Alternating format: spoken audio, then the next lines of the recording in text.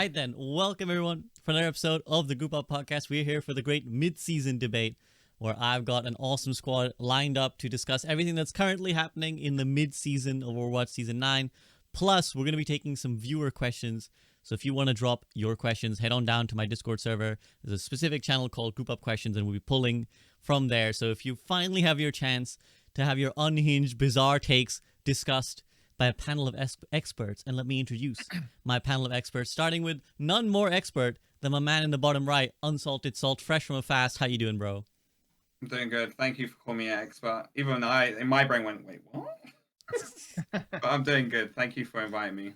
There's always guests that whenever they're on, they take a disproportionate amount of the comments, and UnsaltedSalt is definitely one of them, where it's like, if you're ever on the podcast, 50% of the comments are about UnsaltedSalt's takes, whether they agree or disagree, so you gotta love it. So, go ahead. Sure.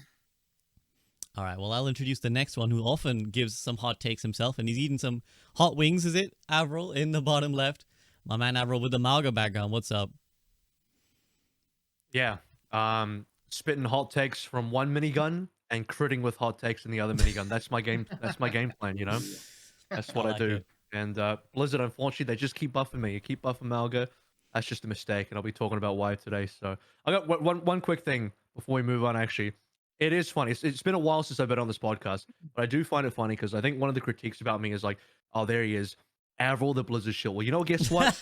I got fired. So there you go. There you go, people. How can I be a shill if I got fired? Boom. Checkmate. Your move. Checkmate, haters. He doesn't work for Blizzard anymore. They let him go. It clearly wasn't shilling hard enough.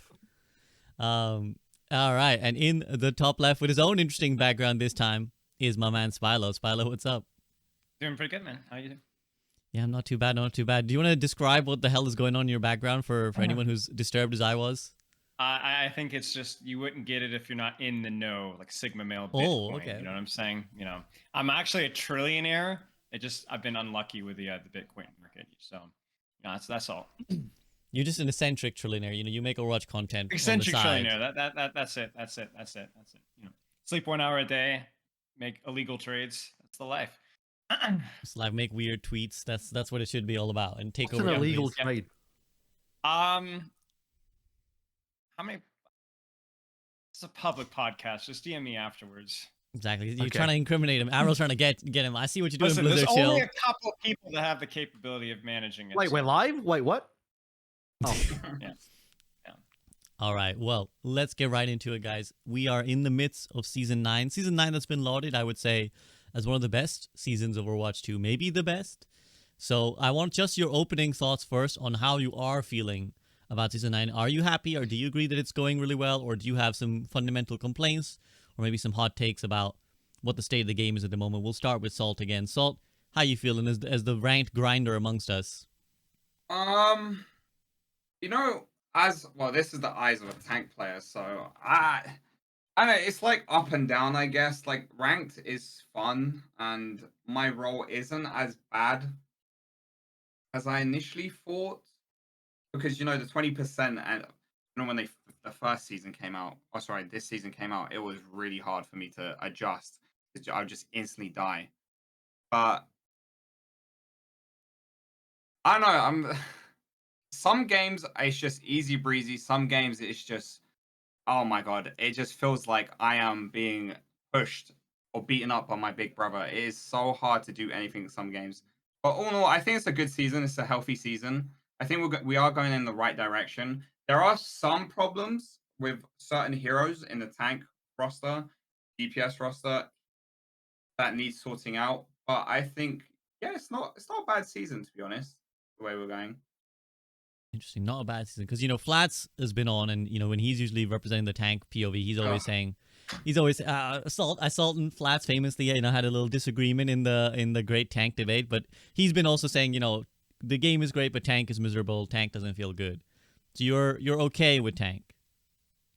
I mean, it is miserable, but when it's weird because I said this to my chat, but it kind of feels like you're playing Dark Souls a bit, where like you just feel useless, but like, you know how you die to the boss.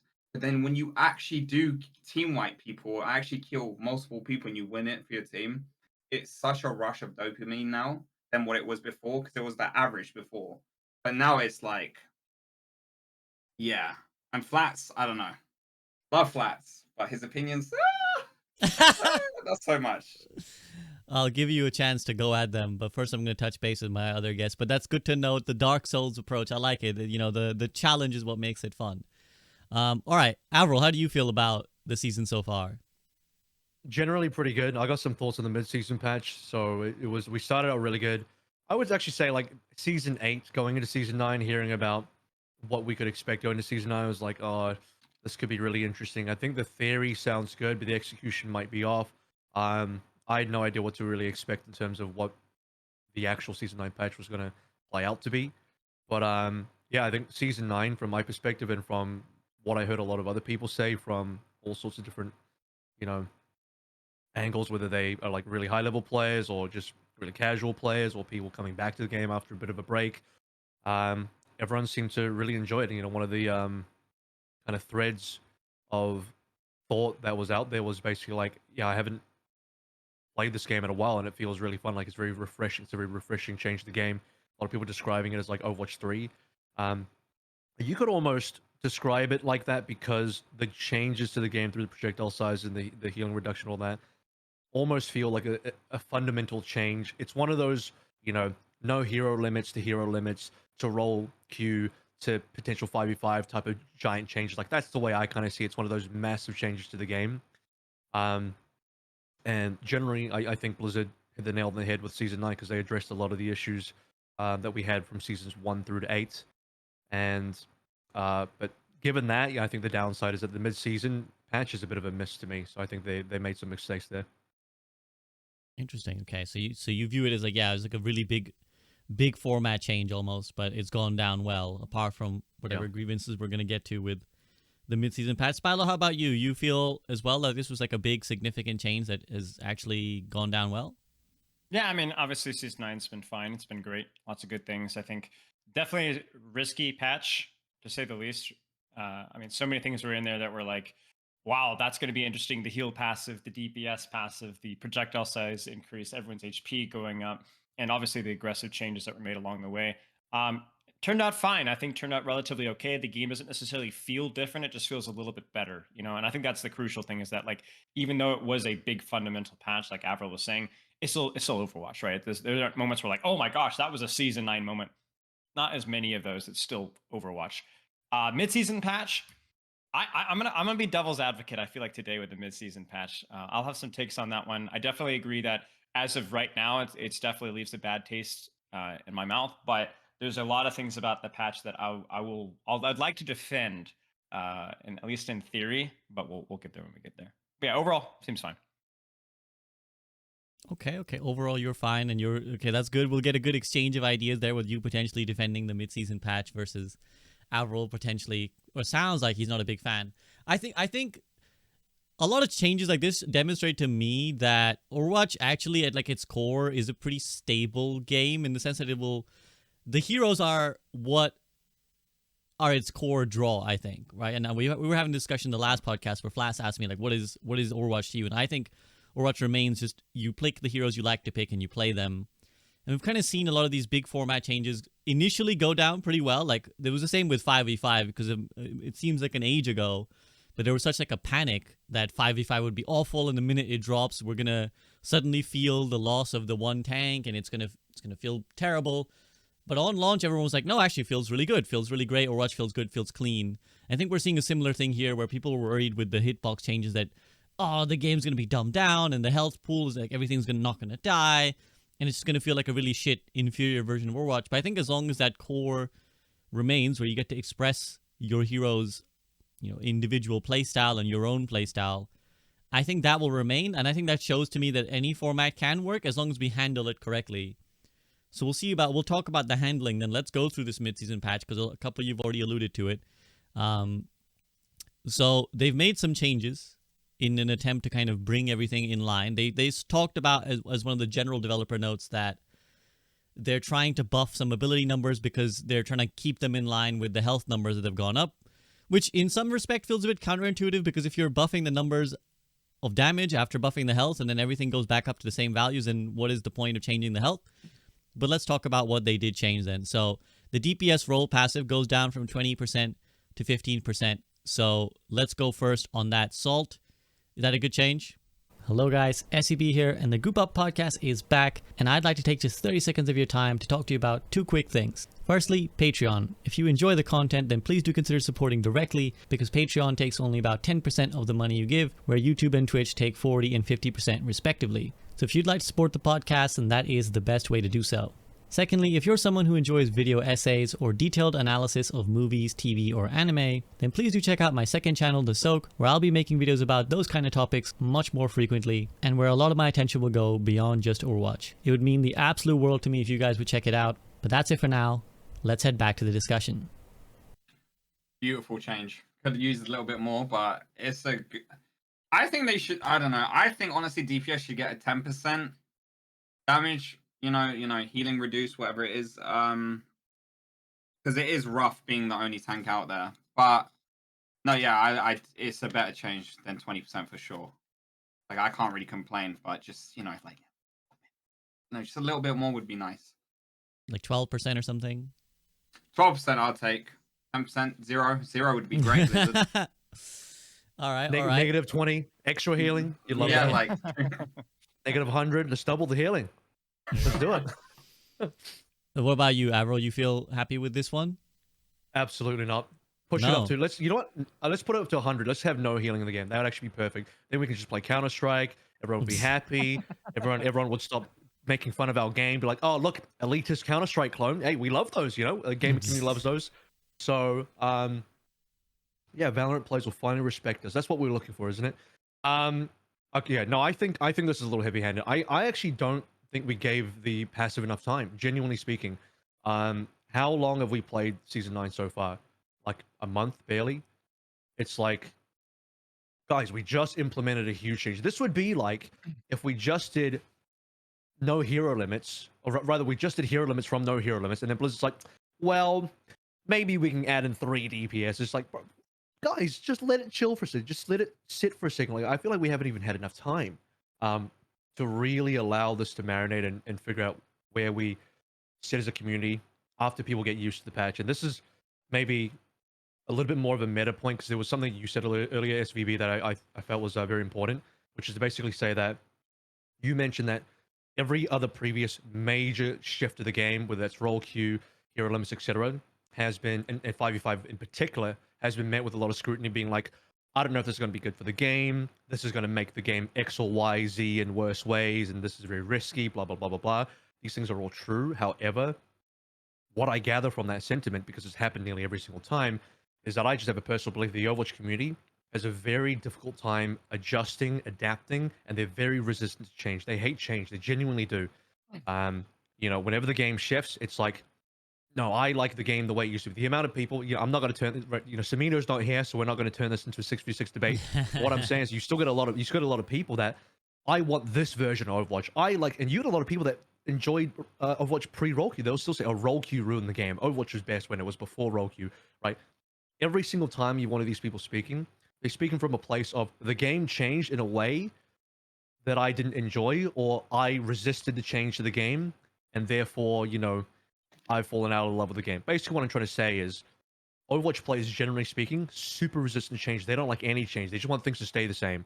And I just think we needed a little bit more time to see where this 20% passive lies. And now that we've shifted it down to 15, I feel like it'd be hard to go back up to 20 if we then realize that 15 is maybe a little too lenient. Because you're getting to the stage where, are we just going to power creep healing slowly back in? By the time you get to the bottom of this patch note, SVB, you're going to see that, okay, well, some of the supports actually got a little bit of help here. Now we're slowly increasing healing. We're gonna start giving people more HP again. You guys basically said it. We're gonna start undoing very slowly the Season 9 patches. We're gonna make people even tankier. We're gonna, give more healing. We're just gonna undo all these changes one piece at a time. And then it's like, we're just back at Season 8 eventually. And so, well, what's the point? And to Salt's point about tanks, look, I agree that tanks have definitely struggled on Season 9, but a better way to adjust that would be to look at, is there a way to implement a nerf to the healing passive, the passive, DPS passive through tanks only? Because tanks already have a tank passive that says reducing CC by whatever amount. There it is. Spilo agrees. And it's like, you just make the healing reduction lower on tanks only and leave it the same for everyone else. We could have started there. We didn't need to go straight down to 15.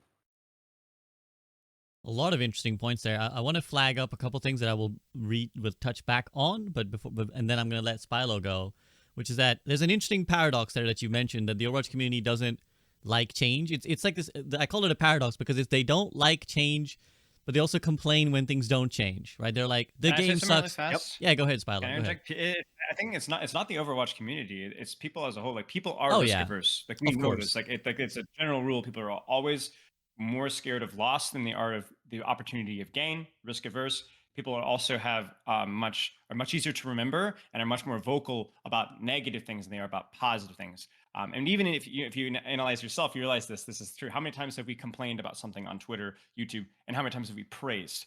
It's always more 60%, 70% complaint, 30% more. Even if you're an overall a relatively positive person, you don't even try to, and that's just exactly what happens. So I think just the community as a whole, it will always be risk averse and will always be scared and skeptical of change, even when there's not, like, obviously I think the developers, especially with the tracker the past few years, deserve the skepticism. But even if that skepticism wasn't deserved, it would still be there.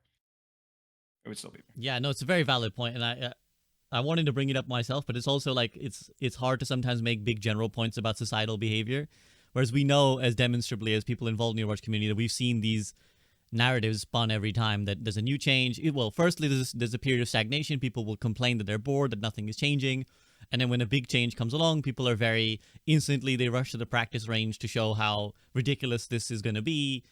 And we don't often give things the chance to kind of settle, as AVRL is talking about.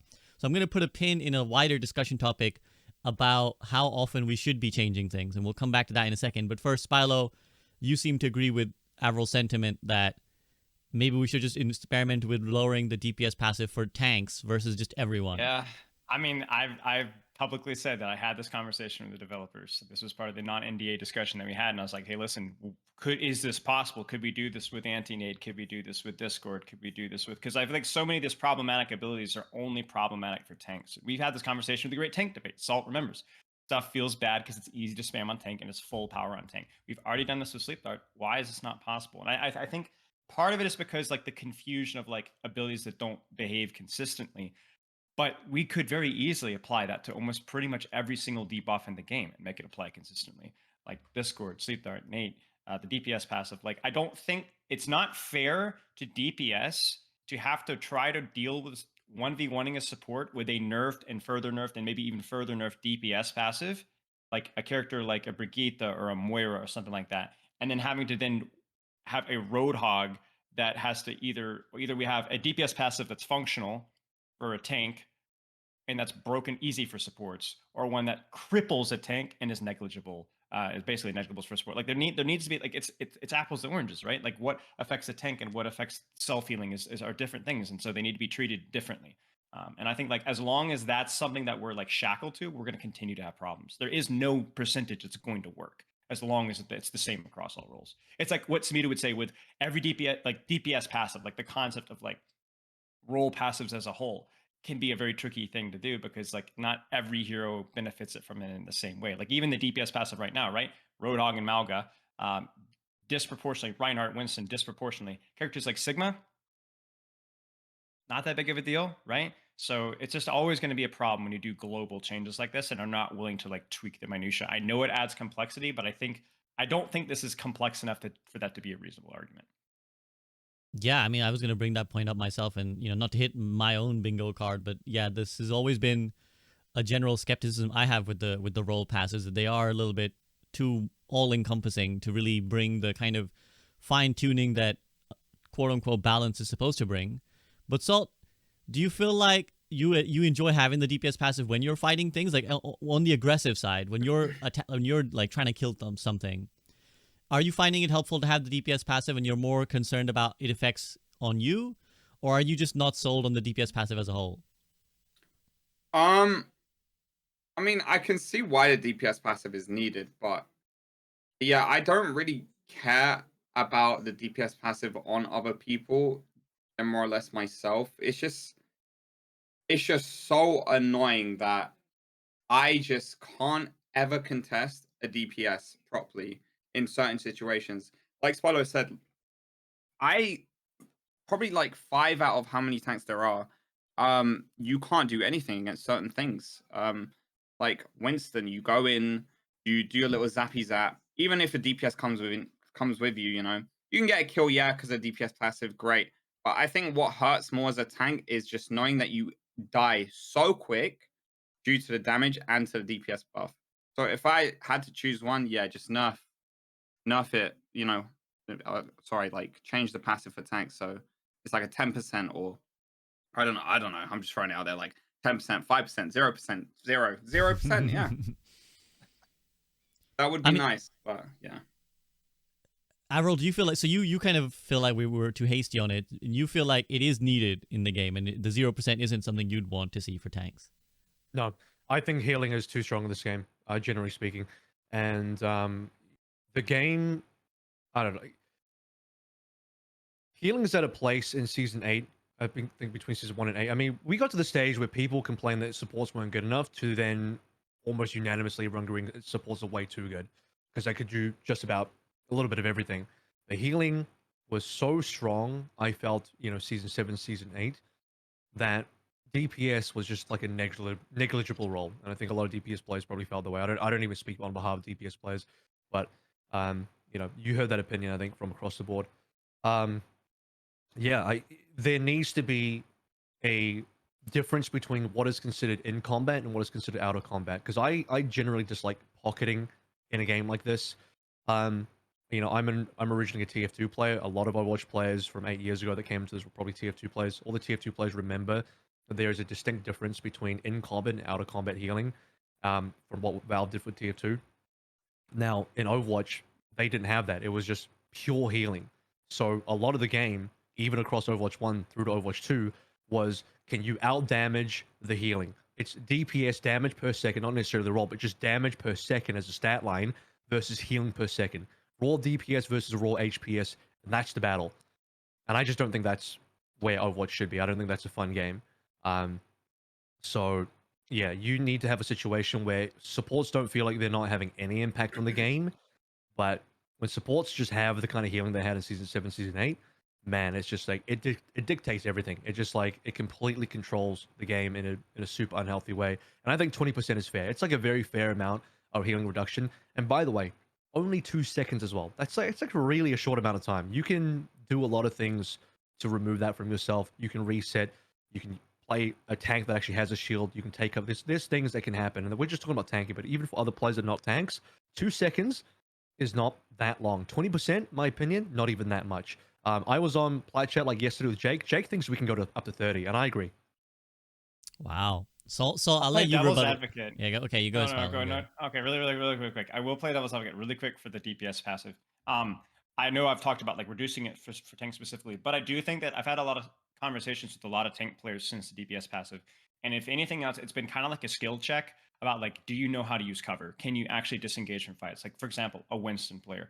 The number of Winston players that just stand there, Diva players, they just stand there. They're not setting up their next engage. They're not staging. They're not using cover. They're not thinking about the next engage. The ones that just bleed are going to be struggling a lot. This feels in a tiny little bit similar to early support in Overwatch 2, where all the support players that had the terrible habit of just heal botting really struggled. Now the tank players that are like just sit there and soak damage the entire fight, they're the ones struggling more. That's not a fair comparison, but it is to an extent true. Whereas the tanks that are super disciplined with their disengages, super disciplined with their engages, good with cover, not being a resource sponge the entire game, they're the ones that are doing better since this patch. So I think having a DPS passive for tanks, a weak conversion is still fair because I think to an extent, it's a little bit of a skill check depending on the tank that you're playing. Can I add on to that? What you just described, Spilo, is people's their lack of ability to adapt to the game. The game has changed. You can't just be a heal bot. You can't just be a tank that sits in the open and just like takes it all. Like that's just not the game anymore. Right. You know? And every single time the game has a major shift, it requires adaptation. And as I described at the start of this podcast, I think this community, maybe I am being a little bit biased because I'm not, you know, this is the community I'm most involved in, so I see it the most, but from what I can gather, just people just can't adapt. They don't want to adapt, maybe. Right. And this again, psychology there too, because people don't like doing nothing. People don't like waiting. People always want to be doing something, right? I mean, having the Winston players that use the alternate fire into like full spam comps of that bubble, like what are you doing? You're just bleeding damage. But it's hard to not do anything. And I think that's where it could be tricky. Well, Saul, I'm going to take it to you now because you are the tank player amongst the call and the highest ranked tank player, I imagine. You know, you're always playing in the highest elos. Do you agree with the sentiment that it's like a skill check and that like it's kind of shown who the good tanks are versus the bad tanks? Yeah, 100%. Like, I agree with that. I agree with that opinion a lot. Yeah, it is definitely a skill check, but at the same time, it's weird. It's a bit of it is a skill check, but it just results to some tanks only being good and other tanks being completely useless. Like, I get what you say. Like, the part I disagree with saying like 2 seconds isn't a long time. That is a long time in a fight. Like, that is genuinely, for me, it feels like a year. You know, I know that might be like over exaggerating, but it is definitely a long fight, especially long time, especially if there's a tracer always, you know, just one little and that is on you for 2 seconds. Doesn't even need to, you know, use the whole thing. That is definitely a long time. The thing is, this passive just makes Sigma one of the best tanks.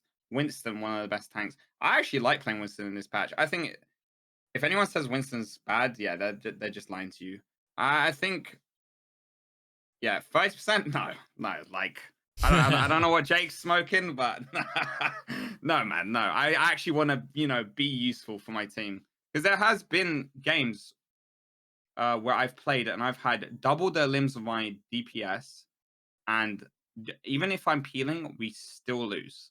And I think there's a big issue in the game right now. That I deal with is that the what's the word? The control that I had as a tank is now split between me and a DPS, and they are unable to do anything. And if you add 30% on, that just removes more of my control, and it will just be hell. It just won't be fun. Certain tanks won't be playable at all. I wouldn't actually mind a 30% change if they reworked multiple tanks. Also, can I swear? I can swear, right? Yeah. Yeah, fuck Doomfist, bro. The fuck is that shit, bro? Yeah, Well, yeah. we'll get to Doomfist in a second because he's actually first up on the patch. But let's Can I respond? yeah, go ahead. I'll make it really quick. I'll just a couple things on that one. I actually, yeah, for tanks it's like, because here's another thing we can do for tanks is 2 seconds.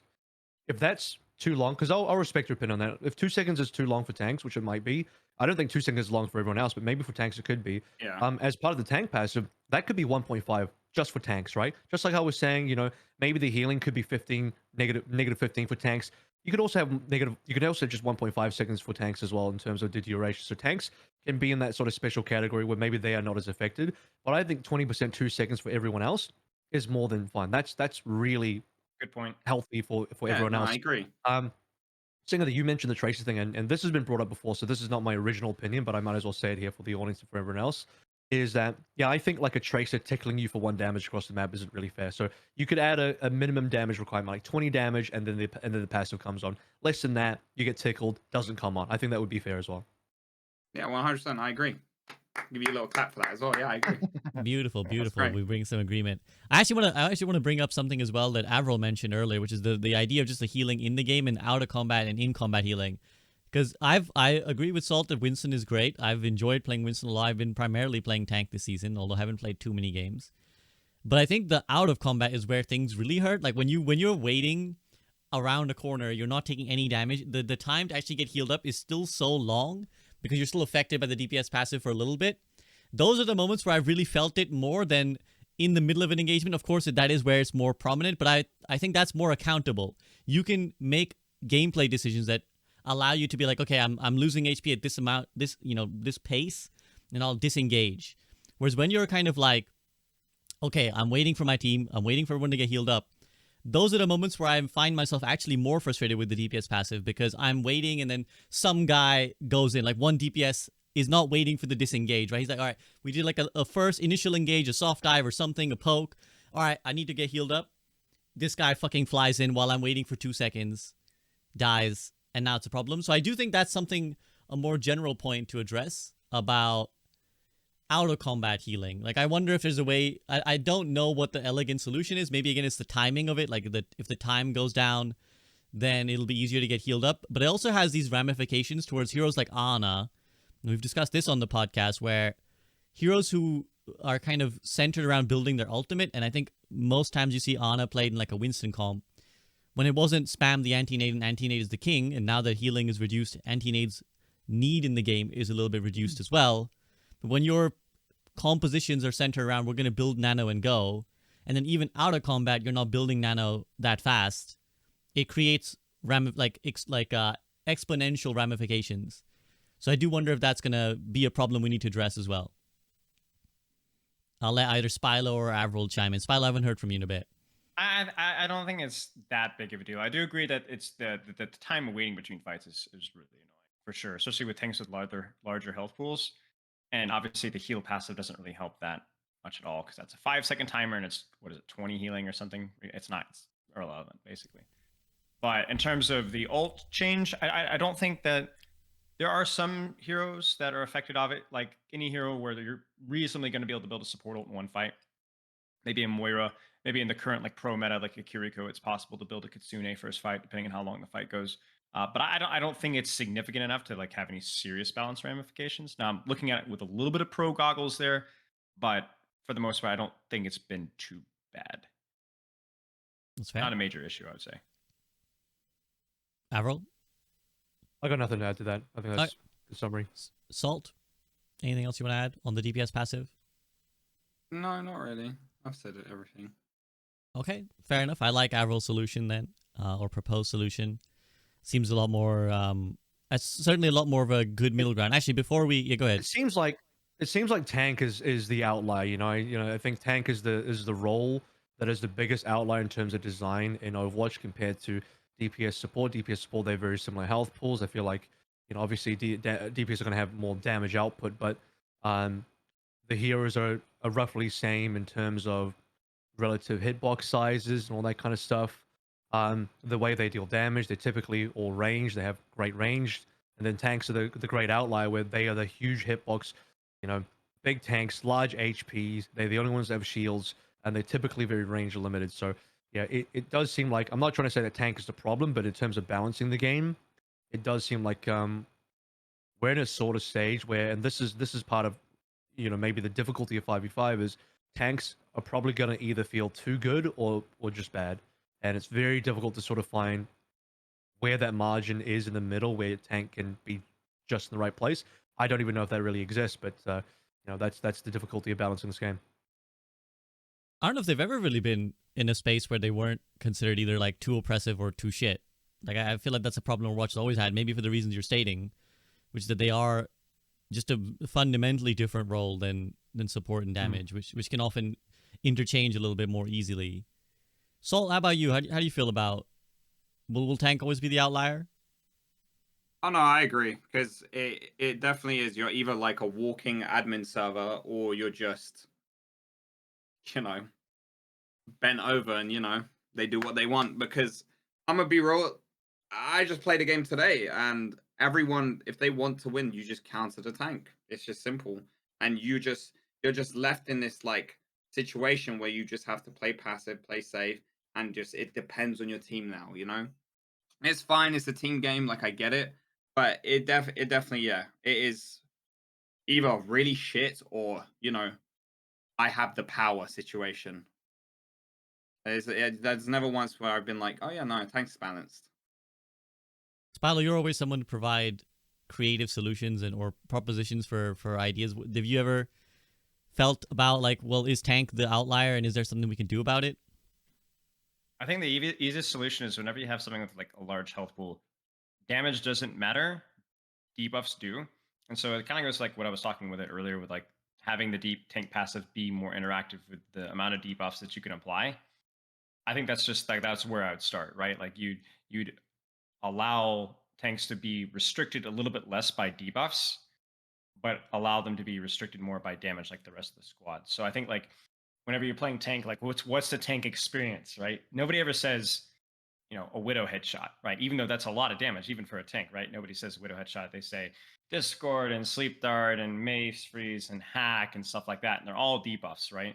And I think that even goes really, that kind of goes like hand in hand with the experience of tank, is that you're going to have all those debuffs thrown your way. So it's like, I've always brought up, the counterplay argument, the tank passive argument, stuff that characters that like Sigma have. The reason why Sigma generally feels so good, even if he's not a very strong character, is just he has so many solutions for those debuffs, and that a lot of the other tanks don't have that. So I just think in general, giving more counterplay and or working the tank passive into that would be my first step, I think, for making tank feel like less of an outlier.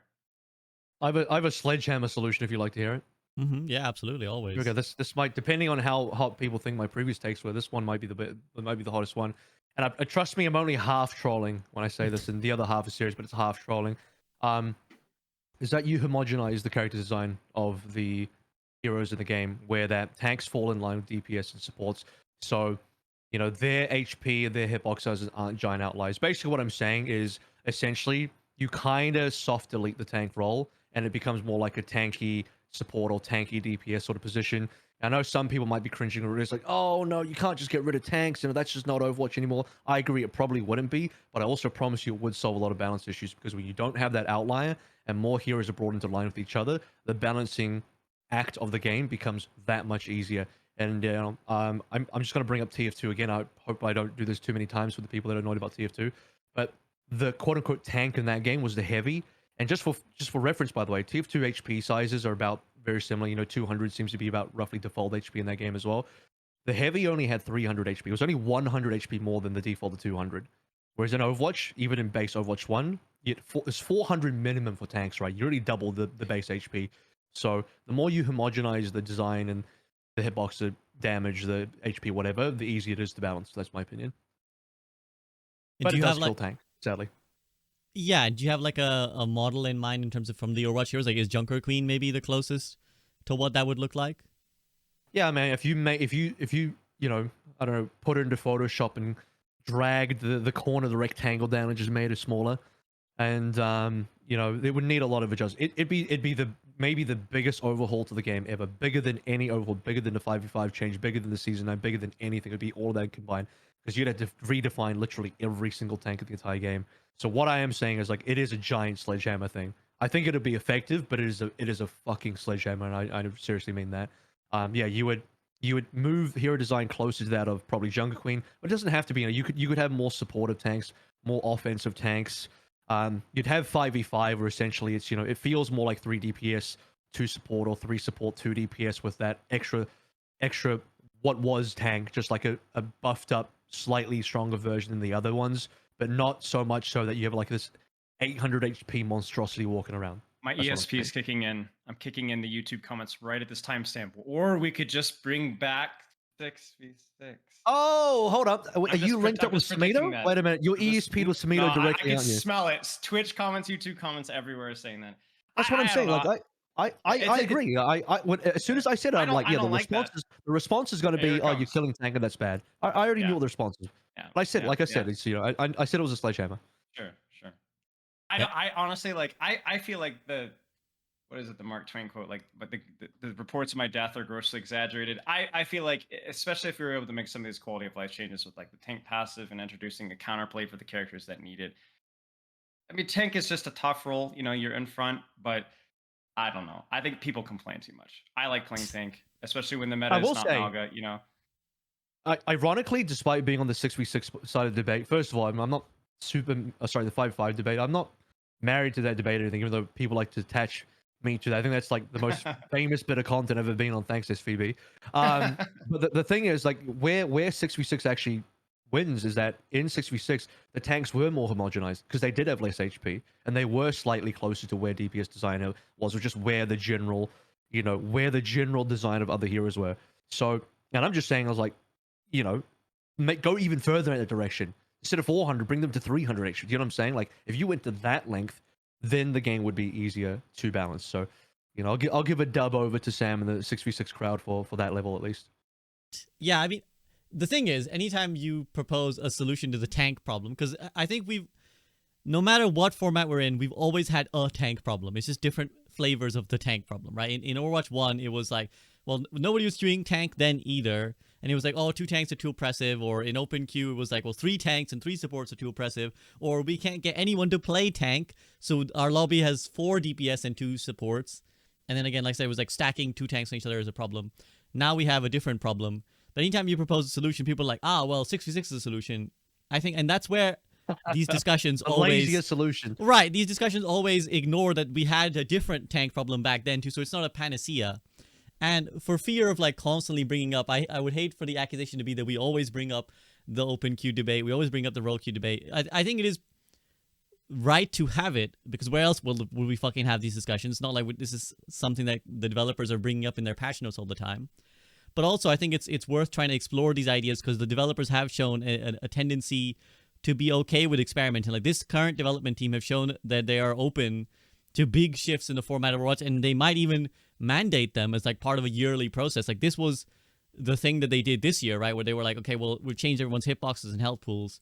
And they've kind of said in blogs and stuff that we want to shake up Overwatch periodically.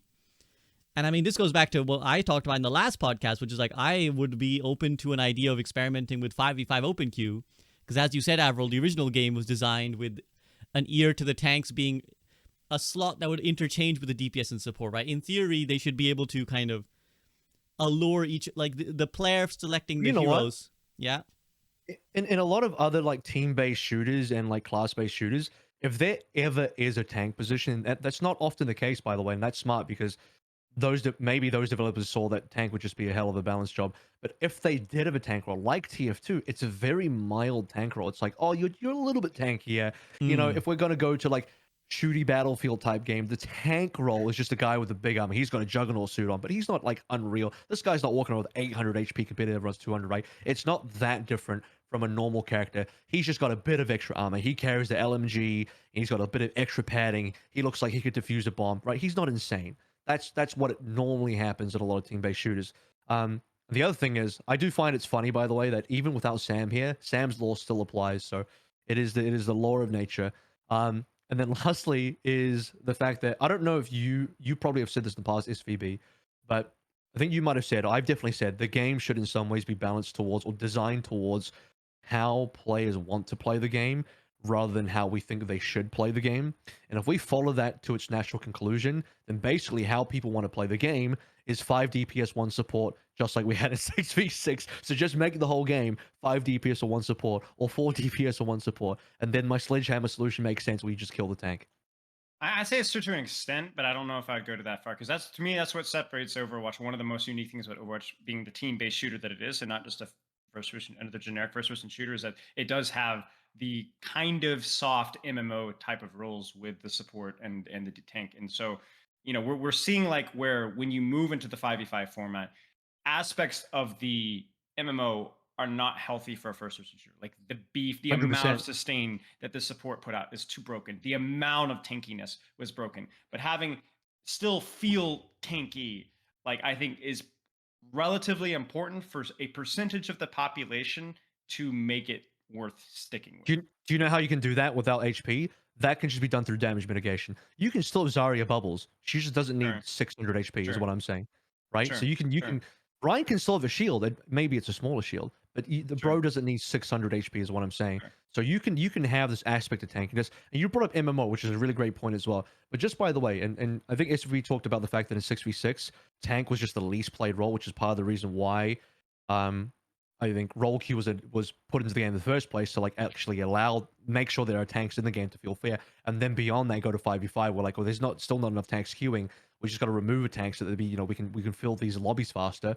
That's how MMOs work. I don't have the stats on hand, but I've heard this plenty of times, and maybe some other people can back me up. But in MMOs, tanks are by far the least popular role. In MMOs, they always have problems finding enough tanks in their queues. This is just the law of tanks. I think, generally speaking, people don't want to tank in any game. It's not even just Overwatch. Tanking is just like one of those roles people don't want to play. It's common PvP and MMOs as well, because you have like these tanks that like, how do you bring your tankiness into a PvP game? And what inevitably happens is these tanks have like some broken form of self-sustain, or they have like the DPS equivalent of DPS, but just a lot more HP, and they're broken in PvP too. I don't know. The question is do 20% of the player population want to play tank in its current state versus the 33% of what it was in Overwatch 1? And I think like 20% has to be closer to like the actual amount of people that are interested to play. Because there are a lot of people out there that like being the tank, right? Like being that guy, you know, especially once you sift out the Roadhog and Doofus mains. Well, I mean, to follow up on AVRL's MMO point, it's actually a very strikingly similar problem there too, because one of the lack of allures for playing tank is that the tactical knowledge required is way higher, because you have to engage the right mobs at the right time in the right way, and if you badly aggro something, the whole run falls apart, which I'm sure tank players listening who maybe have never played an MMO but have played Overwatch and suffer will be like, yeah, that's what it feels like playing tank in Overwatch as well, where if I don't aggro the right two things at the right time, the whole lobby falls apart and I get blamed. Which is why, again, I go back to my 5v5 but open queue and 2 maximum of any role potential solution. I really need to get some serious thought into that. I keep throwing it out as, again, an AVRL-esque semi-troll solution, but at some point I actually want to like sit down and construct what it might be a better version. I feel it's half serious, half trolling. Yeah, same. I also will dodge accountability enough to say that I don't seriously suggest any of this, but if it actually turns out to be a good idea, I will 100% claim credit for it. But Salt, I haven't heard from you in a bit. How do you feel about all of this? Interesting takes for sure. I don't know, bro. I actually don't know. It could work. I mean, you're not wrong. In Overwatch 1, you did have certain tanks that were, you know, like the support type, you know, tank, or the damage dealing tank. For example, you know, when your DPS couldn't kill shit, you just lock in Roadhog or like Zarya in Overwatch 1, and you just do their job. Or like, you know, you know, someone needs help healing, you play Diva or Brian, you know, whatnot. But I don't know. I'm gonna be honest. I don't know if I want another game where it's just similar to like Valorant or CS:GO. I actually do not know. Yeah, I would have to think about that. I think right now it's fine. Like, it's not bad how tank is. But like, yeah, tank queues are instant, and I just want to say the only reason tank queues are instant is because still no one's fucking playing the role. It is so boring. It's just not fun being CC 20 times, dying instantly, and like you said, the reset. You know how the skill check, dude. I don't want to wait for a skill. I don't want to wait for the passive. I'm gonna be real. It's like, why do I have to play on high alert every game? Can I just turn my brain off and play the game for what it is? Like, why do I have to go through this like? I gotta play like I'm screaming every fucking time, and if I'm tilted once, I just lose the game because you know how I am. But it's you just have to always think with a methodic head. I honestly don't know. Maybe it could work the sledgehammer. I don't know. It could. I'm just saying that the tank role and where tanks are in the game, it will always be the outlier and will always be difficult to balance because of how much of an outlier it is. So, you know, maybe for now, you know, I sound like a madman. It is what it is, but you know, we'll get a couple more years down the line. I'm just saying, you know, the sledgehammer's inside the glass case, and on the glass case says break in case of emergency. I'll be waiting. Yeah, the sledgehammer just has a name. It's called AVRL. They could Break in try case stuff. of emergency. It's yeah, like they could try it. It's not an issue. They could. I don't know. Blizzard is just so afraid of trying things and taking back, you know, stuff that they've done. There's nothing wrong with I'd say that up until flipping- recently. I agree as well. Until recently. It's also how much work would be like, you know, it's a sledgehammer solution because like I said, the amount of work involved would be like the amount of work involved to do all of the major changes we've had in the past, because you would again have to redesign every single tank, all of them, and not just reduce, go into Photoshop and click on the side of the rectangle and make them smaller. That's just the first of many changes. I'm talking like a lot of changes, and so much that I can't even go into I can't even think of all of them right now. Like, I don't even know. You wouldn't even. I can't even answer that question because there'd be so many. So Well, it's probably just too hard to do. Too difficult. Here's a different question. Did we ever really get that for Watch 2? Like, do you feel like we ever got the full, like, when we went from 6v6 to 5v5? Barely. They said they want to rework tanks, but I think we barely got it. Spilo? and rework supports too. Yeah. Spilo, how do you feel? I Do you mean, feel like we ever got that, like, big rework to tanks? I mean, no. I mean, I think that was probably more of almost like a logistical problem behind the scenes. At least that's the impression that I got. If 5v5 and Overwatch 2 as a whole felt very rushed, like, oh crap, Overwatch League is starting. Oh crap, we need to get this out. Oh crap, we're just going to throw everything out there, you know, to see how it goes. Felt like a half-finished product. And so, like, obviously, I think that we're hopefully slowly addressing that. along the lines. But yeah, I mean, there's still a lot of things that feel kind of out of place in a 5v5 format, certainly untested. Characters like, I think, characters like Zarya, characters like Diva, characters like Roadhog, even characters like Wrecking Ball for quite a while. Like, it felt like as the 5v5 and our understanding of like what was actually going to change in 5v5 shifted, I think people started, even this whole conversation about like how Tank now has to deal with like, the biggest argument for me in favor of 66 is that one tank gets the focus of two tanks. And that's why one tank feels so bad. That's like the biggest plus one for 66. And that was never really something that we talked about, right? That's not something that we considered.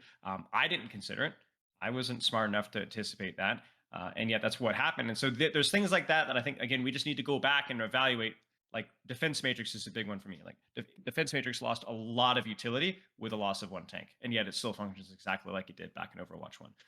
Zarya bubbles, right? They did change that, but Zarya still struggles in these wide open maps because she doesn't have another tank to enable to take space. She has to pray that she has a DPS that could use a bubble. Otherwise, if the map's not a brawl map, she's bad. Like you literally cannot play Zarya on sniper maps or in high ground maps if you don't have a DPS to enable. So it's just like little things like that. And the thing is like the 66 crews goes like, oh, you need another tank to fix that issue. And I would say, no, you don't. You just need to do these fixes to these tanks, give the development that it needs to actually address these issues. It's just as much work, if not less, to do those kind of changes. So yeah, I think just the general consensus there is I'd agree with that. There's some tanks that have done really well in the transfer, some have not. I will say one thing in favor of 5v5 though. Sigma has done really well in 5v5 in comparison to 6v6. He's done really well. There's a couple characters I think do well in 5v5. You want to know why some heroes have not transferred well and why Sigma looks good? Because Sigma is an all-rounder generalist, and because of that, he works in 5v5 where he can cover most of the bases. The tanks that were very hard, like I am main tank, and the tanks like I am off tanks, like they are the tanks that feel left behind going from 6v6 to 5v5. Yep. Yep. Although I think most of the main tanks that feel bad it's due to the CC debuff crappy hero problem. Like I think Winston's fine. I think Ryan's fine. I think it's just Bastion and Discord and stuff like that. If you dealt with that, then I think a lot of the main tanks would feel okay. But I do agree for the most. I do agree. I do want to get into a discussion on some of those specifics, especially Reinhardt. I know last time Salt was on here, we had an interesting discussion on Reinhardt, and Reinhardt keeps coming up as one of these. Yeah, well, I had to hold you back, but I'll let you go today as well. So we will get to Reinhardt in a moment. Well, I will, before we actually get into the mid-season patch itself, we've had this hovering over us for a sec. One more final thing I want to bring up in terms of big picture is how often should there be these big changes? Because that's where we started. If you remember, AVRL, you spoke about like, well, the Overwatch community, they both dislike stagnation, but also dislike change. What is a frequency for both balance as well? Because also you mentioned that the 20% was maybe adjusted too soon. We didn't really have too much time before we pulled back. But I fear this is where you must have sympathy with the developers to some extent, because it depends on who you ask, that who you please. Because when you ask some people, they say, we need patches all the time. We need patches like, I think Flats is a big advocate of like patches every 2 weeks. Other people, maybe like yourself, I don't want to speak for you, but maybe like yourself want to, and I think Frito would fall in this line as well, where it's like, I want a little bit more time to settle on what the new changes is, and then we'll go from there to try and create a more quote-unquote balanced game rather than an ever-shifting game. So there's that element, and there's also these big format changes. So what is the right cadence for you? We'll start with you, Avril, since you kind of started off this discussion. So I think for major patches, like major fundamental shifts to the game, only ever as necessary, which is to say, do not introduce these unless it actually makes sense to do so. I would hate for the game to be in a position where like it just becomes this clockwork thing. It was like, it's been 6 months, guys, better just flip the entire table and change the game. It's like, no, that's only as necessary. Like it has to, there better be a good reason for it. We don't need to do roll queue and no limits and that kind of shit every like X, Y, Z months, years, or whatever. Like, so it needs to be purposeful. In terms of just regular cadence of patches, I definitely fall close to the Frito camp. I think 2 weeks is maybe a little too chaotic. I mean, you just never have a settlement of anything at that stage. It's your game is in constant chaos and at all times, right? That doesn't seem very healthy to me either. Except for Malga hot fixes. Oh yeah. Give me that shit within 24 hours, overnight, 1 business day. Blizzard, 1 business day. What I was gonna say, yeah. But otherwise, I mean, as far as letting patches settle a little bit, if Blizzard were this quick to knee jerk, well, they knee jerk to the knee jerk, in my opinion. You're always going to get a lot of community sentiment. It's like, I hate this change, because as I said, with Spilo agrees as well. I think Overwatch players and people in general, psychologically, they dislike change. They don't want things to change. They're used to something and they just want it to keep it going that way. So there's always going to be resistance. And if you automatically listen to those people straight away, you're just going to end up knee jerking to their knee jerk. And if we did that, then 5v5 launch would have just been a month later. Blizzard saying, "Okay, well, I guess we'll just add the tank back, guys. We'll go back to 6v6." It's like, what? We barely had a month to like figure out 5v5. You're already like going backwards. Like, I just don't think I don't think Blizzard should do that. Give it some time to actually work out. Salt, how about you? What's the right cadence? I could like, I don't know. They should just eyeball it, bro. I honestly like. I think 2 weeks could constantly. Yeah, I agree. It would mess everything up. Everything would be chaos. But then sometimes a month feels so long. Sometimes when it like that Malga meta. Was it season 8, guys? I think it was season 8, right? Yeah, I think so. Yeah, that entire month, I was like, wow, can we just swap it already? And like I think if stuff is going good, it has good feedback, or even it's not only one like certain group of people are complaining. Sure, let it sit, see how it goes, see if make minor tweaks, or like if everyone is just like, yeah, this is fucking boring, they could just bang within a week, 2 weeks, just change it. It's not an issue. I know it's like weird to say eyeball it, but I don't think that is a bad situation. I'm sorry, or bad thing to do to eyeball it at all. But that's in my opinion. But I don't know. I don't know how gaming companies work. I don't know if that's reality. Can I If tell they you, could. can I tell you why you feel like the 4 weeks might be too long sometimes? I think it's in response to like how good a patch is in terms of how our player thinks it is. So if a patch is really good and they change it within 2 weeks, you're like, what the fuck? But if a patch is like not very good, you're like, oh, please change it. And then 4 weeks feels like forever. But if a patch is actually pretty good, like I think season 9 launch patch was really good. 4 weeks, I'm like, make it longer. Like, don't touch it. Keep it going. Keep it going, right? So it does depend on like how good the patch is and how good people feel about the patch. Well, so I can give you my opinion as a player, I guess, from season 9. If season 9 continued without any patches, like this, the new patch or this patch here, and you just continue how it was from the start, it would just force me to understand and learn how to play ball. And sure, I would like lose a lot of SR. I wouldn't be probably, I'd probably be masters or whatnot. But yeah, it would just force me to learn. It would just beat me, down until I'd be like, okay, you know what, I submit. And that's not a bad thing, learning new heroes isn't a bad thing, or the meta, calls for it. But there's sometimes when, even if you do play the meta, it is just so boring. I don't know. With Malga, it's just that Malga meta. I was just like, nah, bro, this is so shit. I agree. This is where my take that. Go ahead. No, go ahead. I just want to quickly clarify. I think the devs would want to point out, to be fair to them, the Malga meta was a little bit of an exception because they went on winter holiday after dropping Malga, because they had their Christmas break. So I don't think they would. I think they would have acted had they been able to, had they weren't understandably on holiday. But the counterpoint, that itself, they buffed Malga as perhaps a knee jerk. To Avril's point, the Malga buffs themselves before they left for their winter break were a bit of a knee jerk to people being like, I think he's too weak. Spilo, go ahead. No, I was just gonna say, like, this is my point with like the January debate with Stylos and Flats, is like, I'm all for making every character viable, but in their current state right now, let's not pretend that all characters deserve to be viable. Like, because like what Salt was saying, like, oh, Wrecking Ball can be frustrating to play versus, and I'd have to pick up the new character. But there's a difference between, like Salt was saying, Wrecking Ball and Malga. There's a big difference, right? And even in the recent patch or the patch before that, where people were like complaining a lot about like Tracer's pick rate, and honestly, even Zenyatta's broken. Yes, but Zenyatta and Tracer, and then there's Moira Bastion. I remember when Bastion was meta. What was it, like season 4, season 5, and was like basically just hard forced Bastion when they initially buffed his grenade and his ultimate. It's not a fun meta for anybody. So it's like, I think again, it's like we just need to keep a very careful eye. Like we were talking about, like these patch timings. 4 weeks is like a general ballpark. Sure, I agree with Salt that they should just play it by ear. But as long as we're very quick to like maybe what's happening right now this week in this current patch, Malga, right? As long as the right characters are not oppressive, then I think we can play it by ear. But if those characters are oppressive, I think you have to move quickly. Because when a large portion of the game doesn't want to play, then you have a problem. So there is a hierarchy in your mind of like. Oh yeah, there has to be. I think let's just be honest here. There just has to be.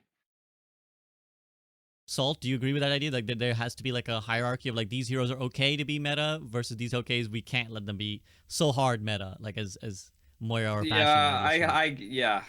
I mean, in a nice world, every hero should be meta, playable. Should I say? If you let's say, I just truly believe there should be soft counters, not hard, and then if you play correctly around your soft counters, you should win. Everything should be, be able to play. Agreed. Oh, for sure. Like, yeah, some characters do deserve to be meta, some don't. I can agree with that because I don't know, bro. Malga is just I don't know what they were smoking when they made that hero, but yeah, that is not an enjoyable hero to.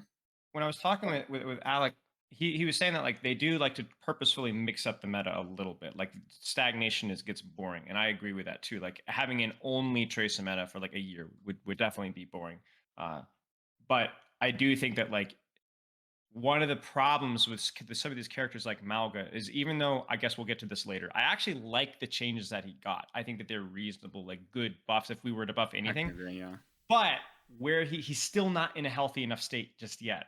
So the problem when you have easy characters get these slight buffs, just to buff their win rate, is it always snowballs, because what happens is anybody can play Malga. If you did a buff like this to, like, let's say Winston or Wrecking Ball, a lot more people would play Winston Wrecking Ball, but not the same percentage of people that play Malga, because the problem is that everybody can capitalize off of Malga and Bastion buffs and Moira buffs, but not everybody can capitalize off of Winston, Tracer, and Genji buffs. So whenever you buff these easy to pick up, low skill floor, low value floor, whatever, high value floor characters, is that they get exploited instantly. Whereas the ones that are a little bit more niche, a little bit more challenging, it's not as oppressive, right? It's not as oppressive. AVRL, do you agree with that? Like, while we're in the discussion of like the hierarchy, do you agree that there should be a hierarchy for the game to be healthy? I think the low skill ceiling heroes, like some of them brought up Malga, Moira, etc. Probably for the reasons that Spilo has listed, because they're so easily accessible in terms of reaching the skill cap. I don't have an issue with accessibility. I have an issue with how easy it is to maximize on the ceiling of what this hero can do. And for the heroes like that, it's super easy. So as Spilo said, small buffs end up being major meta defining buffs because everyone can just dominate with those heroes. So in the perfect world of Overwatch, to me, might sound toxic, but yeah, I think those heroes probably don't deserve to ever be like S tier or like truly viable in higher rank. But of course, the pushback to that is Overwatch is also a game that attracts a lot of players who stick to mains. Like, I think Overwatch as a game probably has more players that stick to a particular main or their favorite hero than any other game. And that's more so from Overwatch suffering from success, where Overwatch's hero design and character design is so good that people fall in love with the characters and they don't want to play other characters. They just want to play their character. And, rightfully so, they probably do get upset if they find out that their character isn't viable. It's like, well, why can't I reach champion rank with Mercy or Moira? They probably feel like it's not fair. But from the sake of the overall macro design of the game, it's probably better for the game if those heroes aren't able to reach like the GMs and the champs. Like, but because I think introductory heroes are fine. Like, they're good. You want heroes that are easy for people to learn and pick up. But Overwatch is meant to be a game where you swap heroes, and most people don't swap heroes. And so the answer is, oh, this hero is not very good for climbing. Cool. Then swap to the Ana, swap to the Kiriko, and then you can reach GM. That should be the answer. But people don't like that solution. So I do agree that the tier list of what heroes should be good and what heroes should be bad is probably good for the game. I just think the general Overwatch audience probably won't accept that. They will not be happy with that at all. And as an additional point, I also don't think this game can be balanced in a way where all heroes are viable. Because Spilo said at the start of his segment, he was like, I don't want to misquote. You said something about like wanting, you think the game would be good if all heroes were viable. I just don't think that's possible. I think in a game like Overwatch, you're just going to have some shit heroes, you're going to have some really good heroes, and that wheel's going to spin, and then sometimes the shit heroes become really good heroes, and the really good heroes become shit. But all the 30x heroes, I don't think they can all be balanced at the same time. Well, yeah, you've kind of anticipated what I was going to counterpoint to your initial point anyways, which is that a lot of people will feel like unfairly treated, like, hey, why do I get shit on because I like playing Moira or Mercy or whatever people deem to be an unskillful quote unquote character. Yeah, go ahead, Salt. I mean, I want to add as well, like, map design does add to that as well, what is viable and isn't. And I think, like, if they knew how to correctly, design something or design a certain map or a point, I think it would, help a lot of not shifting the meta, but if you have a one trick, it's more viable on this section. Does that make sense? So like, oh, I forgot the map. You know the mecha base map. Yeah, I forgot Diva what it was. Busan. Yeah, so on Busan you get a Junkrat. You're just like, oh my god, right? But then when you're mecha base, you're like, at least mecha base, well, that's a certified win. That's a one trick. He's good at what he does. Boom.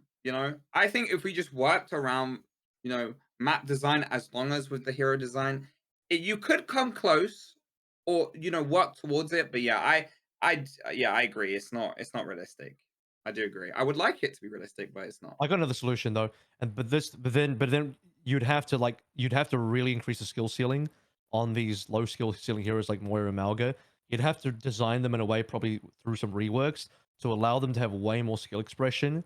So true. And maybe that's an elegant solution, because I was also going to say, like, does that maybe ruin skill floor? I'm like, no, I think you can retain most of the skill floor while adding some good skill expression, such that, as Spilo said, some buffs to these heroes don't just break the hero completely, because everyone now is the best Malga player in the world, because Malga is very difficult to play.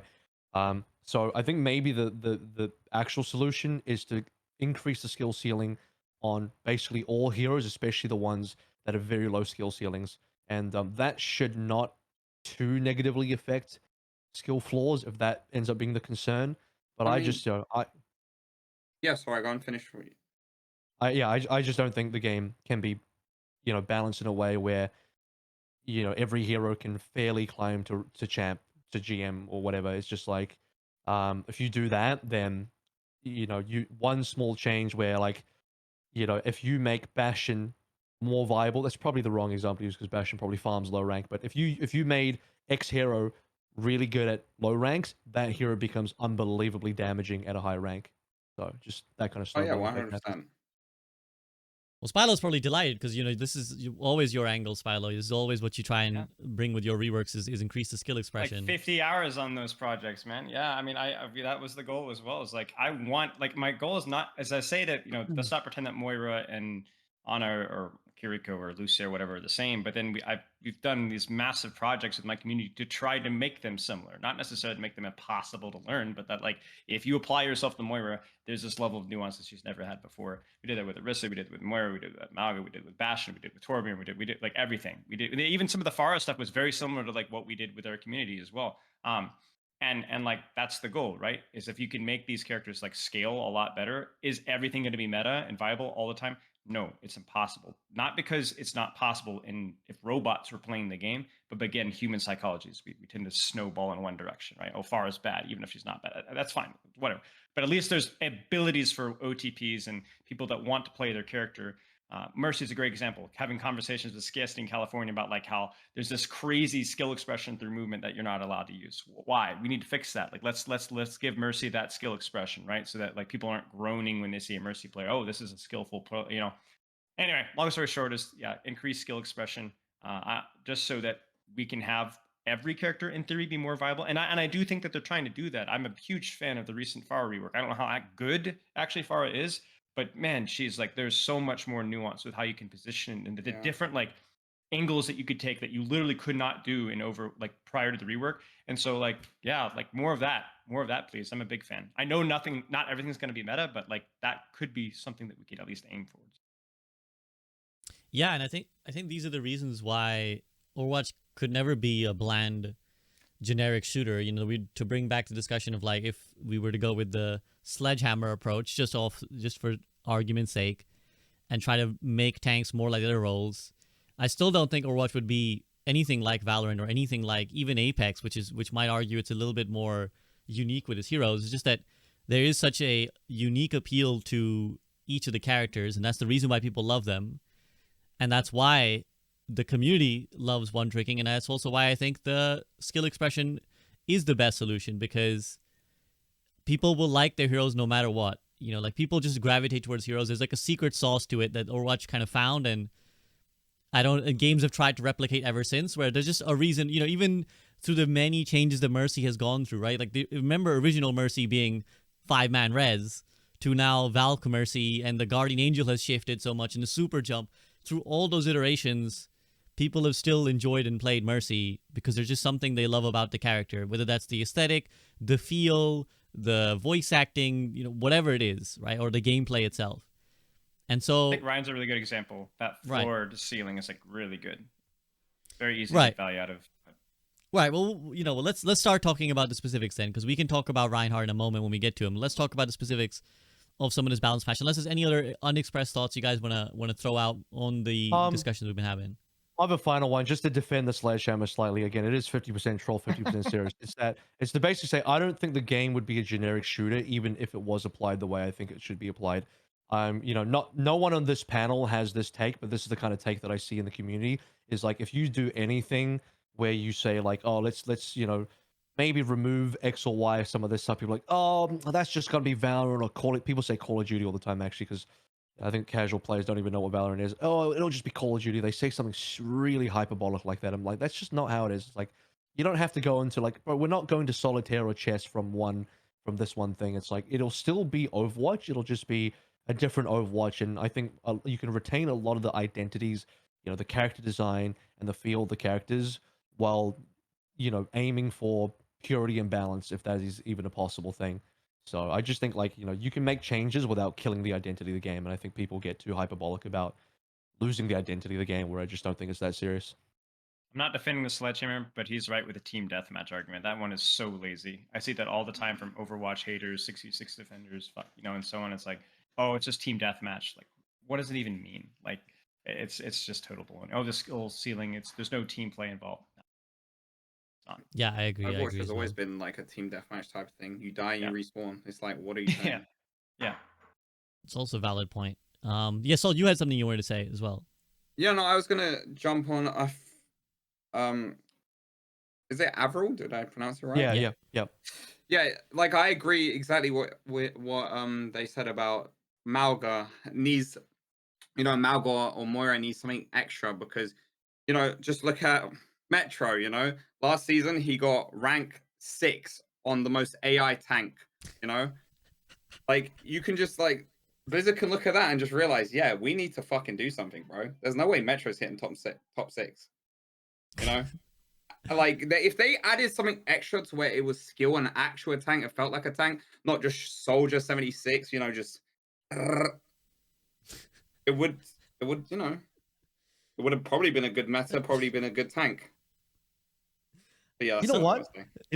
Malga actually is the perfect hero as an example that needs a Sledgehammer. Where if Malga actually was just a 300 HP DPS, I don't think he would be oppressive. I think he'd just be chilling. Oh, actually, well, some of the abilities would be. Okay. Leaks. This is non-NDA stuff here, but I talked with Alex and he said that they did toy with a glass cannon Malga, and that they scrapped it. Not as a DPS, but like as an actual tank, and they scrapped it. Well, I think that's I'm glad they scrapped it because I think that's. I was like, this whole stomp and like, it's like it's too unhealthy. Can you imagine a glass cannon any tank? Forget Malga. Glass cannon any tank would be the most feast or famine gameplay ever, and you would only ever be in two positions.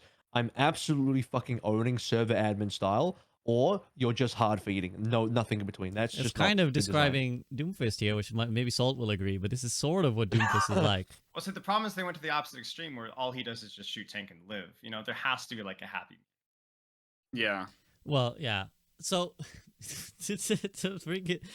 Metro sometimes listen to the podcast. Sometimes they hop in the chat, and I've never hoped more that someone. I've never hoped that someone is just sitting in having a nice day. I love to picture the Metro's having like a nice meal. He sat down. He's like, oh man, long day of streaming. Let me sit down, have some food. Let me listen to my favorite Overwatch podcast. And he's just listening. He's like, oh, this is my friend UnsaltedSalt. Whoa, he's talking about me. What's he saying? What? What do you mean? And like someone catches strays in every time of the podcast. So it was you when we were doing it live in California. Jay was throwing some. Jay and Boger were throwing some strays your way. Yeah. Did Jay reach your chin, UnsaltedSalt? Is that it? Can he even reach that high? No, he has to. I get him a little step ladder so he can come and kiss me. It sounds about right. So he was trying to blame you last time for his loss streak, but now it's Metro's turn. Okay, so. Let's talk then, because I mentioned Doomfist. I do feel he's a little bit feast or famine-y, and I want to let Salt go off. But first, let me just read the mid-season patch notes, which is that Meteor Strike, minimum damage increased from 15 to 50. And again, I think this is just to do with the whole everyone's health pools went up, so we wanted to make this damage go up. Any strong opinions about this change, and then I'll let Salt go about his anti-Doomfist rant. No, It just My seems like opinion. a change. It just seems like a change that brings, because we see this change when we get to the rest of the patch. Those applied to some other heroes, like for example Reaper, in terms of the ultimate damage. It just brings up the parity of the damage closer to where the percentage damage done to an HP bar used to be in season 8. In terms of the fact that we've increased all the HP bars, right? All the heroes Yeah. have got more HP, but we didn't increase the damage on some of the things, especially on tank. So Meteor Strike getting a little bit of extra damage just kind of catches him up in terms of the gap between where the HP increase was and where his damage needs to be to feel more like season 8. So I think that's where the change is. So it is pretty just whatever. Some people are like, why are we buffing the damage if we buff the health pool? But remember, it was not supposed to reduce time to kill. Season 9 was not supposed to reduce time Correct. to kill. It was supposed to reduce instances of burst damage, whether it's the Sojourn Rail, the Zenyatta right click, or Fire Strike, or rest in peace. But it's basically so the time to kill should still be the same. And unfortunately, there's still stuff I actually think that they've missed. I think we'll talk about Ryan later. But like we'll talk about Winston's alternate fire. I still don't know why that's still 50 damage. And tanks suffer the most from the change as well in terms of TTK. Yeah. Like I think the TTK for Non-aim related DPS, support, damage. whatever, is fine. Like they've actually nailed that because the projectile changes. But because of the way tanks are, a lot of them are melee, a lot of them are super short range. They've been heavily nerfed by projectile size change. Well, they've been heavily nerfed by rather the HP changes because their damage just doesn't keep up. Yep.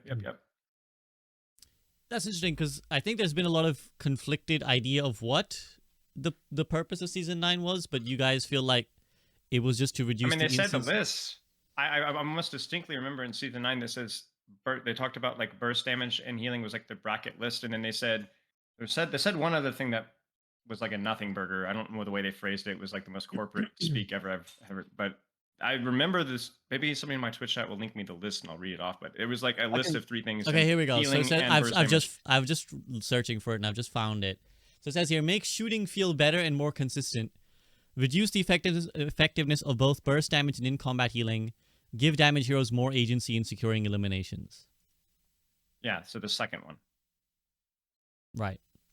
So it's to reduce the instances of burst damage. And so the Doomfist change.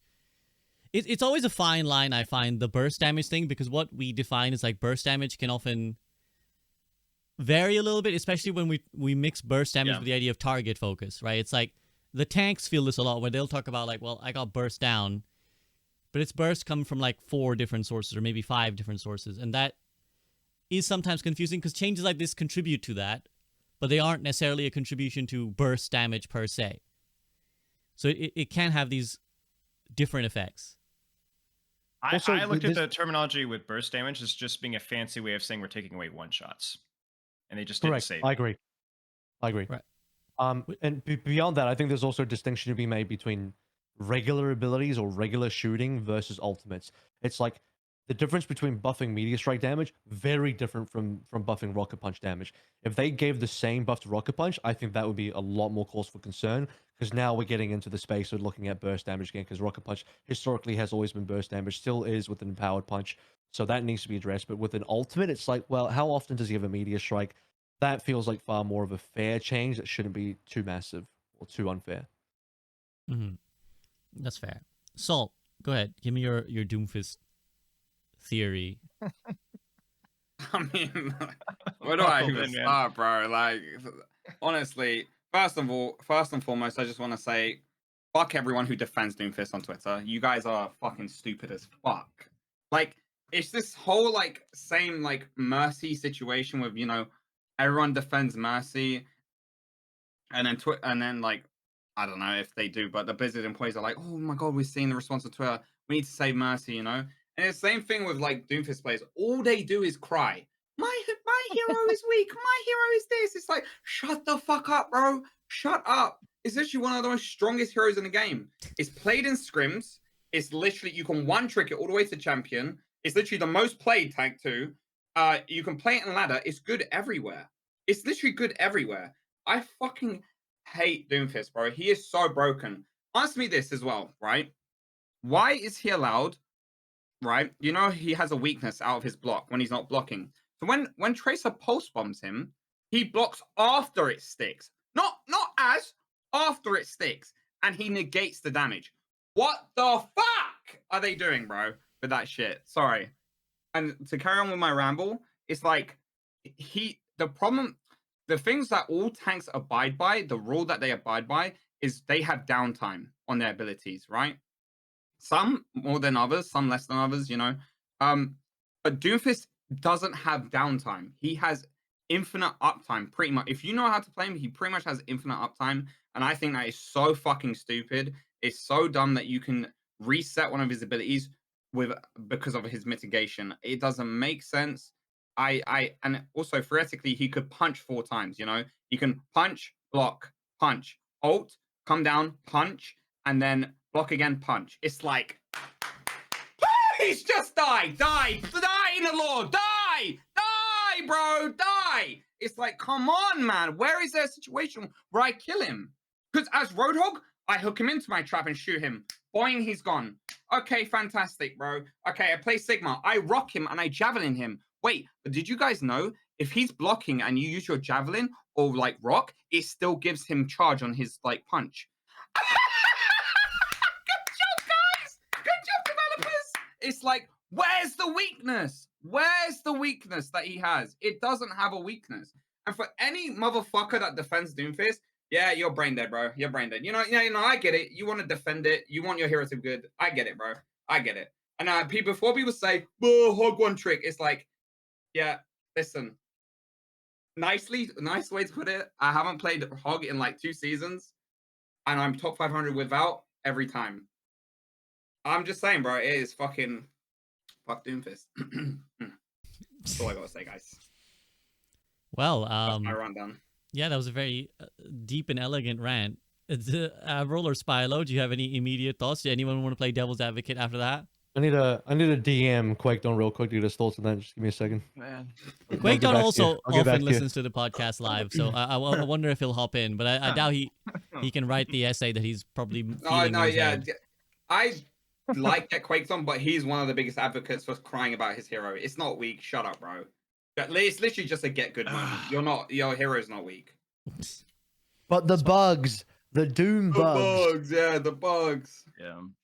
Spilo? I will say that Doomfist definitely takes one of the higher level of efforts to get value. I mean, I think it's depending on how you play him and maybe what meta he's played in. There are moments in certain metas where I think Doomfist takes a lot of effort for not as much reward as some of the other tanks, and that's my end of the devil's advocate. I do have some other ideas, thoughts on the Doomfist changes, but in terms of Salt's rant, that's kind of my thoughts. I'm trying to construct I'm trying to think about how to construct my rebuttal to Salt, because I actually like playing Doomfist, but I also understand his frustrations. So I get where your frustrations are coming from. Yeah. I add on to what? Yeah, go ahead. I was just gonna add on, like, in value, I still think Doomfist gets good value during whatever. I think I could argue that he gets more value than Hog and X, just for landing it in the back line. I'll agree that Doomfist players are part of that unnamed other heroes communities where they are going to complain. That's right. They're going to complain a lot. Mm-hmm. Is that complaining? Is that complaining more reasonable than it is with the characters because the amount of effort put in? Yes, but again, it's kind of what we were talking about before we went live, where it's like at some point it kind of becomes like, oh, you're part of the fill in the blank community, you know, and you kind of get shoved under the bed. So yeah, there's like a strange gravitation of just one tricks in for certain heroes, and it's interesting because it used to be that like Wrecking Ball was like this a lot in Overwatch 1, but I don't see that at all in Overwatch 2. Like I don't see people don't play Wrecking Ball.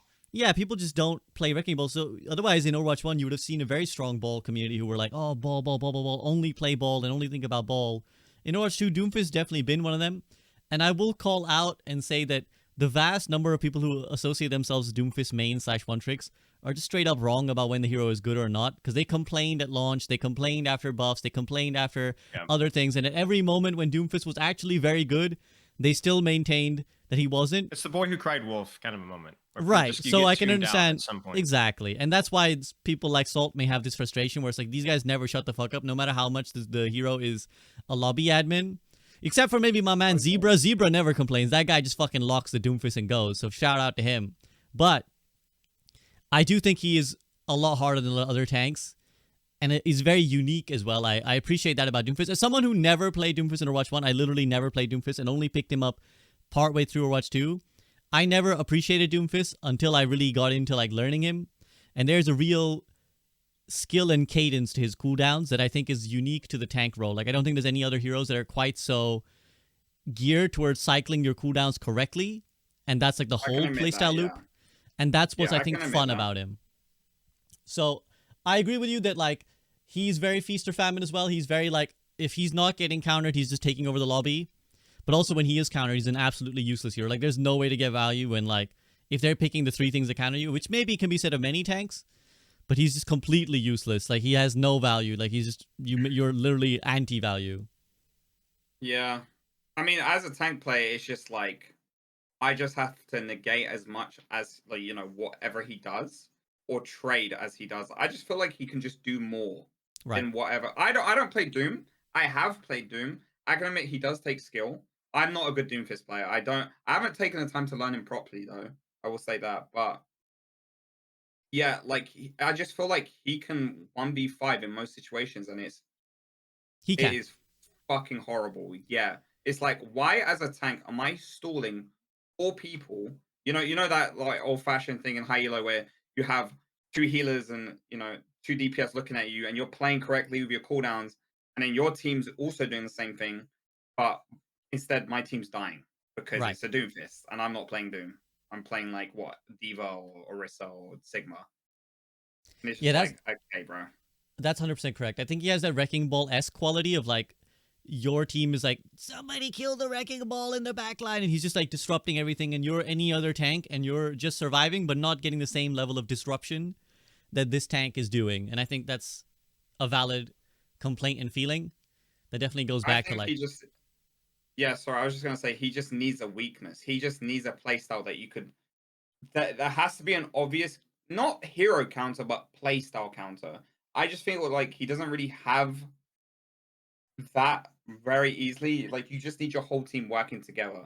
Because in high elo, when you do go against a Doomfist and you have those DPS players that do swap, oh, it is so easy to kill a Doom. I won't lie, it is like easy breezy free win. But like when you don't have that, it's just just another server admin.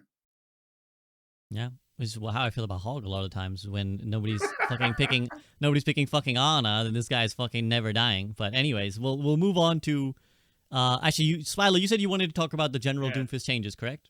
True thing is really quick, and I think I'll speak even for the larger Doomfist community here. Empowered Punch is not the direction to go with this character. They buffed Empowered Punch a lot in Season 9, and they left Slam at 50 damage. Huge mistake. Huge mistake, I think. That needs to be reverted immediately. Like you don't want to have such a top-heavy ability, and also Empowered Punch is like is easily the most cheesy, corny aspect of this kit. Bad. It's too top heavy. It's too the stun aspect of it basically, and we're bringing burst damage back in with Empowered Punch now. It's essentially a one shot now, which is the opposite of where we wanted to go. Doomfist mains don't like it. I don't like playing versus it. I don't know why they went that direction, but yeah, needs to go back.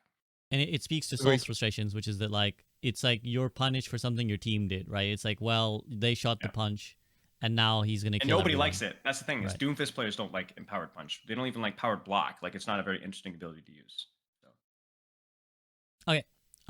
Right. Let's move on to then Malga, which we've kind of danced around this issue a lot, and I know there's gonna be some hot takes come in, so I'll just read the patch notes and then we'll take it over to you guys. Developer comments: we are changing Cardiac Overdrive to make it more forgiving for use for yourself, especially when Malga is low health. So his stomp damage from his overrun, his little charge thing, is being increased from 45 to 60, and then the Cardiac Overdrive, the self-heal, everybody riot. Duration reduced from 5 to 4, cooldown reduced from 12 to 10, and now fills his passive over health by 100. AVRL, why do you hate this? I'm debating whether maybe Spilo going first and saying why he thinks the changes are good would be better, because Okay, then I could sure. sort Go of be ahead. able to So then you speak can to that and attack then all of it at only once. if he wants to. Only if he wants to. Otherwise, Yeah, I'll go. I I don't sushi. mind going. I don't mind Yeah. going first. Yeah, I don't Alright, think. alright. Actually, let's put it very. I made a YouTube video about this the other day. It was like wrong heroes, right buffs. Because I think the whole idea is that we're trying to increase like the skill expression of the characters. We just talked about that, right? Increasing the skill ceiling. The problem is that a lot of the times these changes, unless it's like a total rework, they don't happen all at once. And so what happens is we get like trickle fed these good changes, but what they end up doing is they just push the character into the meta. the stomp change I like. I think that's an interesting part of the kit that I wish that I was more motivated to use more often. That's great. The whole Samido concept is what I like, where they shrink the cooldown down and make it weaker. Having a 12-second long defensive cooldown led Malga to have a lot of weakness, but made the cooldown way too strong. I like shorter cooldowns, durations, and potencies. I like him having passive overhealth, that he's not as reliant on self-heal only as a sustain. I wish they gave him his armor back and stopped taking away his armor. The Malga that I see in my head, I think it would be easier to clarify, is a Malga that is sort of brawly, but has like this frequently available dive aspect with his stomp, and has some form of self-sustain / damage mitigation that isn't just healing and healing and healing and healing, and then also at making the weapon play / not holding down both buttons at the same time the best rewarding thing to do. The problem is that while these changes do move him in that direction, it's not enough, and now it makes a character that's still a tank buster meta. So I like the changes in a vacuum, but we're not balancing in a vacuum right now. So I would have preferred if they had done these changes and then also nerfed his self-sustain by a little bit to maybe even keep him at the same power level that he was before. Not very good, until we see more of these changes trickle in. Now, I know that, again, that they want to cycle the characters in and out of meta. We know that. I just don't think we're ready for Amalgam meta yet. Like I just don't think we're ready for, like, Malga's not quite there yet. My ass ain't ready for Amalgamate. I'll just be straight up with that. No one's ready for that. I actually generally agree in a vacuum with what Spilo said about the change. Like, in a vacuum, everything makes sense. Like, cool, give him the stomp damage, great. Give him the green HP, all right. Lower the cooldowns, maybe weaken the ability. I can agree with all of that in a vacuum. The problem is where the changes intersect with the fundamentally flawed design of the hero. Because we addressed this a little bit earlier, where we basically said that this is a low skill ceiling hero, which means easy for most players to be able to pick up and then maximize on its value. So any buffs like this, where it's like pretty good buffs as well, in my opinion, you can easily take over the game. And there's another thing that Spilo mentioned as well, which is very interesting. His tank busting ability. I fundamentally don't think that tanks should ever be tank busters. They should not be the kind of role that can just like hard stomp their opponent in the same role, to the point where like you can't like I found it's like really difficult unless you're like directly on a tank that can just matrix, or you're playing Sigma and you can cycle some cooldowns to absorb damage to stop this guy. He just like rolls face on every other tank, and it's just far too overwhelming. And then there's the ultimate as well, where you want to destroy a Doomfist. I mean, this is probably one of the good counters to Doomfist. You cage that guy, Doomfist can't do anything. Like 3 of his abilities just turn off, and he just has to pray. There's nothing he can do in there, and a bunch of tanks, a bunch of heroes just can't do anything versus that ultimate. But fundamentally, the hero's design is far too low skill ceiling, uninteresting design. It rewards, as Spilo said, you going melee range, then holding down both left click and right click, and you're just shredding people. I think they need to do something about.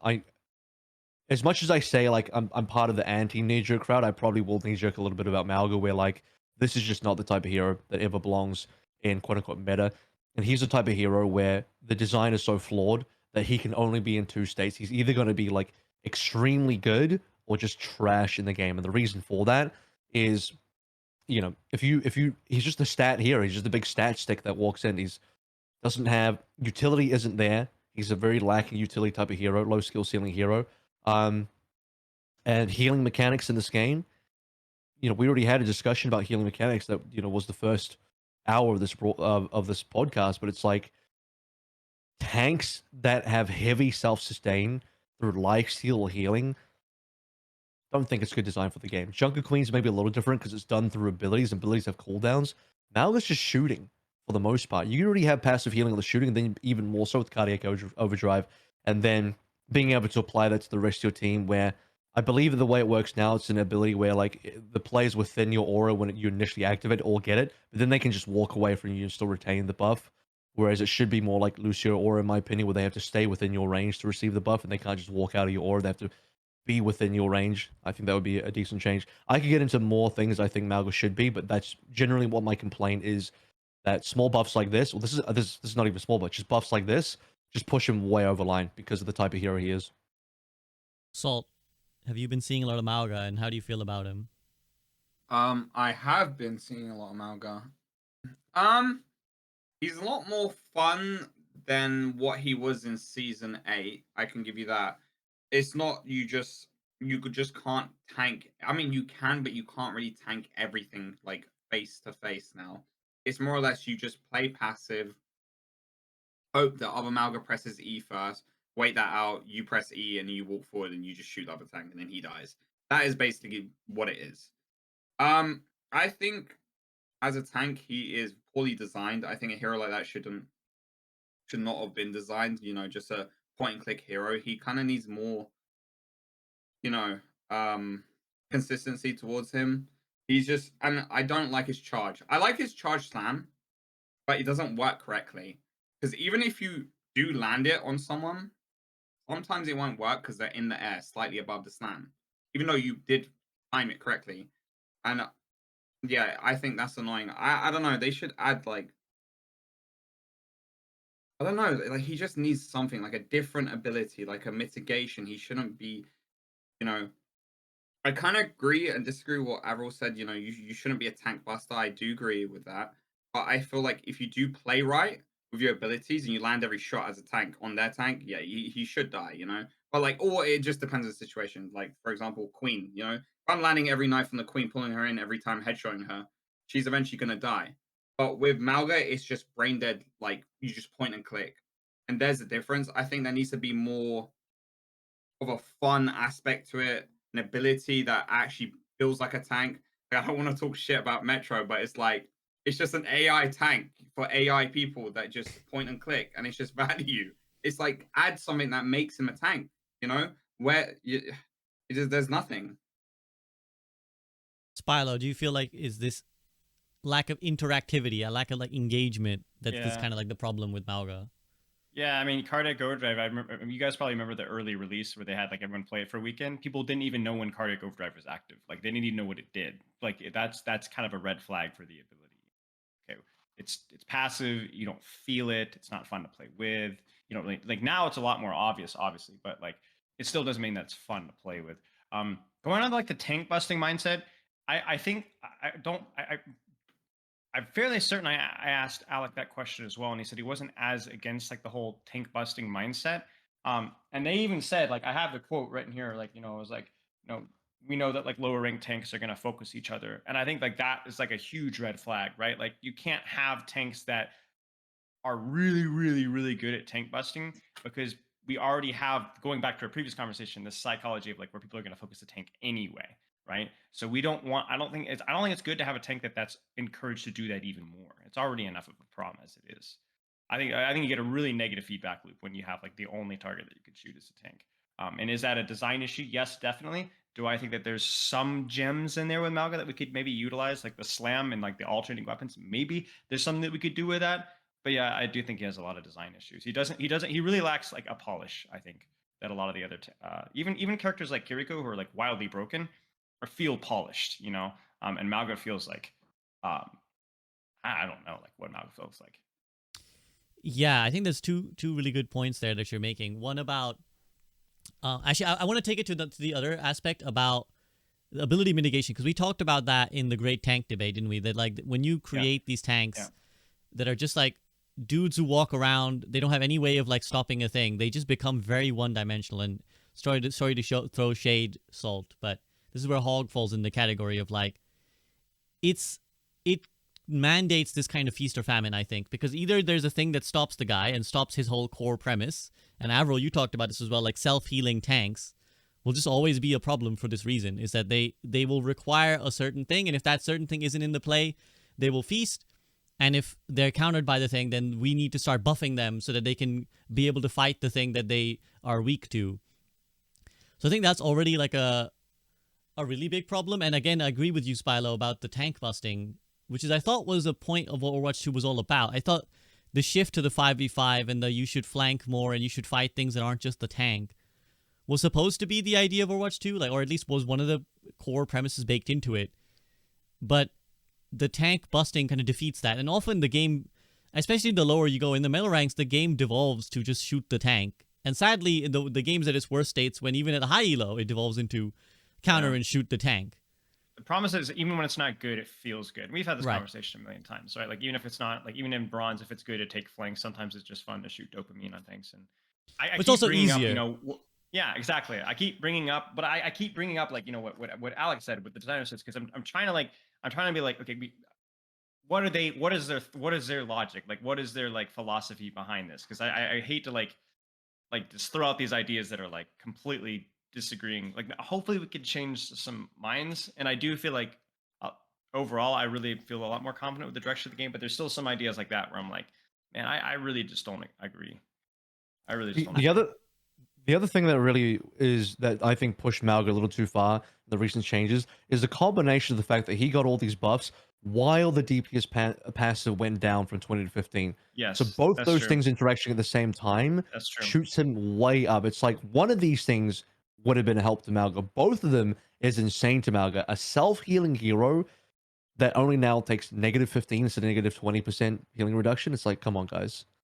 That's true. And Yeah. also, and by the way, the green HP, having the green HP, if I've got this correctly, you're still healing underneath the green HP. While you lose green HP, the 100 HP that it has, that needs to disappear before someone damages you again, your actual HP. So you're healing the HP underneath the 100 green HP while it's there, if I'm not wrong. So It's like a bubble almost, or whatever. exactly, it's basically a 100 HP bubble. I didn't know that.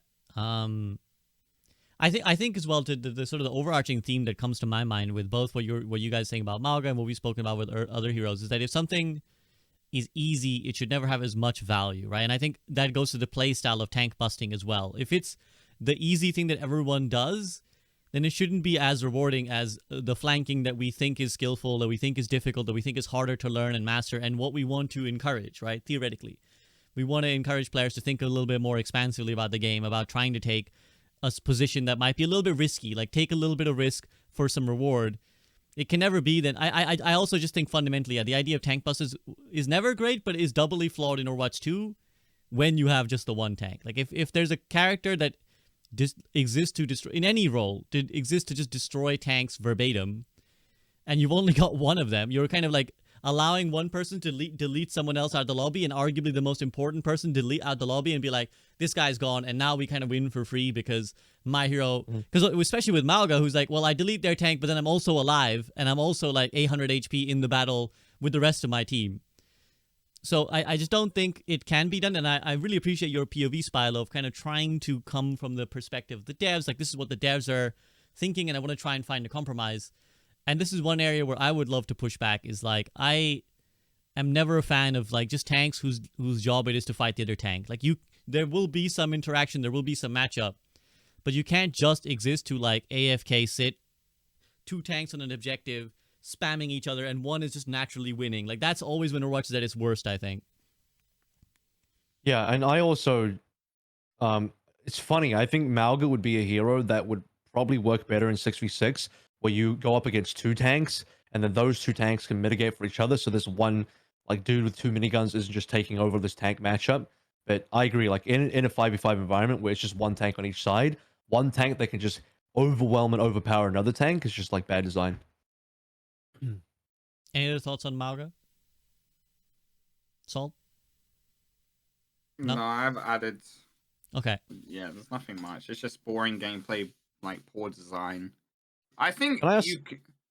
Sorry, I Go was on, just gonna sorry. say that I think you could, if they just add like an ability here or there, or like, and just change how his cardiac arrest works, he could essentially be a good hero. I do disagree with saying self heals is bad for tanks, because it's like, what else do you give them? You know, how do they survive if they can't have a shield? It like there has to be, you know, something. I actually don't play Roadhog this season, so I can't give my honest opinion. I know Six told me, he said it was good. I played it for like one game, and my experience from that is I'm literally healing and it's not doing anything. I'm just a sponge. But at the same time, as soon as that runs out, I'm just dead. But I haven't played him enough to like actually tell you if he's good or not. Avril, you were gonna say Can I something. ask? Yeah, can I ask Spilo a question? You and your community actually came up with some like changes as to how you think Malga could be I don't know, a better hero or a more fair hero. I'd actually be interested into what kind of. I should clarify the tank happened right before MAGA released. We've talked about MAGA, but we didn't actually come up with like a specific set of ideas. Yeah. The big thing for me is just like leaning more into like the stomp and leaning more into alternating damage. I think there was something about like it was like reducing fire rate with both weapons are firing. I definitely wanted like stuff like the armor back. Like the salt brings up a good point. Like damage mitigation is like a really, really tricky thing, but like having some sort of like armor back, shrinking hitbox, just little tweaks like that would be like the start, but we never actually did the full project with Malcolm. I got an idea. Released right after. I can cook a little bit here. I actually think the idea of him having two guns that essentially are the same thing, and before anyone comes, there's like, oh, well, one of them sets the people on fire. It's like, come on, guys, let's be real for a second. Let's actually be real about this. They're not different enough. They're slightly different, only in terms of like what effect they have, but in terms of mechanical use, identical weapons. This is one of the heroes that, in my opinion, just kind of falters at the fact that he's too lore accurate, and Blizzard were way too invested in making sure that it's like, okay, well, we already have this thing that Malga's based on. He's based on the Talon heavy boss thing that we have from, PvE of old in Overwatch 1. And so because he exists in the lore, we have to make him just like this PvE boss. It's like, okay, so let me get this straight. You're going to add a PvE boss that existed in your PvE game into the PvP. How do you think that's going to go down? And when you look at the way the Talon heavy and the PvE is designed, does anyone look at that and think, oh, this would be a great Overwatch PvP here? It's like the most basic, boring, I'm big dude, spin 2 miniguns, I'm Bastion ×2 shooting. You're like, come on, that's not fun, interesting, good design. It's not inspiring at all. I was talking with CarQ. Can I interject really fast here? And we don't have any insider information here, but he was thinking that like he thinks that like the Malga design might have been sitting in like the closet for like 4 years or something like that. And like should have stayed in the closet. That one shouldn't have. I mean, sorry, that's not some like weird. I didn't mean like that. I just meant like it should. Yeah, it okay, maybe not stayed. the best term there. Okay. Yeah, sorry. He was in the pantry. All right. Yeah, you understand what I mean? sure. I didn't mean in that kind of way. I just meant like this is an idea that should have stayed on the shelf. Should have stayed away. Yeah. But yeah. Anyway, sorry, that was a bit awkward. What I was trying to get at. Yeah, we all understand what's happening here, guys. It's all kosher. Yeah. No. Well, yeah. Go ahead. You go ahead. What I'm trying to say is that this hero is too married to the design of the lore, in my opinion. At least that's my impression. I don't know what's cooking in the devs' heads. Maybe Spilo's got a different idea, considering he spoke to the devs. But I think one of his guns should be different. Okay, have one minigun, and the other gun could be a very different gun where it has a different function, where you actually have to make extremely defined decision making about what gun am I supposed to use for what situation, and there should be no situation where the best players, I hold down both left click and right click at the same time, and this is the best situation. That just shouldn't be the case, in my honest opinion. There's no decision making there. That's like the most. It is brain dead. I'm sorry. That's just what it is. It's like you need to be able to make a decision between, in this situation I use this gun, in that situation I use this gun. And that actually brings out skill ceiling. That actually brings out important decision making and resource management. And that's the other thing. I think his guns shoot for too long, too much ammo, too much uptime. You play against Amalga, he's non-stop shooting. Where's the downtime in shooting? It doesn't exist. You know what I mean? So and that's the other problem. There's no resource management in this hero at all. At least Moira has to recharge her left click. She can't just like heal non-stop. There's got to be some resource management here. The hate, let it flow through you, AVRL. I agree with all those points. Yeah. Salt, anything else you want to add? No, I agree. Yeah. Okay, That's well, a I shit think hopefully fun. hopefully your words have gotten through there, AVRL. Maybe it will cause an echo somewhere amongst the developers responsible for Malga and how they want to approach him. Let's move on to Orisa then. The Terra Surge, her ultimate charge rate for the first 2.5 seconds increased by 25%. Any strong feelings on this one in anyone in the call? Just scaling with the HP. Yeah. Anyone got a problem with this? No? I mean, so the only thing is, again, it's like Orisa tank, but it's the same thing with the Doom ultimate buff. It's just trying to scale it with the Season 9 changes. That's all it is. Yeah. Same with the Reaper ult. Yeah. I I think have a lot of thoughts about a reset, but we'd be here all day. But I think my so- feelings towards these and these general changes that I look at these a little bit with skepticism, and I hope that you guys said like this. A lot of these have been specifically for ultimates, which I respect, and like ultimates should hold a different candle in some respects. Whenever I see changes like this, it kind of takes me back to a lot of those years in Overwatch 1, the dreaded term of power creep, and it's like the change in of itself doesn't push any needles, but then they look at it and they're like, well, Arisa's underperforming, guys. Her win rate ain't doing it. And then another thing comes along, and another buff to the ult comes along, or another buff to something else comes along, and all of a sudden, 2-3 patches down the line, the hero is like a monster, and we can't quite remember why. We're like, oh, there was like a bunch of changes, but like now this hero's really good for some reason, and it's like these accumulation of changes. So that's where I'm always wary with heroes like Orisa, where as Spilo said, I'm never a fan of Orisa being strong, but in of itself, this is a reasonable and consistent change. So we'll give the devs the benefit of the doubt there that like this is just trying to bring things in line. I'm just want to put a little note there that says let's not go any further than this. All right, Ramatra, Ravenous Vortex. So this is not an ultimate. The damage increased from 45 to 70, and the cooldown decreased from 12 to 11. Salt, you played a lot of Ramatra back in the day. You liking this? It's a nice change. It wasn't. I don't think it was needed, but yeah, I guess with the new health changes, they're doing it. But yeah, I don't know. It's just a quality of life thing, I guess. It's Errol? Say that again, sorry. Just what do you think about the Ramatra missed it. change? Yeah, this is interesting. Like, I never was Vortex ever like weak? Was it ever considered something that needed to be... I always felt that Ramatra was already quite good in Season 9. Like, Ramatra, to me, felt like a hero that was already widely played, especially at a high level. He was featured in scrims, featured in matches. He seemed like a strong hero. He was, like, to me, the brawl tank, above any of the other tanks, in fact. So this one is a bit more of a head-scratcher for me. I'm not necessarily against it, because it seems like Vortex is not necessarily the most, like, insane part of his kit anyway. So maybe it's a bit whatever, but I might be a bit misinformed this one. This one's just maybe a little confusing to me. I'm not too sure why they buffed him, but yeah. For me, I think it was like pick rate, win rate, whatever behind the scenes stuff. Ramatra's not good versus dive, and I think dive meta had trickled down to even to like lower mid ranks, and so that's probably where he was struggling the most, despite the Nemesis damage buff that the Nemesis Omnic damage buff that he had received. So I think that like we have a little bit of a pro bias, maybe me and Avril, especially when we like look at how good Ramatra is, because I actually don't think he was that good and ranked. It was just the pros like NA Hive Mind, EU Hive Mind. Let's play Ramatra Brawl again because why not? Was he not good in ranked? No, not versus Tracer, not versus Ball, not versus Lucio. No. I mean, with Lucio, of course, he's good, but no, he wasn't that good in ranked. Do you think this change would help him in those contexts? Yeah, I don't like Ramatra. I think the character design has a lot of potential, but like really misses the ball in a lot of ways. But I think that like if you were going to do anything, adding lowering the cooldown of Vortex is a big one, and then buffing the damage. And by the way, this was also one of those damage sources that's non-aim related that was also not scaled. Now, obviously, that's not the same percentage of HP.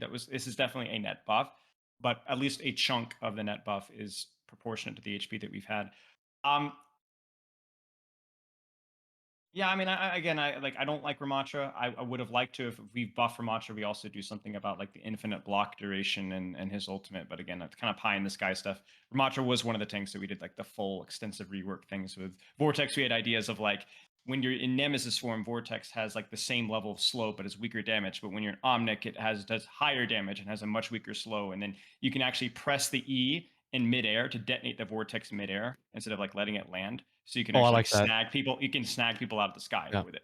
And there's like a lot of things that we had, like how to make block work better and what to do with annihilation. I don't even remember all the things that we had. We were also a big fan of increasing his projectile speed, but reducing the damage so that like, because his long range, mid range action is actually awful, right? But like, I don't like just increasing his raw damage. Anyway, we cooked. But long story short is like, I'm not a huge Ramatra fan, but again, it's like one of those changes that's like at least lowering the cooldown from 12 to 11 seconds. It's like, I mean, it's reasonable. His cooldowns were way too long, way too strong, and way too long. I think they need to do the same with the shield. I think they need to cut his shield HP to like a third of what it is, and then just cut it down to like a 6-second cooldown. It's crazy to me that he has a 12-second cooldown on his shield. Like his shield needs to be like broken, But yeah, anyway. Well, some would say that does that like not punish bad players and reward good players who are like efficient with it? No, because it just reduces the amount of things that you can do. When you have like cooldowns that are that long, you either have like this really, really potent use of the cooldown and then this long period of inactivity, or a bad player misuse it. But the more important thing is that like having a cooldown that's available more often allows for you to do more things, like to take more space or to take more engagements. And it also leaves the player facing that shield without the feeling of like there's nothing I can do about it. Like, oh no, the Rump has a shield. I'm not going to break that anytime the next 2 seconds. I might as well just stare at a wall and just let him shoot me, which is often the case. Salt, is this something you'd concur with as someone who again played a lot of Ramatra? Yeah, because you would only use your shield for two things, which is to, heal for your DPS or just to shut off heals from the other tank, and then you'd move in. That's pretty much it. You don't really use his shield for anything else, or to hide in the corner. Yeah, pretty much. Yeah, he's a very one-dimensional character. Use your shield, cut off the heals. Use your E on the BAP or whatever. Go in and then bang, bang, bang. That's it. There's nothing else. Interesting. Yeah, I mean, I guess we're trying to bring it more in line with something reminiscent of a Sigma shield. Maybe not quite exactly that, deploying in and out, but the frequency of how it can be adjusted goes up higher, so we can kind of use it in more contexts. I'm again a little bit skeptical of like buffing slow. I think one of the like or obnoxious parts of like character kits is when they slow and damage. Like I remember Sojourn's disruptor shot being so like obnoxious, being thrown around a corner because you're kind of like hiding from damage, and then now you're being slowed and damaged, to which is like a theoretical like lose situation. You're either taking damage and gonna die to the damage of the thing thrown at you, or you're gonna have to run out, but you're slowed, so the ability to be hit is super high. I feel a little bit similar about Vortex because I think the hero fantasy of what we were sold when we were shown Ramatra was the plucking people out the sky, the plucking Afara Mercy out the sky, and I like your change there, Spilo, of like allowing that to occur. Whereas most of the time, actually, Vortex hurts the most is the characters who don't have mobility and cannot escape it. So you throw it at them, and now they're like very easy to track down. And I feel like buffing the damage and like having a slow effect is just going to create more of the situations where you're in a lose-lose. You can't really do much. You're trapped in a slow, and you're going to die if you hide, and you're going to die if you stay. So I'll just again earmark that I'm not saying the game is over because of this, but I'm also not particularly sold that this is something that was needed, even with the HP increase. Like I really don't think like, oh yeah, well it has to do proportionally more damage now. Like, does it? I feel like the utility is in the slow, not the also it's argument. Killing people. Okay, this one I definitely want to dwell on a little bit because this is a hot topic, and of course Salt, round 2 he's gonna get given a little bit to have his Reinhardt shit, but armor increased from 275 to 300. And the damage of the Fire Strike increased from 100 to 120. So I'll just say that I guess the Fire Strike is, again, bringing things in line. A little bit more HP is higher, so we want to buff the Fire Strike damage. But the armor increase is interesting as well. So his armor goes up a little bit. I'll take it to first AVRL, because I know Salt will have the most to say. Mm-hmm. Maybe AVRL, you have the least to say on this? Well, how do you feel about this? I don't have too much to add to this one. What's interesting is that the Fire Strike increase wasn't increased enough to retain the 2 fire strikes to 1 kill on a normal HP hero. Used to be 100 damage to 200 HP. Now it's 250 HP, but the damage is 120. So it's very interesting that they purposefully did not take it to 125 damage. I do wonder why. Maybe they just felt like Fire Strike shouldn't be like a two shot. But it would have been nice for the devs to maybe chime in a little bit on that one. I think the Ryan players would also like to know why. 25 extra armor is interesting, but not an insanely big increase. It's a difficult time to really assess where Ryan is, because it seems to me that Malga is so good, and Malga is definitely a hero that destroys Ryan, if I'm not incorrect. So it's hard to assess where Ryan is because Malga exists. If Malga wasn't so good in the meta, and you could get more Ryan gameplay where his environment is more healthy, then you could actually accurately assess, okay, well, how good is Reinhardt right now? But right now, if you're just going to go up against Malga, Ryan's just a complete throw pick, right? So, a bit unfortunate. Spilo, is he a complete throw pick? I don't know if he's a complete throw pick, but yeah, he definitely gets outclassed by Ramatra and Brolmir's, and has for quite a while. I'm really confused and saddened by the Fire Strike change. Like, I thought for sure that they would bring that back. It definitely seems I guess, consistent if you want to say with what they're doing, but I don't think the consistency is good. Like they removed the Symmetra Orb 2-shot as well, right? You can't 2-tap with Symmetra Orb, which that's a different story. But like it's odd to me that's like it's 5 damaged. Are we really not like you hit 2 fire strikes, like the most honest skill-based projectile, slowest moving thing, dumps this entire kick, and don't even get me started on BAP window. It doesn't count. It's an ultimate. It's also really hard to use, and it also almost never happens in ranked. I don't understand it. I really don't understand it, personally, but whatever. I would love to see some more clarification on that. I don't agree with that change. The armor's whatever, like it's helpful, I guess. I think that the change, a lot of people are like, oh, Ryan needs more damage or Reinhardt needs more shield. I think the thing that Reinhardt needs is like maybe the fire strike thing, whatever. I think Shatter needs to be is one of those things that they haven't buffed specifically. That's still 50 damage, unless it's the crit, right? Which I think probably should be bumped up 60, 65. And then I also think that if you were to buff Ryan at all, I think you should buff his movement speed with his shielding. They've already done this before. I think they should do it again. She doesn't need to be big, but like just 5% more movement speed while shielding would be like my immediate opinion of like that would help Ryan in terms of defensive value, offensive value, brawl mirror, non-brawl mirror. I don't know. I think like when Ryan is the go-to brawl tank, I think we're in a healthy quote unquote brawl state. Like Ryan brawl is the best brawl by far. Better than Zarya brawl, better than Ramattra brawl. I guess Junker Queen is really good as well. So like Ryan or Junker Queen brawl. So if we're ever in a meta, like in a pro meta or G meta where the brawl is being played, it needs to be Ryan or Junker Queen. Best what? Best for the health of the game, or what do you mean best? I think the best for the health of the game and most fun to watch. Interesting. I mean, that's subjective, of course. Yeah, I was gonna say I'm gonna flag up your personal bias here as former coach of the London Spitfire and integral part of the Hadi Reinhardt era. Yeah, that's true. All I'm gonna say is Malga Ram mirrors. Does anyone actually enjoy Malga Ram mirrors? Well, maybe they do or they don't. But one guy who definitely doesn't enjoy, I don't think, the Ryan mirrors is sitting in this call with us. So Salt, I don't think you're gonna agree with that statement, are you? No. Ryan is so boring, man. I hate Ryan. He's I just genuinely think he needs a rework. Okay. But I agree with the fire strike. Fire strike is fine, but I don't understand like why. I think the biggest issue I have with Reinhardt is why he's allowed to kidnap me like a Russian goddamn kidnapper, and I wake up in the bathtub and my kidneys and my organs are all gone. Why is he allowed to take me from one end to the other end? It makes no sense. It's like, holy fuck, bro. And I know people can say like, oh yeah, you have heroes that can stop that. It's like, no, shut up. No, because I've played in high elo. Do you know how many times people stop the charge on my team? No one. And the hitbox as well. Like the hitbox is crazy. It's like I'm not even there, and he touches my pinky toe, so I get sucked in. It's like, oh, don't you have hook though? Don't you have? No, hook? I was gonna bring that up. No, but I don't play hog, guys. I play like. Oh, okay. I haven't been playing a lot of hog. I mean, today I went against a Reinhardt and. As what? Yeah. What does as wait, what? Wait one. Yeah, sure. Sorry, my mom's coming. Yeah, no worries. While we allow while Salt's away, I'm gonna beat on Salt. I feel like every tank has a solution to pin. I think almost every tank, except maybe Ramattra. Yeah, Ramattra. Well, go ahead. Ramattra has the biggest hitbox to get pinned. It's like it's been done to me where I legit, if you jump to the side as a tank, you're getting pinned 100% without a fail. You should never jump because you end up at this diagonal part. You know how when you jump as a character in the game, it goes like that. So when you do that, your leg is out and you just get tapped by it and you get charged.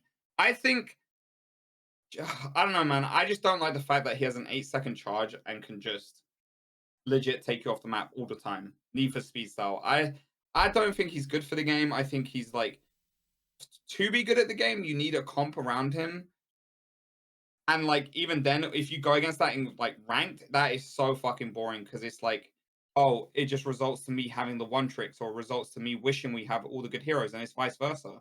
You know, it just leads to a horrible meta. And people who, I say this for all the Overwatch streamers who always say they want a Ryan meta, it's like, shut the fuck up. No, you don't. Can we just move on? Can we just move on to different metas, try different things? There's nothing wrong with moving on. Stop wanting the old, meta back. Like, move on, old man. It's like, it's done. Like, get over it. I just think. Sorry, go on. I think Salt's favorite meta is Doom and Ryan. Doom versus Ryan metas, surely. That's good. the thing is, like, I don't mind the Rhine meta. It's just I don't want to play Rhine myself and then have a Mercy one trick on my team or a Life Weaver. It's just like, what's the point? What's the point, man? There's just no point. I think it's less of an issue in Overwatch 2. I do agree that like having a hero that demands like so much healing, but I think like that's one of the nice things about the new pin is that you use a lot more playmaking that you can like do the LH Cloudy. Like that's the Ryan playstyle if you're not playing a Brawl Mirrors, like to go take angles and clear high grounds, and so like when you're doing that, you don't demand as much 24/7 babysitting. So I'll play devil's advocate there, but I do agree. I mean, I just feel like the Rhyme pin is kind of like giving a hog a hook and a throw. Like he can hook you and then throw you away. It's like I don't mind pin if it was the distance was like lessened by like 20% or 30%. Because he's actually I'm sorry, just hooks. yeah, like I mean, like if you think Don't about give it, him any Reinhardt- ideas, man. Don't give him any ideas.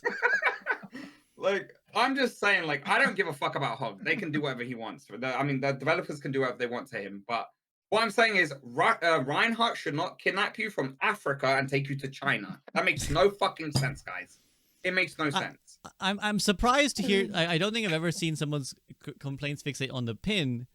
I thought you had like more holistic problems with Reinhardt as like a character in terms of like team comps and like what he does. No, for I the do game. as well. Yeah, like it's a shit hero. It really is. It's not good. It's fun to play sometimes. It falls in the category. It's easy to play. You log on. You don't need to aim. You can turn your brain off, right? I think we can all agree that Overwatch is a great game because it helps people who suffer from nerve damage or had accidents in the past, and they're allowed to play heroes like Reinhardt or I don't want to talk shit, but like Mercy. Like I know I have a friend who has nerve damage, but they play Overwatch because they enjoy Mercy, right? And that's a good thing that we have those heroes. What I'm saying is that's a good thing, but what I'm saying is Ryan as a hero, he fits into a meta where it's you all have to follow this meta or it's just shit. Like what you go against is shit. So, for example, I'm going against, I don't know, Samito, the military commentator, who has the military comms. He has May. He has, I don't know what else, let's just say Bastion, Moira, Lucio, Ryan. And then I load in and I get, I get whoever on my team and they're a soldier one trick, or I just get a life with one trick. And it's just like, GG. That is not fun. It should never. I think it's not like. I don't know, man. This just goes back to if everything was balanced or everything was meta and you could play around or against that comp, then it would be chill. But I think it's just when you fit around Reinhardt and play around him, it's just way too oppressive against any other comp. I mean, I don't know about now because I haven't played against Ryan much, but back when there was competitions, I was watching LH Cloudy, I think, or Ryan comp going against Yazan's team, and they were smoking, Yazan's team. And it just goes to show how like abusive it is. But I can't recall what time when it was. It might have been the World Cup. Maybe I can't remember. I'll throw Salt the bone here. I think where I agree is that I think Ryan is like a weird design for the game of Overwatch.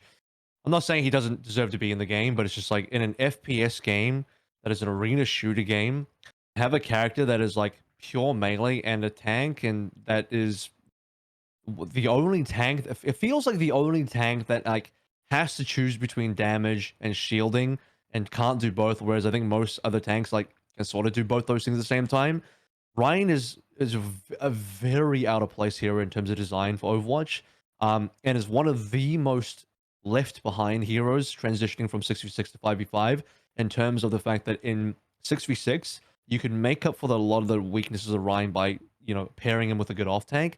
In 5v5 it's just like, dude, this guy like doesn't have enough in his kit. Like his utility is too low.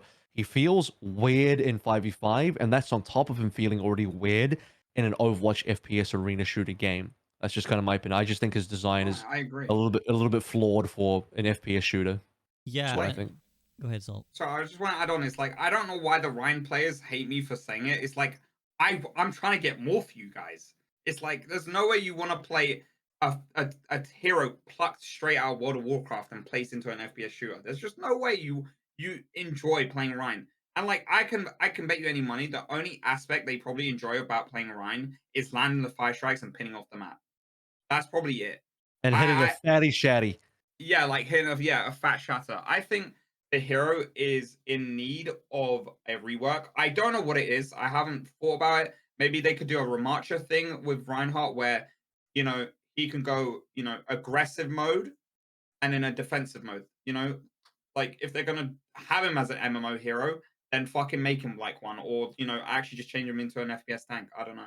I actually don't know what they could do with him, but So I will also throw Salt a bone here and say that I think Reinhardt, and to concur with a lot of AVRL's points, has been left behind, and he feels a bit out of place with Overwatch 2. I don't have so much of a problem with him being a melee character in an FPS game. Like that I'm okay with, but he just feels too one-dimensional for Overwatch 2. In a game that's all about like this little bit, like everyone is doing a little bit of everything, and like again, if we look at maybe Sigma as the peak design of a Overwatch 2 tank who can kind of fit into many molds, Reinhardt's like the opposite, which is that he's all of one thing all the time. He's either like completely vulnerable when he's pinning or when he's fire striking, or he's completely shield up doing nothing else but shielding his team forward or just himself, or he's like all inning with his swing, right? And I think that is one of the reasons why we often don't see Ryan get buffed in the way that I think a lot of people want him to be buffed. I think he's a really fun character. He's a really integral character to kind of the history of Overwatch. I started off as a Ryan main too. Like when I first came into Overwatch, it was my first FPS game, and I first gravitated towards Reinhardt, partly because I was always a flex player and nobody wanted to play main tank, so I would always just lock a main tank. So that was one of the major motivations for why I got into Reinhardt, but it also felt good because I was rewarded for my tactical ability to play the game rather than my mechanical ability to, like, pop off on a Widow or someone. But it feels like in Overwatch 2, the reason he can't be too strong is that one-dimensional nature just means he's either just too highly statted or too shit. Like, if he's meta, it's because his stats are outrageous. Like, his shield is just too high, the time to kill him is too long, or his swings are too high. Or it's all so weak that he never gets to where he wants to get, and he just dies half the time in transition. He's just kind of useless in That's how I feel about Malga, situations. by the way. Mm-hmm. It's exactly how I feel about Malga. Sorry. No, that's What I wanna totally. say. I think it's the same. They share that same element of like just being one-dimensional characters, and if they're either strong, it's because their stats are outrageous. And so I do think there's something to consider about Reinhardt. Like, I want to see him be a part of the game, but I think there needs to be some element of speed or something that he gets. I remember like ages ago. Go ahead. Actually, let me get this thought, and then I'll Yeah, you pass go, it to you go. Gabriel. I remember ages ago, in the vein of a Spilo, like this was in Overwatch 1, I was thinking like, how do we redesign certain characters? And I was like, with Reinhardt, I suggested that there be like a rage mechanic to him, in the way that if he is going to be an MMO character, where it's like the more damage he takes, the faster he gets, or something.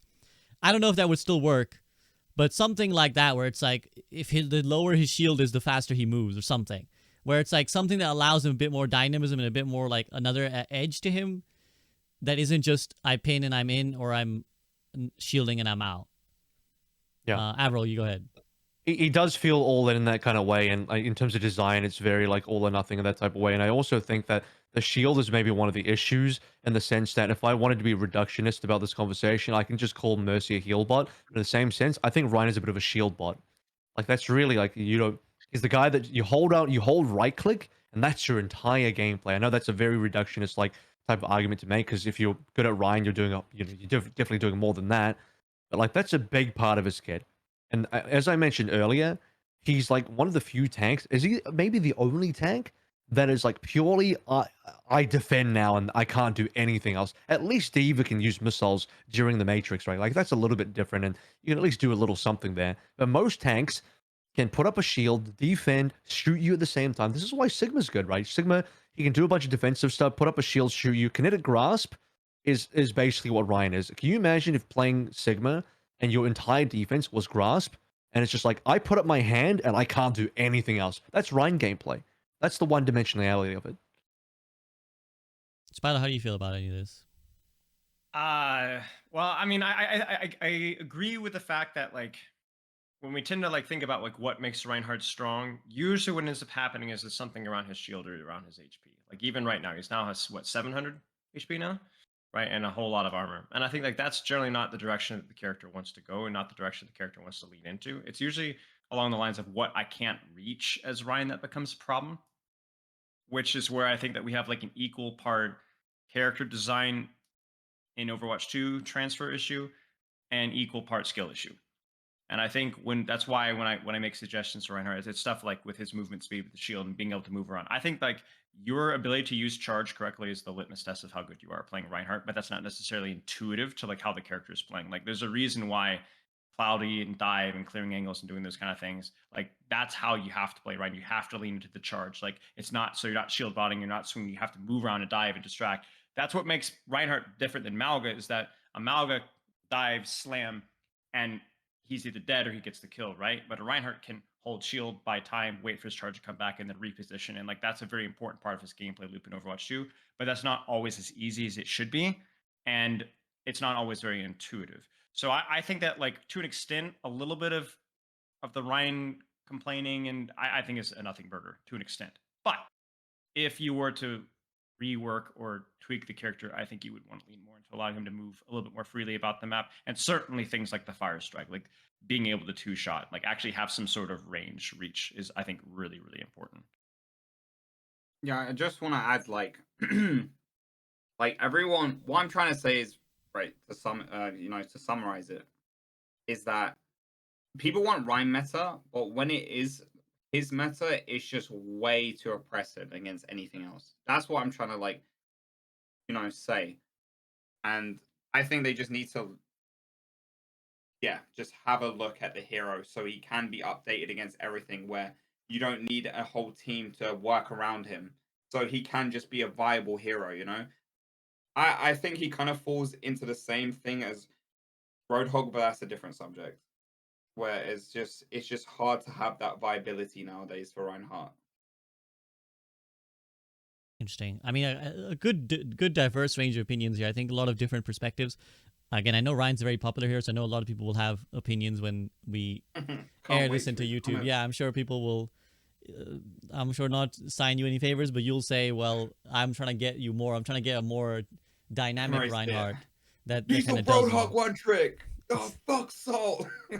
UnsaltedSalt, just get down, Mr. President's, all of mine and Avril's bad opinions, so that like we don't have. You're welcome, guys. Say what you want. I got you. Exactly. There you go. Yeah, Avril can come up with as many sledgehammers as he wants, as long as Salt throws some shit at Reinhardt. Okay. Well, I do think though that there's a conversation to be had, because I feel like we're always having this conversation around Reinhardt. Like I'm always hearing these conversations about like, man, I wish Reinhardt was playable. I wish Reinhardt was playable. I wish Reinhardt was playable. And it's like, well, can I play devil's advocate there too? Yeah, go ahead, Because Spilo. we've had these same conversations with Winston, and it's always comes down to, we blame the environment. And I think at a certain point you go, okay, how much is it the hero versus the environment? And yet when we've dealt with things like Bastion and we've dealt with things like Roadhog's not necessarily OTPable or Malga, then yeah, Winston is playable. Winston is fun. I think like that's always a problem, is like when you have these quote unquote honest heroes, like Lucio in rank, for example, is another good one. Like people want to play Ryan and Winston and Lucio, but they just can't because of the environment. So it's like, so what do you think is the environment for Reinhardt? Like, what is the environment? Because it feels like it's been the majority of Overwatch 2 that's in ranked been the environment keeping Reinhardt at bay. Yeah, I mean, it's hard to say. I think it's a little bit of everything. I think it's in general, there are too many tanks right now that are too easy to play. Brawl tanks that are too easy to play for too much value. Characters like Ramatra, Malga, stuff like that. Interesting. Because to me, that speaks like, well, he does need a rework then. If there's just too many things that are preventing him, like either they're just better or they are stopping him, then does that not indicate he needs some sort of fundamental But that's retouching? where we have power creep. You know what I'm saying? I'm not necessarily technically power creep, but like it's Malga's fault and Ramatra's fault, is my opinion. Not exclusively, but to an extent. Or Bastion's fault or whatever. Mm-hmm. Okay. He just feels like he's got a dated design, like a very super dated design. I don't know how many League of Legends players are in here, but I liken him to like, the very early basic, release League of Legends heroes versus the complexity of where League of Legends, champions are now. The point where they've had to redesign a bunch. It's like old Scion versus new design Scion. Again, I don't know how many League of Legends heads there are, but like that's what I kind of equate it to. Just a super dated design that doesn't feel like it's Overwatch 2. And this is not just the 6v6 transfer into 5v5 conversation. I just mean like even if we were still playing 6v6, I think in modern Overwatch with where designer tanks are now, Ryan just feels like it comes from another generation entirely. I agree 100%. That's kind of the point of what I was trying to allude to, is that it feels like the game has evolved past him, and I feel like it's time for him to evolve too. Maybe lore accurate Reinhardt old man needs to get with the times and let go of the past that was glorious once, and kind of needs to update his kit, get Brig to give him a few upgrades, and then he's good to like get back in the action. Okay, let's talk about Roadhog then. Roadhog developer comments: we're improving the consistency of the hook combo. Enemies are pulled closer to Roadhog and aren't launched as high when Pigpen activates, making the scrap gun follow-up shot more consistent. Chain hook: the enemy final position distance from Roadhog after being pulled decreased from 4 to 3 meters, and the Pigpen vertical knockback on activation decreased by 43%. We'll take it to Salt first. Salt, this is good for Hog. I mean, yeah, I think the biggest issue with the rework was his little leap with the trap. It made it so inconsistent to hit anything or one shot. I think I haven't really played it. I have not. I know people are shocked, or they might think I'm lying, but I have not played Hog a lot recently, so I can't say if you can one shot report or make consistently now. I think you can get around there or near enough around there, and the pull as well is infinitely nicer. You can actually one shot things without trap now. Like certain heroes though, for example, Soldier. Soldier is so satisfying to kill. Shout out Metro. I can't stop thinking about him. But Oh my god. yeah, it's a good change. I don't know. I don't think the rework was that good, and I don't think it's that good in general to change anything about the meta. But it is what it is. It's a buff. It's good. I know Six says he likes it, and he's top 10, I think, with it now. So I might have to, dabble back in it. But yeah, there's not much I could say really. Yeah, what else? I think one of the difficult things about the conversation of hero balance is that the really famous one tricks kind of, I feel like they should almost be ignored to some extent, because like I agree actually, yeah. Six will make Hog work no matter what, and Cloudy will make Ryan work no matter what, right? And it's like they're not really an indicator of the power of the hero.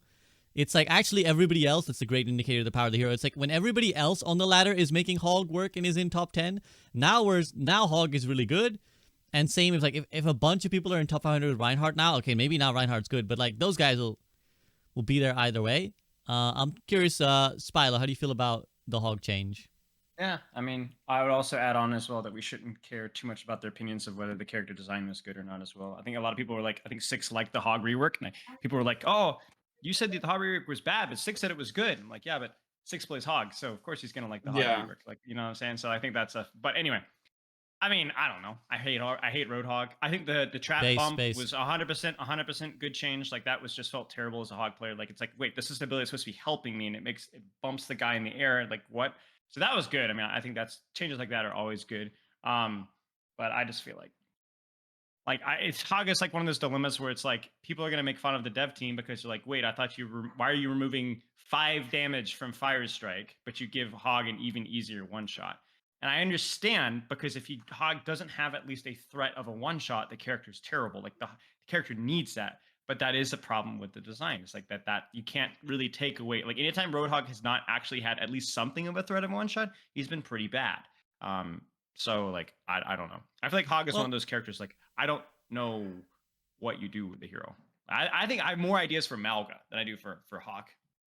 Honestly, this is where I will have problems with the development direction of Hog. I mean, I was skeptical, let's say, of the rework, and I think enough time has gone by for me to say that I think it was bad. It's just objectively shit. I think the Pigpen just adds more bad things into the equation. It's just another ability that slows and annoys. And as you said, maybe it was annoying the Hog players too to some extent when they're trying to hook one shot. But also, if I'm not mistaken, the entire idea of the rework was like we want to pull power away from the one-shot combo of Hog, and we want to give him more team play elements, neither of which have been even remotely achieved. Like he continues to remain exactly the same kind of character, which is that I run around and I try to hook and one-shot someone, and if I'm not hooking and one-shotting someone, I'm not providing value, unless I'm AFK on the cart, just vaping, as nothing can possibly kill me. then we return to the Ana problem of like, well, then you need Ana to make him die. Then everyone gets mad at Ana. Okay, now we have the DPS passive, but then that goes down a little bit. Now Hog maybe is more appealing as the same way Mauga was. And they made his vaping more like just constant. Like you just you just damage mitigate and you vape, and like all it is making you unkillable. Like it's not doing anything for your team. It's not providing like some alternate value. It's just I'm not gonna die, and I hope that other things like outlive I outlive the other things.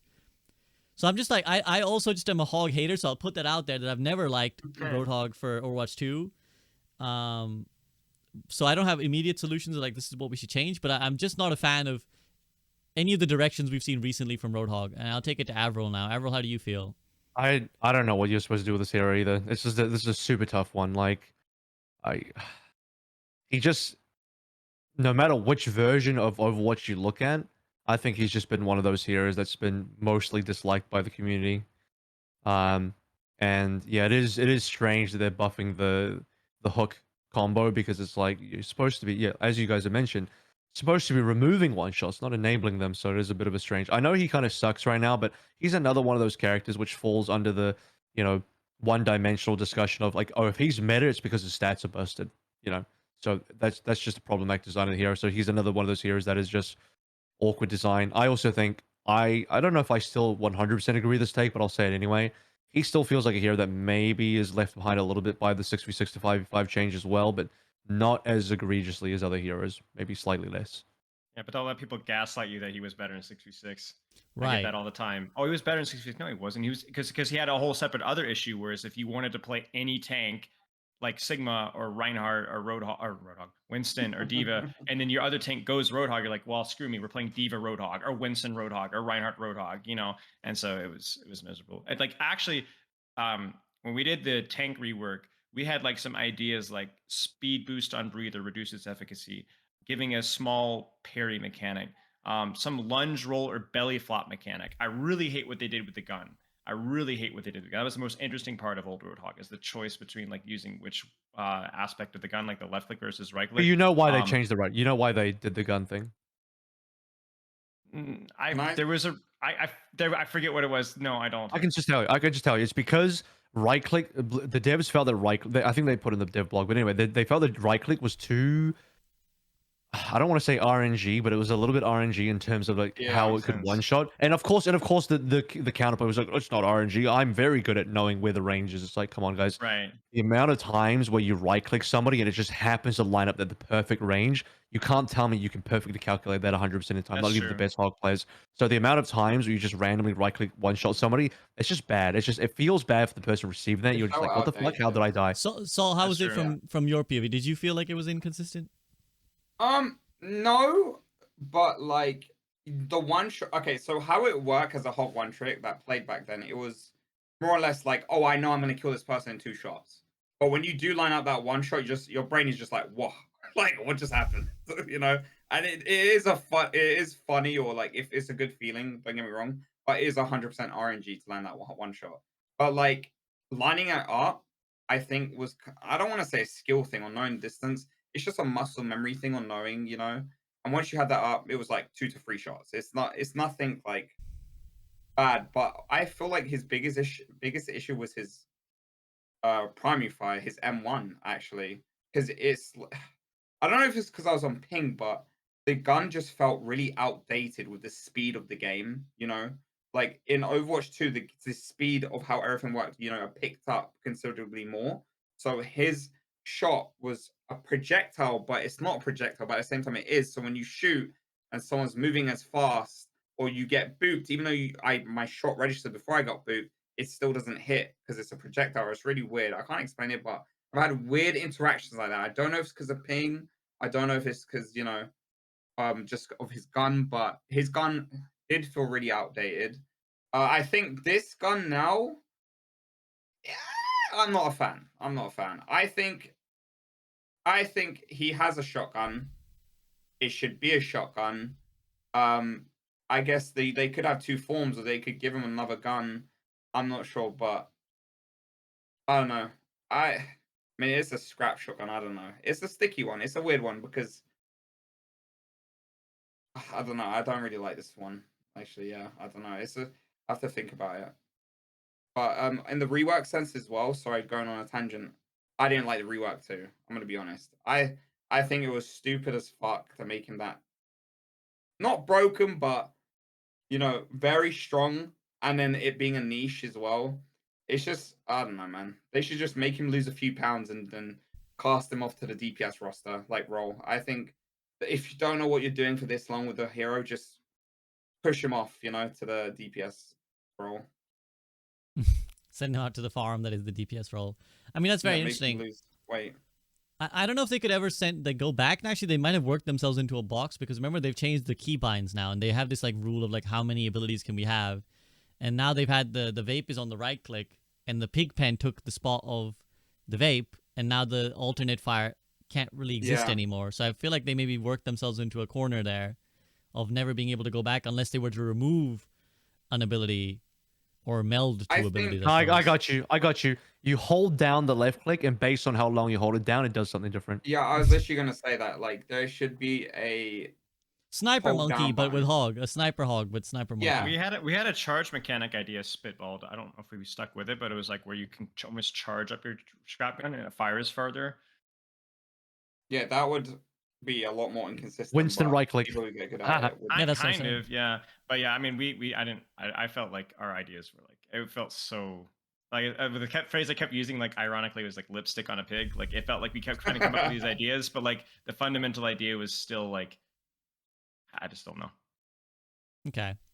Well, I mean, at least we've hopefully the devs always say anyways, like give us your grievances and we'll come up with the solutions. So there's some grievances Pigpen. aired. Yeah, well, Sorry.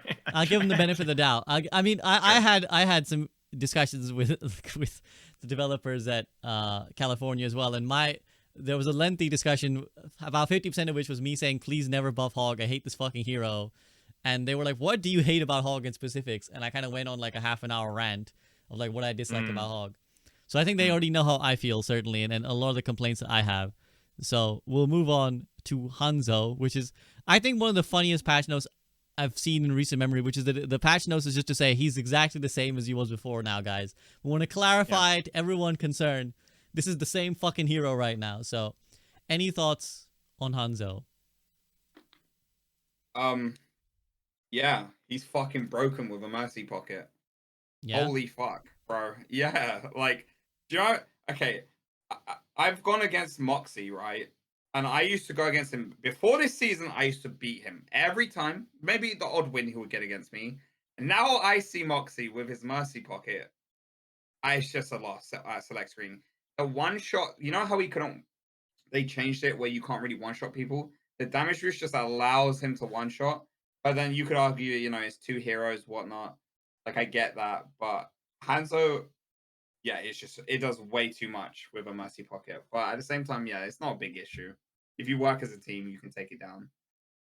I had this discussion with my Twitch chat last night. We were trying to figure out like we did some tier lists of like broken by concept heroes, right? And like obviously like Roadhogs at the bottom and stuff like that. And like Hanzo's Yeah. another one that came up and is like, could this character identity exist without a one shot?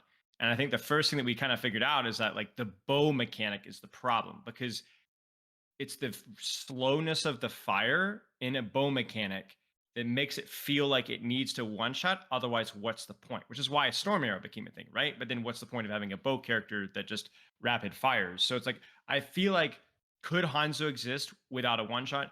Yes, but they're going to need to keep tweaking like his kit to make that happen because I don't think you can have an induction character that doesn't do essentially a one shot with a headshot. I mean, I don't know they that. could I don't know just- like. Yeah. I mean, that would just, I don't know. I actually just I have an started thinking, idea. like they could just give him random arrows that do different things. That's an idea. Yeah.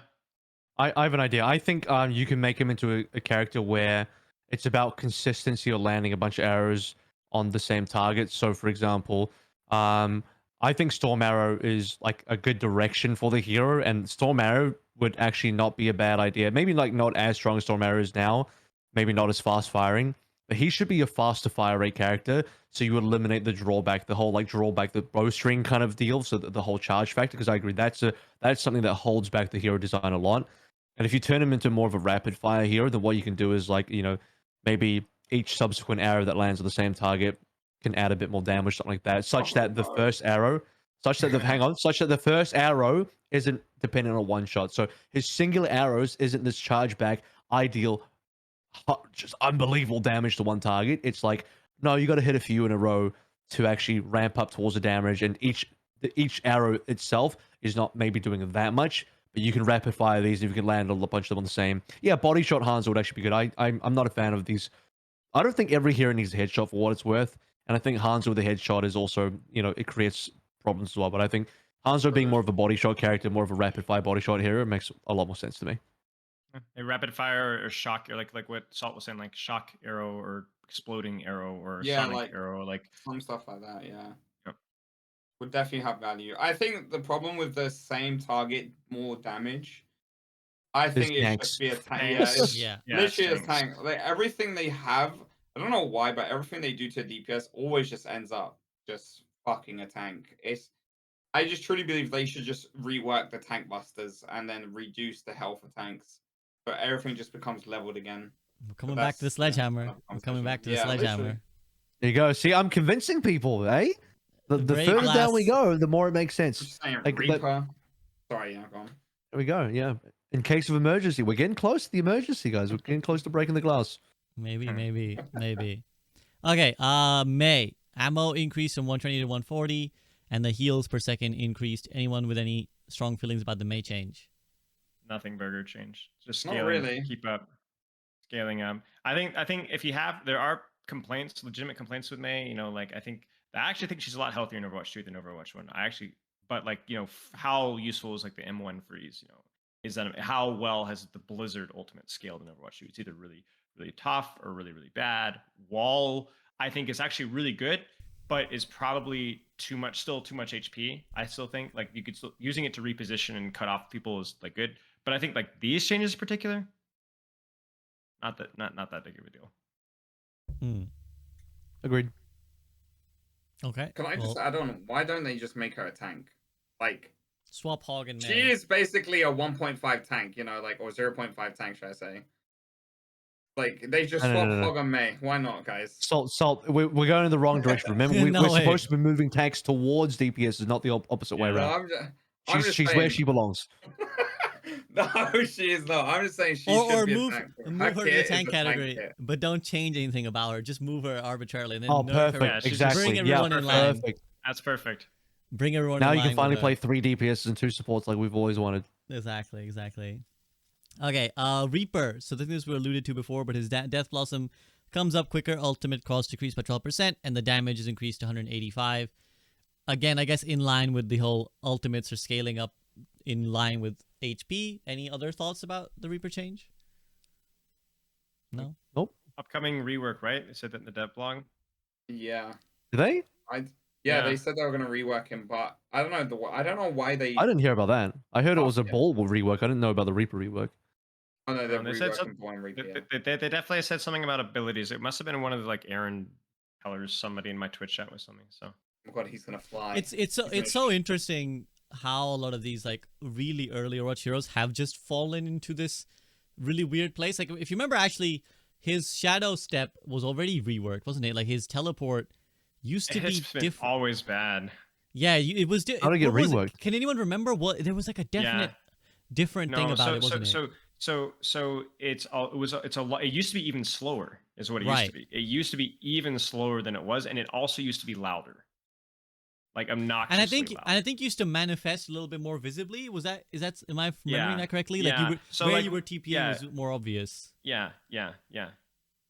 So it seems already somewhere down the line they were like, this is a little bit lame and one-dimensional, and we're kind of only further down that train of just like it looked cool in that 2016 trailer, but not since. I think Reaper has potential. I think the problem with him being a tank buster right now is more due to the fact that his cooldowns are just so bad that he can't really get to other people all the time. Like the flank Reaper playstyle is like really good, but the problem is if you get a bad map or a bad matchup, you're so slow and clunky that you end up shooting the tank. Like there's some points like Shambhala Monastery, third point. Like it's like you literally there's nothing you can do. Like there's nothing you can do as Reaper on that point, which is insane. So I hope that like whatever they do is like they just make his CDs better. And then I think that you'll have like, I don't think that he's a fundamentally broken tank buster idea. I think of him as like a really fast cycle flanker because he's really good at killing squishies. Like even like yesterday we were doing like some Overwatch scrims with like Apply, and Apply is like popping off, and like he wasn't shooting Malga. You know, he wasn't shooting JQ. He was finding other targets, and that's good when you can do it. I think just sometimes when he becomes a tank buster is more to the fact that he can't do other things. So I hope that gets addressed. Yeah, as I don't someone love who, Reaper, but I don't hate him either too much. so someone who actually spent like a decent amount of time playing Reaper, like when I towards the end of Overwatch 1 when I played a decent amount of DPS, I used to primarily play Reaper. His problem remains, I think, now what it was then, which is that he just suffers against long-range characters of any sort. Like, if there's ever a long-range DPS on the enemy team, you just kind of lose. Because, like, my favorite thing to do as Reaper was just the cycle of, like, I TP in really aggressively, poo, poo, poo, poo, poo, bam, bam, bam, bam, bam, kill something, or try to kill something, try to, like, 2-3 tap it. If I don't get the 2-3 tap, I'm wraithing and I'm out. If I kill, maybe I'll stay for a little bit longer. But it's, like, kind of impossible to do that if they ever see you coming. A, like there has to be a path for you to get there, and B, like you just cannot take poke in that time, and the downtime of that is so long in a game where people are just shooting you all the time. It's like if you're all right, guys, let me give me like 5 seconds to set up this flank and maybe get a kill, versus like a Sojourn or an Ashe is kind of like I killed a guy in that meantime, sorry. It's just kind of like he just, again, falls a bit behind in the pace. And as you said, when that's not happening, you pick Reaper and you chase the monkey around, but that's lame as fuck. But that's also sometimes all you can do. So I actually idea of yeah, go ahead. No, go ahead. I was gonna say we had the idea of like bringing back like or giving him some form of verticality with his wraith form, like in the cinematic. And then there was also the idea of like giving him like a very brief, you know how like Orisa does the javelin spin and she has that brief speed boost after that, but doing that with teleport. So you teleport and you have like a brief speed boost for 1.5 seconds after. And then there's some other stuff where it was like, there's some other stuff that we did as well. But those are like the main two, like taking what we already have and just improving it. You know what they need to give Reaper? They need to give him like because a couple like Valorant and Apex both have a version of this. They need to give him like a bamboozle, like a Yoru, thing that runs in a direction. Like it's just like a bait, like a fake decoy. TP. Yeah, like a fake thing somewhere that he throws it. Like it's like, oh, I'm over here, and then you pop up somewhere else. You're like, no, I'm actually here, bitch. No, I got it. This is how you do it. He TPs, but you have to confirm the TP, which means you can cancel the TP and use the bamboozle. Oh, like the Wraith Omen ult, right? The Omen in Valorant, he does that, right? Where he's like his ult, you can kind of see where you're teleporting, and then cancel it. No, I more meant like you see him teleporting, but either you can cancel it or you must confirm it to go, and then that way it looks like he's about to TP, but it could be a fake, and you don't know if he's going to confirm it or not. Do you know what I mean? So whereas right now when he TPs, you know his ass is TPing. Whereas, you know, it could be more of a to fake it, he has to confirm, or right, or and he gets the cooldown maybe as reduced, like thing. Something like that. Yeah, rather than being immediately gone or immediately back, it's like kind of halfway house. Yeah. Okay, interesting. An idea there to float to the devs. I don't know what their rework is. Probably too late to come in the pipeline now, but Salt. I did ask Flack, who's a Reaper one trick. He said he would love to have like a 2-second movement speed or like movement speed increase on while he was ulting. So that would help a lot. Not a damage, like not even a damage rush, just a movement wise. I guess that makes him harder to hit, but it's also kind of obnoxious in a way because like when he's ulting, if you can't hit him, everything just dies. That's not my words, by the way. No, it's fair to bring it up, but I wonder how that would go down. Okay, Sombra. Developer comments virus critical damage impact when it hits hack targets, or when it deals critical impact damage when it hits hack targets, and this change makes using it as a follow-up more compelling. The translocator now destroys breakable objects, preventing Sombra from teleporting a shorter distance than inspected. Impact damage up from 10 to 25, destroys breakables, and ultimate costs reduce. Any thoughts about the Sombra? Yeah, I can understand why the devs are taking Sombra this direction. It feels like, you know, one of those scaling changes where like, okay, HP went up, so, you know, Sombra's effectiveness as a backline assassin kind of goes down. But at the same time, it's like, that's probably a good thing for the game, though. I don't know. There's two ways you think about this. Is like, one is you think about the overall health of the game, and then the other is like, you think about Sombras themselves playing the game and what they want to do. And yeah, it does suck for Sombra to not be able to play towards her design of being an assassin if the damage just doesn't work in an environment where everyone's got 250 HP instead of 200. And then there's the whole thing about the hack and whether hack is valuable. And I do understand that as well because I think it got to the stage where it just felt like hacking and then virusing just wasn't even worth it in terms of the damage. You should just throw the virus and then just start damaging, forget about the hack entirely. So they wanted to try and give hack some value. So I fully get where the devs are going with the change. It's just like I'm of the belief that I would prefer if Sombra was not really a good hero, but I mean, I She's don't just know. such a weird hero. It takes like so much effort to like do some of the things that she does, but like the whole concept of like having a character that can unironically like that her identity in many ways is like abusing spawn camping. Like that's like actually ridiculous. I'm of the opinion. I was having this conversation last night. Is that like I think permanent stealth is a problem. I think if you started with nerfing permanent stealth, I think permanent stealth is what and it like forces her to have to do all these other things. It allows spawn camping to be a legitimate playstyle. It prevents allows for permanent sitting in the back line. It forces these bad habits of like a lot of these like low to mid rank summers where they take like 6 years to stage in backline. They're never there for the team fight. Um, I think if we dealt with permanent stealth and made it more either on a timer or whatever, I think that a lot of the summer's issues would be dealt with because I think even like something like viruses, I understand like the hack virus dynamic and like using it as a dueling potential and all that kind of crap. But like the reason why that's an issue is because of spawn camping. That's why it's an issue. It'd be significantly less You of know an what? issue. Go ahead. I think part of the fundamental issue I have with Sombra is that I don't think her design of being a backline assassin was some sort of invis assassin. I drop on your head, virus and kill you, and just not quite one shot you, but essentially one shot you in some cases. It's just not good design in the game. I It's prefer not. a Sombra. I prefer a Sombra that's more utility based, and this is gonna be like really. I don't know. I don't know if people are gonna like me saying this, but I think Sombra Overwatch 1 or like pre-rework Sombra with the 6-second hack had a lot more utility. I'm not saying that's what we should go back to, by the way. I'm not defending that. I'm just saying like that's closer to the direction Sombra should be in terms of being a utility-based hero rather than just a pure assassin hero. If you know what I mean. Yeah, I mean, like for me, utility through hack was something I always hated. Hack, like probably my least favorite thing in the entire game. Sure. I think original Overwatch, literally. But then Hack is an transitioning issue, to yeah. yeah, and just transitioning from that into not a duelist, but a backline assassin is like you said, not healthy. And people that think that it is healthy, it's her unique identity, have never played a game other than Overwatch. Anybody that's played an MMO, first-person shooter, like backline assassins are the bane. They're up there with snipers, one-shot snipers. Like having characters that have infinite stealth. That's why like a lot of like MMOs like Elder Scrolls Online, I want to say World of Warcraft, like stealth is like a really scary mechanic because it's something that gets really, really abused in PvP games, and Sombra's no exception because it allows you to essentially stage without risk. Now that's not necessarily true with current Translocator, but the idea of like infinite stealth is like it's like one of those like it's like infinite stealth, invulnerability, one shots. Those are like some of the no things that you need to really tread carefully with. And I think they broke the rules with Sombra with that. So I won't chime in necessarily on the Sombra discussion because I missed some of it, although I heard a little bit of it while my headsets were loud enough. But what I will add to is context is how invis characters are handled in Dota, which I've been grinding. I don't know, AVRL, you were there when I spent a week playing League. I don't remember too many invis characters and how they work in League, but in Dota there are a lot of invis characters. But the drawback, You have a whole weapon. You have a whole item in Dota that lets you invis.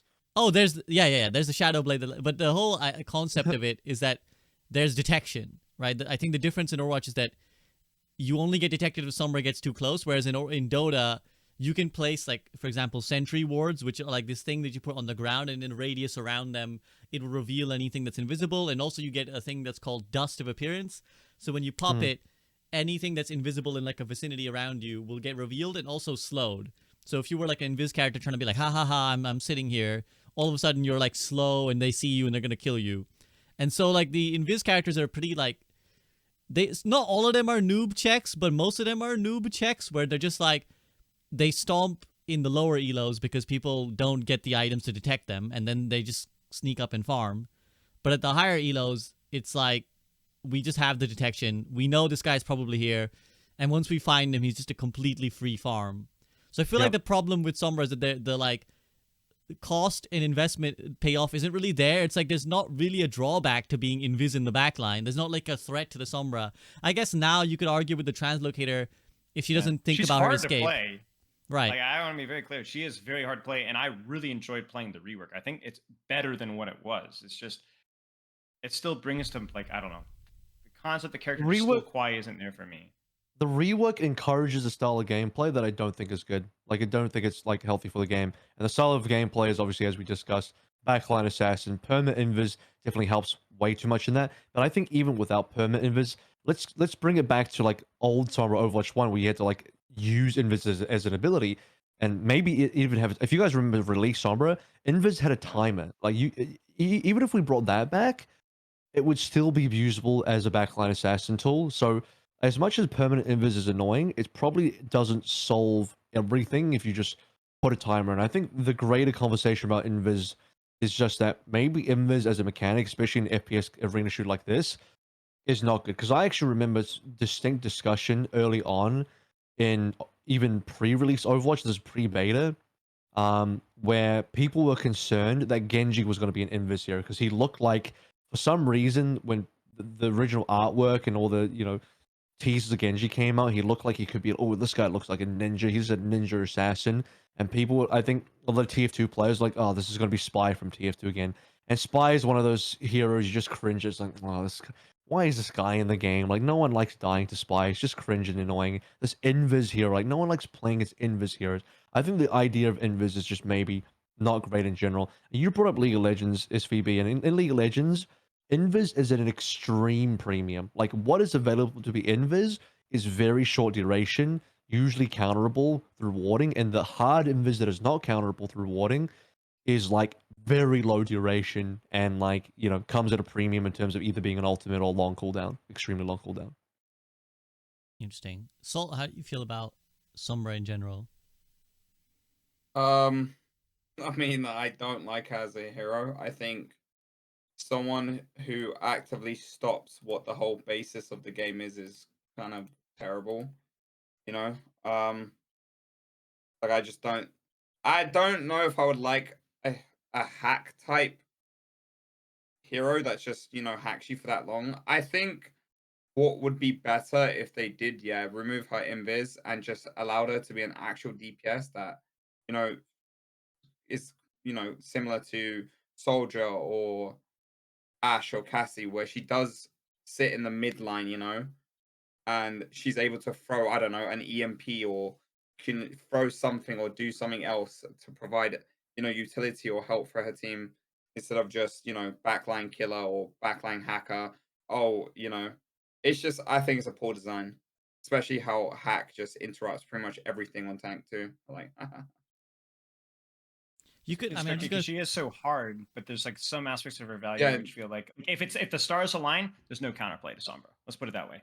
Like when I time my hack and virus and nail it perfectly, and you're not playing the right hero for the counterplay, then like you die.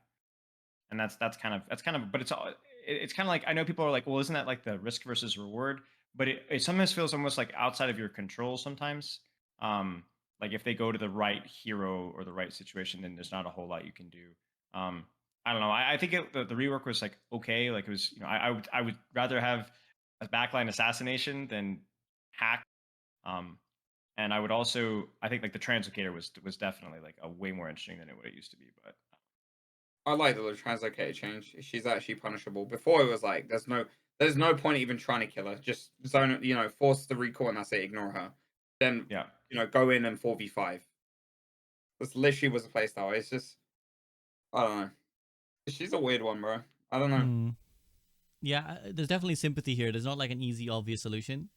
Two things I'll throw out is like, one is an observation, one is just a random session. Like, what if the virus is what hacked? Like, what if the projectile is what hacked? And like, I when thought that's what landed? it was when they first like released like the teaser for it. I was like freaking out because that was one of the suggestions that we came up with, is like maybe like having like a hack skill shot. That would be a lot better, yeah. I would prefer that. But you know, Because there's a bit more timing to that as well. I think it's harder to state that you're just like, if you're just holding right click on someone, waiting for them to do a thing, it's harder to be like, I tactically interrupted it.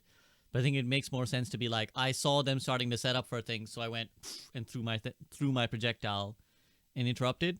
The other thing I'll add, just as a wider context, that anecdotally, what I've observed is that I think, and this is the argument for Sombra being a very difficult hero, and I think she always has been, but she's also very much a crutch hero, which I see people switch to just as a run around and chase the tank swap. Like the 9 out of 10 times when I see a Sombra in my lobbies, and for context, I've been playing in like Master 5 at the moment on my tank.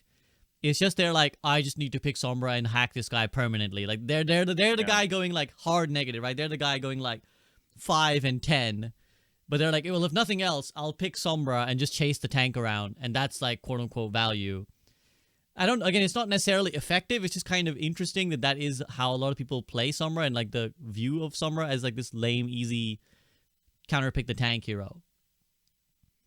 Okay, any other thoughts on Sombra? One thing on the actual changes, I am shocked that EMP got buffed. Yes. I think that the ability lockout time that they did before was, I do not like that change. If anything, they should have given her like her damage buff or something back, like a small damage buff but having a 3-second ability lockout. I don't care if it's an ultimate. That is ridiculous. That is not good. And in making it happen even more often right now, no. EMP does not need to be stronger than it already is. It's ridiculous. It should have been nerfed and buff something else. Like EMP is awful. Awful. All right, EMP hate thrown out. Let's move on to Symmetra then. Photon Projector. Primary fire damage per second increased from 60 to 65, scaling with each new stage. So the maximum new damage is 195 damage per second with her level 3 beam. And the Sentry Turret health increased, damage increased, and Teleporter health increased, shield increased. So how do you feel about round the house buffs for Symmetra? Salt, you first. Yeah, she's just a very niche hero. It doesn't... Okay, I think the most annoying part about it is the turrets. It's like, why? Why can't you melee the turrets? Why do I have to charge twice up as Winston, pretty much, to kill a turret? It's just... was no need for a turret change. I don't really mind her being buffed, because she doesn't really get, to see the day of light ever. And I guess it's just gonna, influence people to play it. But the turret change, that one's baffled me. I do not like that change at all. Interesting. I got a spicy take. Oh yeah. Hear me out. Give her a 2-shot back. Shrink her orb size though. I think removing her 2-shot completely trashed the entire point of the rework in the first place. Actually, like as long as she can't 2-shot, I don't think she's going to be good. I think that the turret change was, I agree with Salt, was like too much to once. Like if you want to buff the damage a little bit to proportionate HP, all the nonsense, sure. Maybe make the HP go up by a tiny bit. The HP buff is too much. The damage buff is too much. The teleporter buff was like a lot. It was kind of strange. Like, okay. And then the primary fire again was like, okay, I guess, because like it wasn't necessarily that hard to track, but again, the damage wasn't scaled. But I actually think that like the removing the 2-shot like completely gutted the character, like completely trashed it. And I know some people were gonna be like, oh, but Symmetra's cringe, we hate Symmetra, hate Symmetra. Okay, fine, make the orbs harder to hit or whatever. But like the fact that she can't actually 2-shot with a full charge, like completely destroyed her entire rework. Which I would prefer if they reverted that. AVRL, how do you feel as the resident 1-shot hater? Yeah, I'm okay with 1-shots. I'm not okay with 2-shots. I'm a lot more okay with, especially if they're actually difficult to hit. They're not a hit scan. You could also address the fact that, okay, if you want to reduce the consistency, the projectile could go slightly slower. I'm not saying like really slow, but maybe it needs to go slightly slower if it's at full charge or something like that, or the whole thing if you want to bring the 2-shot back. So there's different levers you can pull is basically what I'm trying to say to make this thing feel more fair if you want to make it a 2-shot. It's interesting at the moment because I'm seeing Symmetra being played as a counter to Malga, which I don't know if everyone realizes this, but Symmetra is one of the few heroes that actually has some good counterplay to Malga. So I'm seeing this a lot. So I'm like weirdly okay with Symmetra in the meta just because she has some counterplay to Malga where you can TP in and out of the cage. So you get cage, great. TP, gone. You just say goodbye to the cage. Doesn't matter. You can use your Photon Barrier, your ultimate on Symmetra to divide the cage up as well to help people inside. Her left click can just sort of melt the cage itself anyway. So I think Sim needed help. I think Sim was not a good hero in Season 9, especially with the changes to, health bars and all that kind of stuff. So she needed some help. I'm not exactly sure in which ways she could have been helped, but I'm wanting to give this a little bit more time just to see how this change plays out for Sim.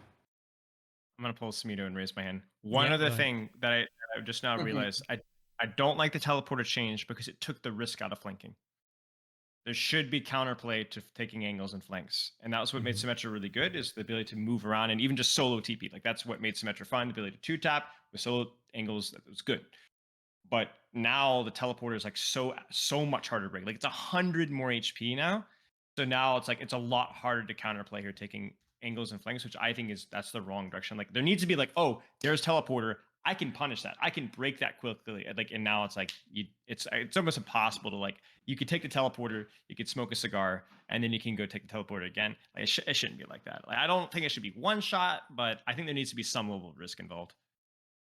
Yeah, I remember playing Winston recently against Symmetra, and I'm just like, it's the fucking Sisyphusian rock up the hill trying to break the teleporter. Yeah. Just like taser, punch, taser, punch, taser, punch. She's like takes a tour around the map, comes back. She's like, oh, my teleporter's still alive. Great, I'll just take it back. And the Winston's just like, I'll kill it eventually. I'll get it eventually. So yeah, it does seem a bit excessive. I'm not sure. I wish they'd kind of give an explanation for why that was the case as well. Like, it's not like her health, her teleporter's health needed to go up in proportion with everyone else's health. Like, that doesn't make any sense. So what was the thinking behind? Not that it would have necessarily made it better, but at least would have given us an understanding of what the rationale was. Torb turret damage up by 2. Again, I presume as we're leveling this out with everyone's HP. Anyone have a problem with this? It's Torb, so yes. Yeah, it feels like one of those like auto attack things are doing more, which is not a great thing. AVRL? This is quite a bit of a damage increase, right?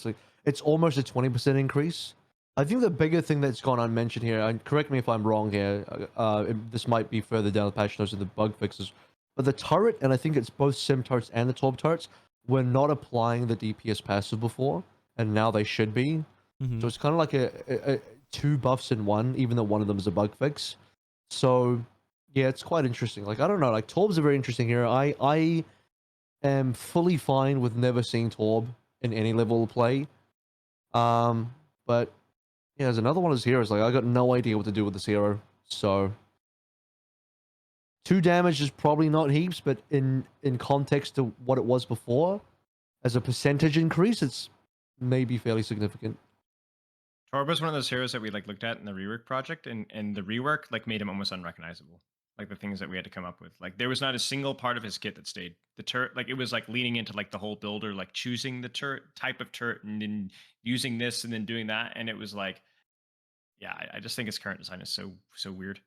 Turret's super boring to use. He's like the spammiest character in the game, next to like Kiriko maybe, like in terms of just like not even really aiming, just aiming at a choke, like even more so than like a Hanzo. I hate his left click. His left click is just honestly just so lame. The amount of damage it does as well. He should just have like a build a armor on the spot ability where it's like he has like 1 of 3 armors he makes, and he's like constructs it, and one lets him like fly up, one lets him like the whole hero move fantasy faster. is just not there. Like it's not even like, oh, it's an unhealthy hero fantasy like Sombra or whatever. There just isn't even the hero fantasy. Like we have this character that's like a builder and this genius, and he's got this great personality, and he puts down this turret that does meaningless damage and then explodes lava. You know, all that is like a sexual metaphor for everybody, and that's about all he contributes to the culture. It's like, congratulations, Torbjorn. Terrible. Yeah, he's a walking sexual innuendo. That character, that's all it is. True. Sex machine. Salt, any thoughts on Torb before we move on? No, I agree. I agree with everything. It would be nice to see a Torb that was kind of. I don't know if you guys have ever played League, but Ornn, he builds items for his team. Yeah, so like when you basically have, or he builds like, I forgot how he works, but they could essentially do something like that for Torbjorn, where he does provide something for his team, or like, I don't know if it's health. I don't want to say health or shields because that would drive me crazy. So you're saying he should collect scrap? He should collect scrap off the ground and then throw armor packs. Is what you're suggesting? It could do something where it changes certain abilities that he can add on to people, but then it would be like you're not that great yourself though. If that's going to be the case, if you're going to empower someone else, your hero is kind of shit. But that's the Torb is like Yoda. on like like Empire Strikes Back, he, like jumps on Luke Skywalker's back, like Torbjorn rides along with Like you. You know what I'm saying? And like just imagine Well, like Reinhardt Ratatouille. I mean, with that Torbjorn, would Ratatouille. work, like, yeah. You take over the You know what I'm hero. saying? You take over the guy. You're like, you're playing him wrong. You jump on. You're like, I'm controlling your It's hero like now. J3 and on ML7's back, kind of a visual. You know what I'm saying? That Yeah, literally yeah. could be a thing. Give him 50 HP, empower the hero he's on. If the hero dies, Torbjorn jumps off, and then you got to kill that little rat. I'll just be real. I don't think builder heroes could work in this game. Like, it's just another one of those, like, it's one of those MMO arc. It's probably not even Yeah. MMO arc, but you know what I mean. It's just like one of those weird things. Like, if you're like, let's make an agree. FPS arena shooter game, and at no point does any serious FPS arena shooter game say, "Oh, let's add builder characters." And it's like, what the fuck is that? Why would you add that into the game? That's ridiculous.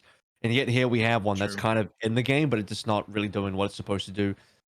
Maybe it should. Yeah, someone chat said maybe Torb should just be a support hero, like maybe rework him to support where he does build armor. I think that he's just. I would be totally for support heroes that weren't just heal bots. This is another reason why I think healing generally should get nerfed, because then it also allows you to allow design space for supports that aren't just all about healing. Because right now, if you make a support that doesn't just pump out heals, it's fucking useless, and that's an issue as well. It just means supports are just all heal bots.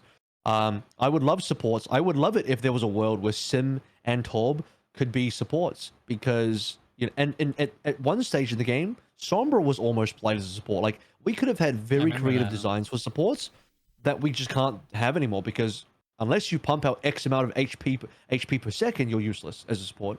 So Blizzard have locked themselves into a weird design space for supports. I disagree. And, I think we're moving away from that already. Like I think like you look at like Are we? a lot of it. Yeah, I think so. I think so. Maybe with the exception of Malga, maybe. But like I think a lot of like the new tank characters, like you look at like that's the whole point of one of the things with like having a solo tank, is that it opens up other supports so much more. Like the amount of times that Lucio Zen is actually viable in Overwatch 2 and compared to Overwatch 1, it's like 10 times more viable. Like you can play it with Sigma, you can play it with Roadhog, you can play it with Zarya, Yeah, but you can play it with. Go ahead. To allow like the design space for Sim and Torb to be supports, you would have to be comfortable in a even far less healing type of game for Overwatch. Like Yeah. the Overwatch game as it is now would be even you would need to Yeah, be I'm not even disagreeing. more or less reliant on heals for that to happen. I'm not I think disagreeing. I'm saying that we are moving. Like I feel like more often than not, we're moving more in that direction than we have in the past. Like we are, but then the DPS passive nerf kind of tells me we're not at the same time. Do you know what I mean? It's like we were, and then Blizzard like heavy handed. Okay, -15 now. Like what? It's like we barely had enough time to play with the -20, and now we've gone back to 15. So. Yeah, but see, if it's a -15, then that gives them a good excuse to tune down healing globally. You know what? I think that they're would having be to. nice. I think they're having to I don't know if juggle they'll a do lot that of. though. They're I having don't to think they juggle a will lot of either, but- sentiment. No, I'm just saying that I think they're having to juggle a lot of sentiment as well. To their defense, Sure. it's like a lot of support players immediately are like, this season feels shit for support. Supports are shit, because it is a big adjustment. So it's not the worst thing in the world to like, okay, well, it's 15% for now, while we let people adjust to the idea of a DPS passive, and then we can adjust things later to kind of allow know what? for a world. Yeah. SVP, you brought up Dota earlier, and we brought up some League of Legends here. You know what's funny about Overwatch as a game is a lot of people, and I typically disagree with this, but I'm going to lean towards this for the first time. Is a lot of people in the community say it's like, oh, this is an FPS MOBA. I'm like, bro, there's like nearly no MOBA mechanics here outside the fact that we have heroes with cooldowns and ultimates. But let's play with that theory for a little moment. Let's play with the MOBA aspect. You know what actually is happening in a MOBA? Ironically, very little healing outside. Okay, except for the fact that their carry heroes might have lifesteal, which whatever. But you don't have a support heal bots outside of like one or two characters, like that fucking cat in League of Legends, whose name I won't even name. You don't have these giga like heal bot characters in these MOBAs. Everyone's kind of self-sufficient. They do their thing. You go back to base to heal. You come out. You play your game again. In fights, no one's getting giga pumped with heals such that the DPS is racing the HPS to see which one comes out on top. That just doesn't happen. And you have such amazing design space for supports in actual MOBA games that actually have real, utility. They can tank. They can mitigate damage. They can do some minor healing. They can buff. They can debuff. They can do so many interesting things that play make from a utility standpoint. where they're not just heal botting, and the Overwatch is just the complete opposite. Supports in Overwatch is the most like dumb one-dimensional design where it's like, do you heal X amount of HP per second? Yes, good hero. No, bad support hero. So fucking annoying. It's like we've pushed ourselves into one of the worst design corners for supports, and the worst part is the supports that we have in this game are now so like healing pilled that they can't accept that's not a good design for the game. They're stuck there, and all they want to do is like giga, heal bot, and they can't accept any other reality that exists in the game. And that is kind of holding the game hostage as well. Just being honest. I mean, I will compare. I'm comparing Overwatch to Overwatch, right? Like comparing Overwatch to any other first-person shooter. I mean, the amount. I guess again, that's kind of a broken comparison, but yeah, there is a lot more healing in Overwatch than there isn't in every game. What other FPS game has this much healing? Be honest. There's not one. Right. None of them. Zero. No. To an extent, it is apples to oranges, but You could argue. It doesn't mean that the comparison is flawed fundamentally, though. Like no MOBA has this much healing. No FPS has this much healing. No team-based shooter, class-based shooter has this much healing. I can't find any game that has this much healing. Actually, You could argue that I can't find one. MMOs, Which is a fucking mistake. Why is our game an MMO? It's ridiculous. I'm telling you, you look back at the older I get, the more time I spend looking over Overwatch, you start to see the MMO RPG aspects of Overwatch. And that is so bad. That is actually incredibly bad. Salt, how do you feel about this? You duo with J3, who's the lead proponent of the healer not support. How do you feel about this? Where do you think he got it from? Oh, really? I think it's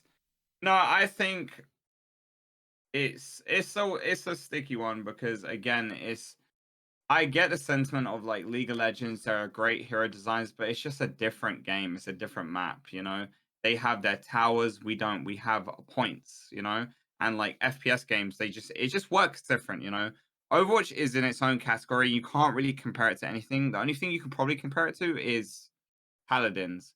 And I don't know how Paladins works. I don't know if they have items or anything like that. So it's so you can you can compare it to other games, but at the end of the day, like I don't really see it working for any argument, but I think if I need healing, fucking heal me, But besides that point, I think you could go on designs where they don't have to heal at all. They could just throw, like a something on you, and then they actually make plays for you as a tank or sets up stuff. I'm not going to give any examples. I just said I don't want to do that, but there is several things you can do for support. But I think the heal bottom thing situation it just comes up that from the scoreboard aspect where they see big numbers and they want to get that number up. And it's the same with damage dealers. Certain people love seeing their damage up. And I think they've become addicted to that little dopamine rush as if I lose, I still did good,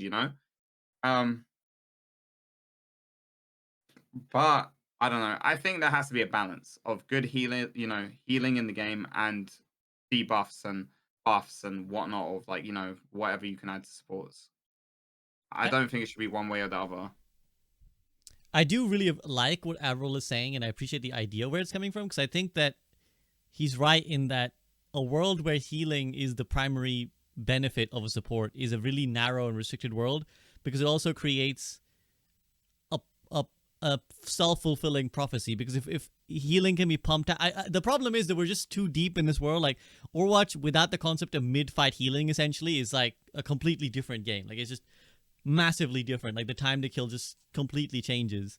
True. But the idea that like there's a world where supports are doing different things, I love MOBAs, right? So I love the idea of like, for example, I've been playing a lot with Fitzy recently. He plays support and I play usually mid or tank, and he loves playing a character called Vengeful Spirit, and the abilities of Vengeful Spirit has Dota 2. Dota. Okay. Dota 2. So the abilities of he plays hers. She can be played in different roles, which is another aspect of MOBAs. You can play different characters in different roles, but he'll play Venge as a support, and she'll have like one thing that reduces people's armor in like a line. She throws like this wave of terror, and it reduces people's armor, so they take more damage. She has a stun that she can throw out, and then she has her ultimate in her trademark ability is called Swap, like Nether Swap, and she literally swaps her position with a target. So it can be a teammate or it can be an opponent. And the more level the ultimate has, the bigger the distance of she can do it from. So what you'll often see is like either she uses it to initiate, so she'll catch someone like important from their team, or she's like almost throws herself in, like swap. And now she kind of is accepting that maybe she'll die, or she builds her items around like, I'm going to swap and then immediately escape away. But the idea is you've kind of initiated by putting someone else in a bad position, or the more frequent use is like you bail someone out, right? So let's say, let me try and relate it in Overwatch terms, right? Let's say you've got a Widowmaker and you know they're running dive and you know they're going to try and dive your Widowmaker. So you're kind of playing even behind your Widow and you're waiting for them to initiate the dive on your Widow, and then you go swap. And you swap your Widow back. She's now far back again, so she's sniping once more.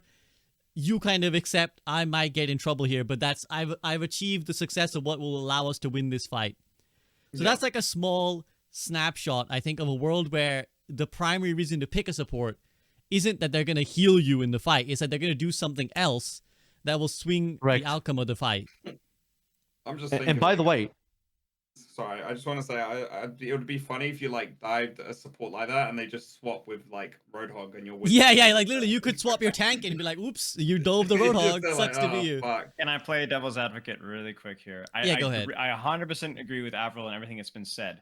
However, I don't think it necessarily is like I don't think that this is, you guys are saying this, but it's not going to be like this is going to fix the issue, because think about support utility and think about support utility that people don't complain about. Oh, you want us to list an example? All right. Oh, like think about it. No, seriously, like think about it for a second. Like sleep dart, Suzu, nade, teleport, life grip. They do complain about those things. Like that's what I'm saying is like all like support you, like we nerf healing and then introduce utility, but people hate utility too. I'm not saying that's use speed boost. Care that much, right? Okay, speed boost, fair enough. People don't really complain about speed boost. That's true. I think boop is fine. Boop, Lucio boop. Yeah, it's whatever. Okay, well, there's always somebody. Pedal. Somebody. Yeah, but even pedal, like pedal, especially now, like you can't pierce through it. People freaking hate pedal, right? Well, that's just a dumb change that they added. Like that's not core to the pedal. I agree. I think there's good utility and there's bad utility. I don't think it's fair for me to say that all utility is bad. I'm just saying that like, just nerf healing and give utility, everyone's gonna be happy. It's like, I'm not saying that's what you're saying either. I'm just more for the listeners, food for thought. Can I be real? Can I? No, go on, Avril, go on. Yes, Avril then Salt. A lot of the utility is also healing, because when you look at the abilities, like, hang on a second. Well, BAP just does like 3 different types of healing, and Anna's nade is also healing, and Alari's pylon is also healing. Yeah, but people don't care about nade is healing, right? And you're talking about damage. Well, it's also anti-healing though, but it's also anti-healing. So isn't the utility is in denying healing? True. That's true, but damage boost Discord as well. I actually think I'm not a big fan of like damage boosting, but for example, I think Nano is a really good ability in this game, a very fair ability, and generally speaking, Anna's a very well-designed hero, regardless of what she does. She's just a very fair hero. Like as much as I hate Rez, I just love looking at Salt. Yeah, I mean, I don't. Salt just doesn't like anything that shits on tanks. So we understand Salt's position. You can't say she's well balanced. I'm sorry. That's just, all right. We'll leave that out for a second. Continue with your point, and then we'll come to Salt. And so the other thing I was going to mention as well, just a couple of segments back, is the fact that design space is also severely limited for supports, because how many different ways can you introduce healing to this game? Like seriously, you're at the point now where like you look at the supports like, is there any more realistic ways that we can just shove more healing to the game? Because we've already declared that this is true. Every single support that releases must do a certain amount of healing, or they are completely useless. Right? That's been determined to the point where like Lifeweaver just had steroids injected into his ass, patch over patch, more healing. We're about to get to the Lifeweaver bit in this patch as well, where he's just gone from 70 to 80. In terms of like overall how much healing he can hold, although the actual HPS doesn't increase by too much. Point is that to make a support good, the HPS must be good, and that's it. That's the defining factor for what makes a support good, and that is ultra restrictive to the design of supports. I can actually agree, because before this season, I used to hate. I used to think, actually, let me say that. I used to think I hated the utility where every support had 2 answers for my one. So, for example, I would dive the Kiri. She has a, TP. Jump on her again, cleanse, and then by the time that cleanses up, she jumps, she TPs away. Another example, who else? Lifeweaver. Dive on Lifeweaver. He has a petal. Dive on again. He has that double, like little speed jump thing. But now in this season, now that healing isn't as strong, I'm actually finding the utility isn't that much of an issue anymore. So I actually agree with you on that. So I think if they did like make stuff more around utility and healing wasn't as broken, then yeah. But then it would lead to an issue with tanks as well, and shooting tanks and hard focusing tanks. That would have to be addressed too. Yeah, it's ultimately like a different game, and I don't think AVRL nor I are suggesting that they should verbatim take the way things are in a MOBA and copy paste them in Overwatch, because obviously they're like vastly different games. Sure. I think it's like more an interesting idea that AVRL brings up that I like that he's bringing up, which is that there's things to be learned, there's like lessons to be learned, and we've kind of more opens up in a world where healing is less dependent for everyone. Like I don't think, bar a very few section of support players, I don't think the vast majority of support players enjoy just brainlessly healing anyone, especially their tank, right? That is Mercy mains enjoy it. Well, controversial. Maybe that. I would say the Mercy, from my experience talking to Mercy mains, the things they enjoy most is the movement and bouncing around between people. They don't really enjoy pumping their heals on one person. And I think, again, by and large, I don't think support players love just pumping the healing on one target. They also enjoy being able to do more things than just the one. And so it opens up the space for everyone, I think. Not just the tanks and the DPS get to do more when healing isn't just being pumped on a thing. Supports get to do more than just, I gotta heal them and hope they win the game for my team, right? Like the reason support, ironically, think about it this way, right? Support was the strongest role. Why? Not because they were just out healing things, because they were also just damaging and killing things, right? They were like, everyone's like, well, supports are doing the same damages as DPSs, but also healing. So ramping their healing numbers up would make them more oppressive, but wouldn't make them more in control of their outcome of victory. Whereas the utility and the DPS is what would make them more in control of their own outcome. And so again, then another argument for moving away from mass healing is that it actually opens up the game for everyone to make more plays. AVRL, anything else you want to add? Yeah, for example, like I'm just looking through the heroes list, and I just briefly went through the League of Legends champions as well. So here's some ideas of like things that could have been a support ability. I actually think, maybe controversially, things like, obviously this is not a one-to-one, like just port this ability one-to-one over. You'd have to adjust the numbers to make it fair. But for example, Commanding Shout could have been more like a support ability, because that's a very supportive ability. Things like Cardiac Overdrive, Maze Ice Wall could be a support ability. You know what I mean? Like I could see that being an actual used on a support instead. If you actually look at a lot of the MOBAs, I will concede one point about utility as far as MOBAs goes. A lot of the utility in MOBAs for supports are actually based on CC, and I don't know if that would be good for an FPS. Probably not. We probably don't want more CC. Maybe light CC, like not hard stuns or anything like that. I think, like, I'm not necessarily saying we should have more hinders in the game, but at least hinder is a lot more fair. But stuff like Zarya bubbles as well, like that's a very common support utility in a game like League of Legends. Like a support hero might just put a bubble on an ally. Like there's that range of type of utility where, like I mentioned, buffs, debuffs, that type of stuff, or just things that affect the battlefield, like an ice wall or like some sort of vortex as well. Like Ram's vortex could have been a support ability just without all the heavy damage. Just stuff like that. Like we could have gone, but even just talking about like where this conversation even spurred from is just me looking at Sim, looking at Torb, from the discussion of like, yeah, like I don't know, maybe it just doesn't, maybe they just don't really fit in this DPS role where like we're literally having conversations like maybe Sim needs to be able to have 2 shots, and it's just like, oh, it just sounds like, I guess, but like does that something we really want? Maybe if Sim could have been like old Sim, where she just gives you a little bit of shielding HP, but she does some other stuff. She has some turrets. I could see that being a support, but the issue is you don't want to know why Sim never made it as a support, even though she started as support in Overwatch 1 release. On release day, Sim was a support. She never made it as a support because she doesn't fucking heal. That's the only reason. But if we didn't need as much healing, Sim could have just stayed as a support this whole time. Think about it. Yeah. And one last thing I'll add, because we'll move on now from the MOBA. This could be like a whole other debate, like a whole other podcast. But one other nuance I'll add to the MOBA Overwatch comparison there is a lot of crowd control in MOBAs. However, there's like a key. I'll speak for Dota. I don't know League well enough. There's two asterisks that must be put alongside the idea of a mass crowd control. A, for the early game, you're only playing against maximum of 2 other people, right? So it's 2-on-2 for most people. Like in a MOBA, you have 3 lanes, 5 players, 1 solo, 1v1 in mid, and then 2-2 on top and bottom. So the amount of CCs you can get are only from maximum 2 people. One of them probably doesn't have too many because only one of them is a support. So supports are generally the controllers of crowd control, which is actually something that we kind of gave to the tank role in Overwatch rather than the support role. But supports are generally the controllers. And then later in the game, when you might be engaging in 5v5 fights, almost everyone mandatorily, apart from the supports, would have what's called a Black King bar, which is an item that you pop that makes you immune to crowd control for 8 seconds, and it diminishing returns every time you pop it. I think it starts at 10 actually. So the first time you pop it, it's 10, and then every subsequent time it goes lower to the cap of 6.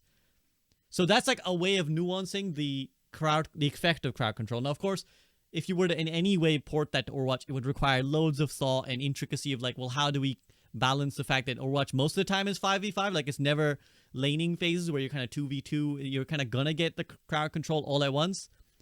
But again, if it's only 2 people who control it, if it's only the supports who control it, then there's only a maximum of 2 stuns coming, or, you know, et cetera, et cetera. There's a lot of nuance there. But I think food for thought is how I would summarize everything that AVRL has kind of said there, and that I'm kind of trying to chime in on is like, it's food for thought that we've kind of narrowed in on supports healing a lot, but if they didn't, there would be actually a lot more ideas to explore of what they could do in a world where they don't heal too much. Spilo and Salt, anything you guys want to add as like a quick last word before we do get back to actually discussing on the patch notes? No? Because I know I've taken a lot of you guys' time. Before we knew it, the podcast has been going for a long time, so I appreciate you guys slogging through it. I think AVRL is always raring to go. He's good to go. I'm good to go forever. But I'll be respectful of Salt and Spilo's time. Ana, explosion damage and healing increased from 90 or 60 to 90. Any strong opinions? Salt, you must hate to see it. I actually don't mind it. I think it is what it is. But yeah, fuck Ana. All my homies hate Ana. Oh, but God. that's about it. Like, I think the change is probably healthy for the game, in general. But yeah, even this change, I don't think she'll be good. I don't see her being good at all until her heals become good. That's why, like, you know, it goes back to what AVRL said. Moira is just too good in this patch, and the speed with Moira and the get out free gel card with the fade, and Ana doesn't have that. She just gets, you know, dicked on by everything. So yeah, I'm fine with it. Fine with it. Doesn't really do anything this patch. The meta has to shift for it to be like anything strong. Against Hog, again, it's not that bad. She's just the same as she's always been against Hog. There's no change. Fair. Spilo, how do you feel? It's fine. I mean, it's again one of those damage things that wasn't scaled. Obviously, 50% is more than the amount of health that was increased, but I don't think it has any massive breakpoints. You still can't one-shot a tracer. You have to shoot, nade, then melee, but you can recall or blink before you can get the. I don't think there's any major breakpoints. The damage is fine. I don't really have any opinion. I think it's fine. Yeah. I guess. AVRL? Yeah, I think Ana is still struggling a little bit in Season 9, so this seems like something, I think even based on where the dev's angle is, this is just one of those scaling things to help out, especially on, I think, self-healing as well, and also due to the fact that it's a bit of a correction towards Ana's nade and the healing not feeling that useful if she has the debuff on. Like, if you take 20% away from 60, it's not a lot left. So that's kind of where this all comes from. So, but again, this is from a position of now you're increasing from 60 to 90, but also the DPS passive has gone from 20 to 15. So, it's kind of a double buff in that kind of way. We'll see how things work out, though. I don't think Ana's like in a crazy strong state, though. So this is just a small buff, if anything. I think the hero itself is like okay. It's just like the meta around her is like not super friendly. super flanker agreed. heavy, and then Moira is really strong, like Salt was saying. So I don't think the character needs more buffs. Also, I think the DPS passive hurts her more than other supports when, again, Nano being built fast was kind of its main appeal. And now that doesn't, well, maybe it'll build faster now, but that combined with the need for supports to escape a lot in a dive-heavy world is, like, I think what saw her be so doo-doo. Does she have 70 damage right now or 75? 70, I believe. 70. 70. That's probably, like, if you were to give her anything more, you would do something like that. Yeah. I think, yeah. Damage? Like, yeah. AVRL's really like, As in, you think her damage should go up? She should deal more damage? If she's still struggling and we believe that the character's bad, then yeah, I'm putting her back at 75. You'd have to do number on breakpoints again. Right. They've gone back and forth with that a lot. I think 75 is fair. I think it's kind of crazy to be asking Ana to be hitting like 4 shots to hit a normal 200 HP target to death. Like, that time to kill on that is so slow. And the fact that if you miss even one of those shots, like, that person is... Like, the time to get away from that is so long. And if you miss even one of those, that it's even longer. Compared to, like, the change does not affect someone like a BAP or a Kiriko that drastically. Like, you can still... The next shot comes out fast enough. And also the ability to headshot is a huge significant factor. But that's of the this. tricky thing, right? The projectile change has affected headshots a lot. Right. But Ana doesn't benefit from that. Right, so she can't headshot to, like, compensate. So the 70 is coming very slowly. So I think that's something to consider. I know a lot of people hate Ana and maybe Salt one of them and feel like she's been good for too long.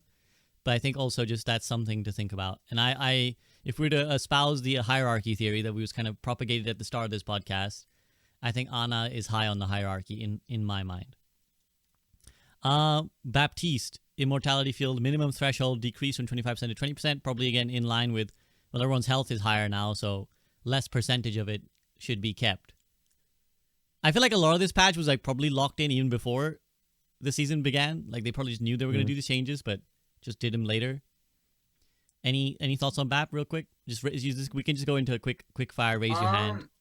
I like the change. It's definitely a lot better because I don't know if you've seen it with your own eyes, but someone would be 1 HP and they would walk into the lamp and their health would just instantly shoot up to like 20% or 25%. It's a good change. It's all around the, like, I'm happy with it. I think Lamp is one of the most complained about abilities in the game, so a nerf tool will probably quell some hate. Okay, yeah. 90% of the hate from Spilo, but yeah, still some hate from others, I guess. I think it's less oppressive in Overwatch 2 than it was in Overwatch 1. I think it's less of a problem. Brig, repair pack cooldown 6 to 5 and rally cost reduced by 8%. Down thumb from some Spilo. Spilo, what's She needed help, but this is the wrong change. This is, again, like, where if anything, like, her whip shot wasn't buffed, her shield bash is actually awful, like, damage-wise. It's still 50 damage. Like, her flail went up, but her whip shot, and so, like, there's all these combos that Brig mains will tell me about, but, like, basically TLDR is that, like, her damage wasn't scaled proportionally, which would be what you would do. And then the repair pack buff is, like, a big deal. Like, that is a big deal. Is that going to put the character in the meta? I mean, she's not really that great in the meta maybe right now, like Malga, Rush meta, but, like, that is a huge buff. Maybe one of the biggest buffs in this entire list. And people are not talking about it enough. So I like Brig. I think Brig's a fairly honest support character, but Armor Pack is by far the most suspicious aspect of her kit, specifically the burst heal. And I think, like, whenever you see these clips of, like, how did I not kill the backline? I've used like 75 ultimates and these 2 characters kept alive. No, it's 90% of the time it's like Suzu, and then the other 10% of the time it's Armor Pack. So it's like, I feel like Armor Pack leaning more and more into the Armor Pack is like, I mean, I think Armor Pack is fine, but if you're going to reduce the cooldown, again, you can't just do that. You also probably need to reduce the burst heal or something along those lines as well. Like, again, I like Brig. She's one of my favorite support characters. I think she's relatively healthy and very skillful, underrated in how terms of skill stakes, but that's a big sustained buff right there. Big sustained buff. Well, now I really am glad Sabina wasn't on the podcast. It might have burst an artery there. The characterization of Brig as a skillful and fair, honest support. Is actually like a triple buff. No, not old Brig, new Brig. Yeah, I know. I'm sure Sam is softened as well on Brig, but he'd probably still lose a mind or two. I think that actually, if you think about this, like a triple buff, because the healing per second goes up with the repair pack cooldown, plus rally comes quicker, plus DPS passive is less. So we're gonna see rally come up like not just 8% quicker, but maybe like 25% quicker. I played some games in competitive, and it's tangible. It's like there's some old buffs that are like, oh, you kind of can't really feel it. You immediately notice it. You immediately notice it. Okay, AVRL, any thoughts before we move to Iliari? Yeah, I think another hero that needed a little bit of help. I'm cautiously looking. I don't mind Brig. I think Brig in Overwatch 2 has been good in terms of like where she sits, and we've had a lot of Brig Anna as a support duo, and I've generally enjoyed the metas that they've been a part of. So yeah, I think Brig is a hero that is very that I agree with. Spilo, it does require a lot of skill to play, with a lot of risk involved. A lot of supports don't have risk involved. Brig is one of those heroes that does have a lot of risk involved. Like, you have to get into the nitty gritty. You have to put yourself into danger. And so I respect that, you know, you have to have the skill available to assess that risk and mitigate all that. So, very, very big buff on the repair pack, though. So we'll keep an eye on that one, see how that one goes. Salt, any thoughts on Brig? Not really. I'm just glad I can kill her now. That's about it. That's fair. Iliari then. So basically the primary fire recovery time reduced. The developers say we are adjusting the firing cadence, making it more responsive to use and increasing the damage per second, but not the burst damage. So yeah, the how quickly you can fire shots is made quicker. You can do them more quickly, and the maximum charge time reduced. So yeah, basically just quicker fire rate, pew pew more. So you Salt, go on Iliari then. Any strong feelings on Iliari? Again, not really, no. It's, I mean, it's just a quality. It does change a bit, I guess, quality of life, but I don't really see it played much in ranked.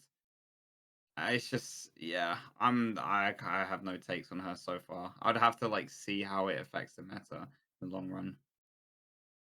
I think quietly she's underrated, Iliari. Like I can see that. I can definitely see that. Like obviously, go ahead, Salt. Go ahead. I was gonna say like lower elo, I get not with the lower elo players, but if she's in the right hands, she can definitely do work, especially in lower elo. Yeah, I think she's one of those heroes which obviously cannot fit into every situation. Like there's comps that you go up against that you're just not gonna want to run Iliari, and maybe maps that you don't want to run Iliari. But like when the situation allows, like I played a game yesterday, duoing with Frito, and we were playing on Rialto, and our team was just not it. Like just couldn't kill anything. They were suffering massively.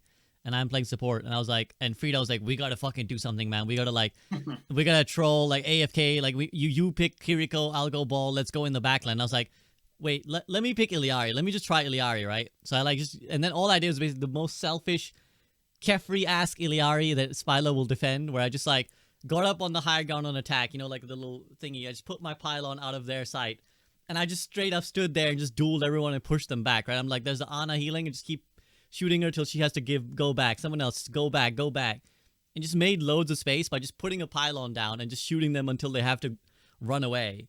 And I think that's, and now the ult is like a little bit stronger as well. In the last patch, they made the ult a little bit stronger too. So like the ult wins fights, and the mid fight, you can just kind of make space that way by like pushing people out. So I think that like she's kind of underrated in that there are situations where she's really good. And this buff like exacerbates that. AVRL, you were going to say something. I don't have strong feelings on this character. I just know that, generally speaking, people have considered it to be one of the biggest losers of the Season 9 patch, that she seems a bit weak. Mm-hmm. Yeah, I don't know what the correct fix is for her, what the correct buff is for her, but I do respect that she's one of the supports that does have respectable damage, and so maybe leaning into that feels like a reasonable direction, given that, you know, kind of high skill ceiling in the way she deals damage and her kit in general. So yeah, I don't have strong feelings, though. I think this seems like an okay buff to me. Spilo? I mean, I'm just a Iliari hater, honestly. Oh, really? I think I think the patch change was like okay, but like what you described as like the proper playstyle of Iliari is like exactly how you play her, and that's pretty much all you can do. Like you just kind of hold selfish angles and you do your own thing. And it's like people are like, oh, it's not what Kiriko does, you know, her, but like that's there's a lot more nuance with Kiriko. With EDR, it's really is not that deep. You hold a solo angle, you poke. There's a lot of maps where she's really bad. Her vertical mobility is really limited. There's a lot of comps that she's really bad versus. Ironically, she's pretty bad versus poke heroes, which is like, how does that work, right? Because she gets outranged by like almost everything in the game. I don't know. Like, I'm not an EDRA fan at all. So like, I think these changes are like fine. You know, definitely she struggled a lot with breakpoints and like the speed of the time to kill. But like, I actually think she's underrated for being like a character that actually doesn't really work all that well. I think she's just, for most parts, a DPS. Like, ironically, we've talked about that's like exactly what she is. Yeah, that's exactly what she is. Yeah, it's the fact that all of her utility and it's not just her sustain, because we talked about that, but like it's all of her utility is strictly selfish, like almost strictly selfish. Didn't the devs even just straight up say that Illari is one of the heroes where, you know, they say something along the lines of this is going to be a support hero that DPS players will like, or maybe they said about Kiriko, but it applies to both. And so, if you want to get into the conspiracy theory of it, it's like this is how you lessen the DPS queues by converting DPS players into support players. There you go. Yeah, pretty much. Yeah, I think if you were to simply visualize the pylon as a healing station, then it's just a soldier but with burst fire rather than consistent fire. Right? That's basically what it is. You anchor the spot and you shoot, and it's like, okay. Anyways, I actually don't think she needs any buffs. I think hold up on any buffing of Illari. I think she'll do better when the meta isn't so like averse to her, and I think like, you know, she may well swing round. Now we'll move to Life Hero, which I know AVRL really wants to talk about. Developer comments. We're increasing the burst potential of the Heal Blossom to reinforce Life Hero's role as the high healing throughput support. The heal per second is roughly the same as before, but individual Heal Blossoms can be charged further. So the maximum amount that it can be charged up to is 80, and the maximum charge time is upped. So like you can hold it for longer to get it to 80, basically, and then throw it out. So AVRL, you take me in first. Yeah, it's like I see what they're saying in terms of the actual HPS probably didn't increase the healing per second. But like this alongside the other support changes, where you're just starting to see more healing come back in, right? Anna's doing a bit more healing on the nade.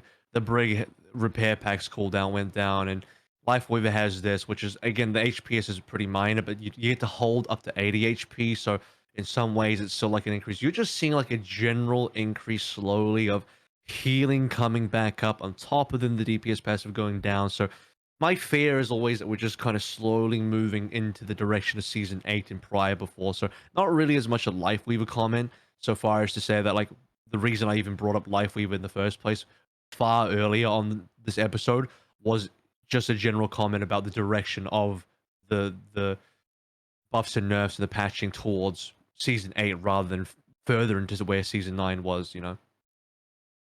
That's totally fair. Salt, how do you feel about the Weaver boy? I mean, his life grip is annoying to play against, but yeah, he's just, I don't know. Some games when you play against him, he just feels untouchable and unkillable, but that's just a situational thing and a team issue. And then other times he's just so easy to kill and he's just not played in scrims.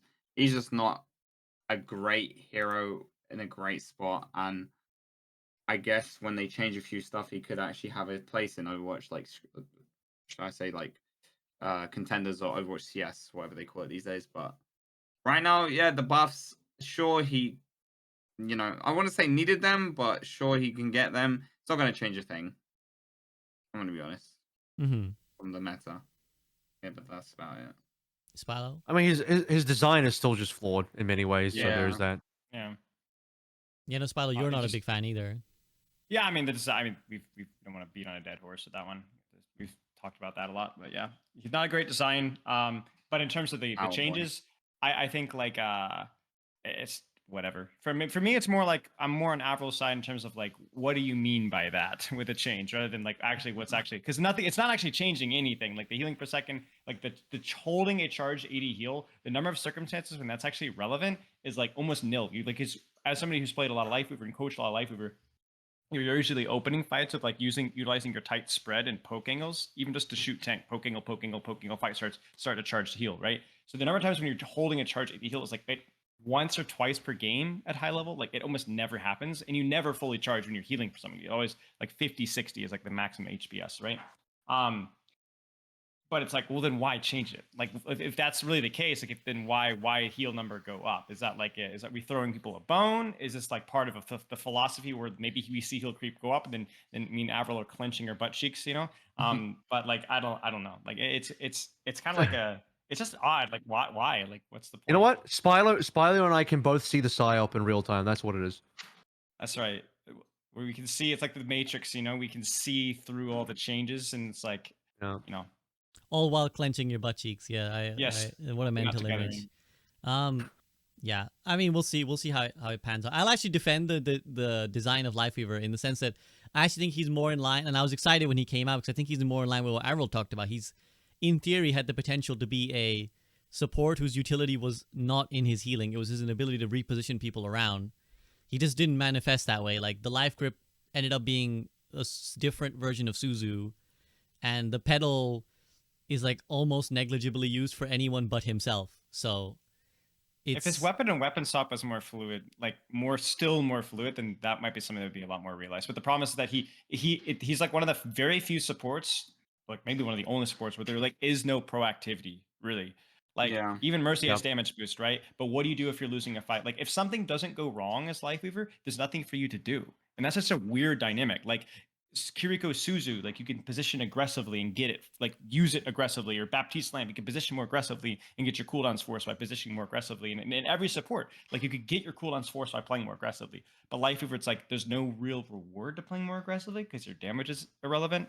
And also, Life Grip doesn't have any sort of dynamic. It's only a get out of jail free card. And so it's just like, all right, you tell your tank to go absolute balls to the walls, and you can bail them You out. tell someone else to go aggressive. Yeah, that's it. But that doesn't even work that well in pro play. That's the weird thing, you know. Like, we've seen the whole rack attack infamous thing. Like, and he gave it a good go, and he did get value, but even then, it just. I think Life Grip is fairly useful. I think my problem is that, like, with Life Grip, it's like pedal has dynamics, but is never really works out the way that you want it to. Life Grip works out exactly like you want it to, but has zero dynamics. It's like this weird, if you could combine those both abilities to like have the dynamics of pedal and the consistent value of Life Grip, then you'd be good. But yeah, I think that's a fair summary. That is actually the end of the patch notes. So we've slogged our way through it, fellas. Is there 4L patch notes? Let's go. I know, what a discussion. You will not find a more thorough discussion of, well, I mean, it wasn't really SVB, we didn't do the bugs. Go through all the bugs. Okay. Well, every single one. The only relevant bug would be the turret one that you already mentioned, which is that, you know, now the turret applies the healing, the DPS passive rather. So yeah, I mean, to be fair, I think half of the discussion, maybe even more, like 2/3 was patch adjacent. It was like, well, this is what a direction it might be taking it to, or this is what I would rather it do. But what you will not find on youtube.com or Twitch or anywhere else a more thorough breakdown of the Overwatch mid-season patch and what it means and what the state of the game means. Media's just gonna take that as a challenge. You realize that, right? Like, yes, maybe someone will. Is there anything on the patch or anything like that that you guys want to mention before we just head to concluding thoughts? Salt, anything you want to mention? No. No. One funny comment is the whole Cowboy Bebop controversy, where now like every Twitch streamer and YouTuber is like getting DMCA'd like crazy. Oh, really? Menu music, yeah. Oh, it's really not even like it's not even split same. revenue. It says nothing. You get cut, which is super funny. Oh, your whole video is just fully demonetized? Yeah, fully demonetized. Holy crap, that's nuts. Yeah. So that's the rough. greatest collab in Overwatch history, with an asterisk. Yeah, it's funny because I saw creators complaining about it, but I, like Salt, have my music turned off in game. Yeah. So like I was just like, huh? Smart. And then I just saw like all these people being like, oh, the creators are panicking. They're like, oh, our videos got demonetized. It's like, oh shit, okay. Money, no. I've had it done ever since Jake. This is deep SEV lore now, or just content lore. But like 4 or 5 years ago, I hosted a quiz and Jake was on it. And Jake, like, one of the rounds I did was on music, and I get to guess the music from the map. And Jake was like, it is a troll to have music on in the game. Like, it is an objective disadvantage. Never have the music on. Play without the music on. And I was like, I do it for the OT sounds. Like, I'll have it really turned down, you know, just so kind of like the amplifying music. It's well, what Jake was saying is the C9s. opposite. He was saying the opposite. He was like, you don't want the pressure of the overtime noise. You want to play every fight like just with like objectivity. the overtime noises get in your head, and he's like, you don't want that in your system. True. So, I think anyways, listening to normal music is the problem Yeah. during games. that's fair. That's fair. Okay, well, let's head to then, concluding thoughts. Usually I just ask the guys what they're looking forward to, but in this case, I'll say, what is it a direction that you would want the developers to emphasize more in their future changes? Because we've talked a lot about like this is what they could do or should do, but in fact, and we'll be really good boys. So I want you to compliment one thing that you think the devs are doing well, and then one thing you want them, and then one thing you want them to do differently. I'll give Salt some time to think because that suggests that he doesn't have a lot. But Spilo, you go first. One thing you think the devs have done Sure. really well, and then one things you want them to change like their approach on or think. I mean, I differently got a about. lot of nice things to say. I mean, I'm fully Blizzard shilled after the recent trip, so I've been compromised. But no, I mean, I call him think, out, not me. Call him out. Yeah, chat. Yeah, he yeah, got yeah, paid, Thrown over to everyone. I paid don't. and ball, Blizzard paid and chill. ball. Blizzard chill. But no, I mean, I think that like even like the current patch, while it's definitely like I said the wrong heroes. It's like I think a lot of the buffs that they did were like for the most part. This is like a lot of the buffs were reasonable, and Season 9 had a lot of really great things about it. I would say my only nitpick would just be like let Tracer remain meta a little bit. Let's let Lucio stay in the meta a little bit. Like it's okay if Winston is meta for a little bit longer. I think what I would say is that like while we're mixing up the meta, I would say just keep in mind that what I was saying earlier, that like when we buff off meta characters like Malga, even in the right way, remember that they are going to shoot to the top just because of their ease of access.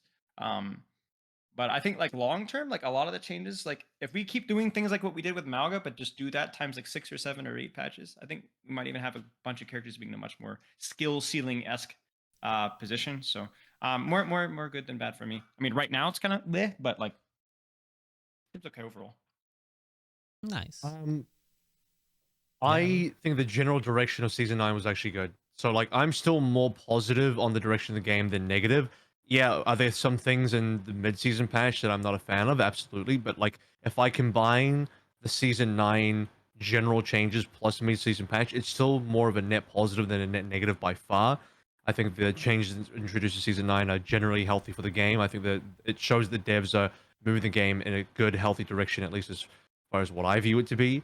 I would just like to see them maybe readdress the DPS passive again and just, consider some of the things that were maybe mentioned in this podcast. I'm sure they've all thought about it themselves anyway, but like, I just think knee-jerking from 20 to 15 this quickly is just, it's far too quick. Like we should have allowed the players a little bit more time to just adjust and learn how to play the new era of Overwatch. Some like to call it Overwatch 3, and I think that's somewhat fair. Rather than just immediately change it. Because again, I liken this to being like, dude, if you're gonna just be this heavy-handed and on a knee jerk, then what was stopping you from just reverting back to 6v6 when people complain about 5v5? Because that's still happening today, right? It's like, to me, it's not quite one-to-one apples to apples, but it's within the same vein. And I think the 20% was good, and Salt will disagree, but I think we could even take that further and then maybe help tanks out a lot by allowing tanks to maybe not be as affected, and that's an avenue that Blizzard could look at. Totally fair. Salt, you definitely wouldn't want that, but maybe you can agree with the reduce it for tanks. Yeah. Sorry, what was the question again? What I'm So happy about this one season? thing that you're happy the devs have been doing, and one thing that you want them to do differently. I'm glad that they're going in this direction. I think I'm happy with it. I've actually been enjoying Season 9. I mean, it is difficult, but it is refreshing and fun. And the start of the season was some of the best Overwatch I've played in a long time. I've never seen more competitive people in my life trying to win at the start of this season. I've been playing Overwatch for 7 years, and it's good to have that old Overwatch competitiveness back.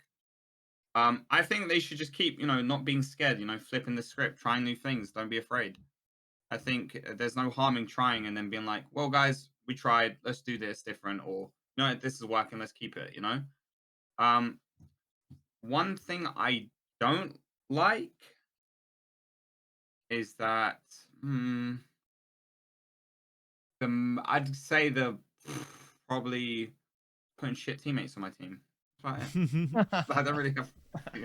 What was that Give one of the Salt- patch notes? I must have missed that one. That was UnsaltedSalt's win rate has now been adjusted to where it should be.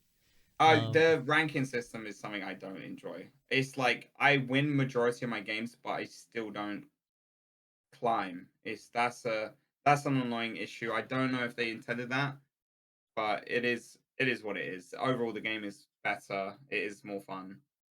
So I can't really complain. But yeah, if I had to complain, it would be, yo, I have above 60% or I have 59% win rate. I should be climbing actively, but I'm not. So that's the annoying thing.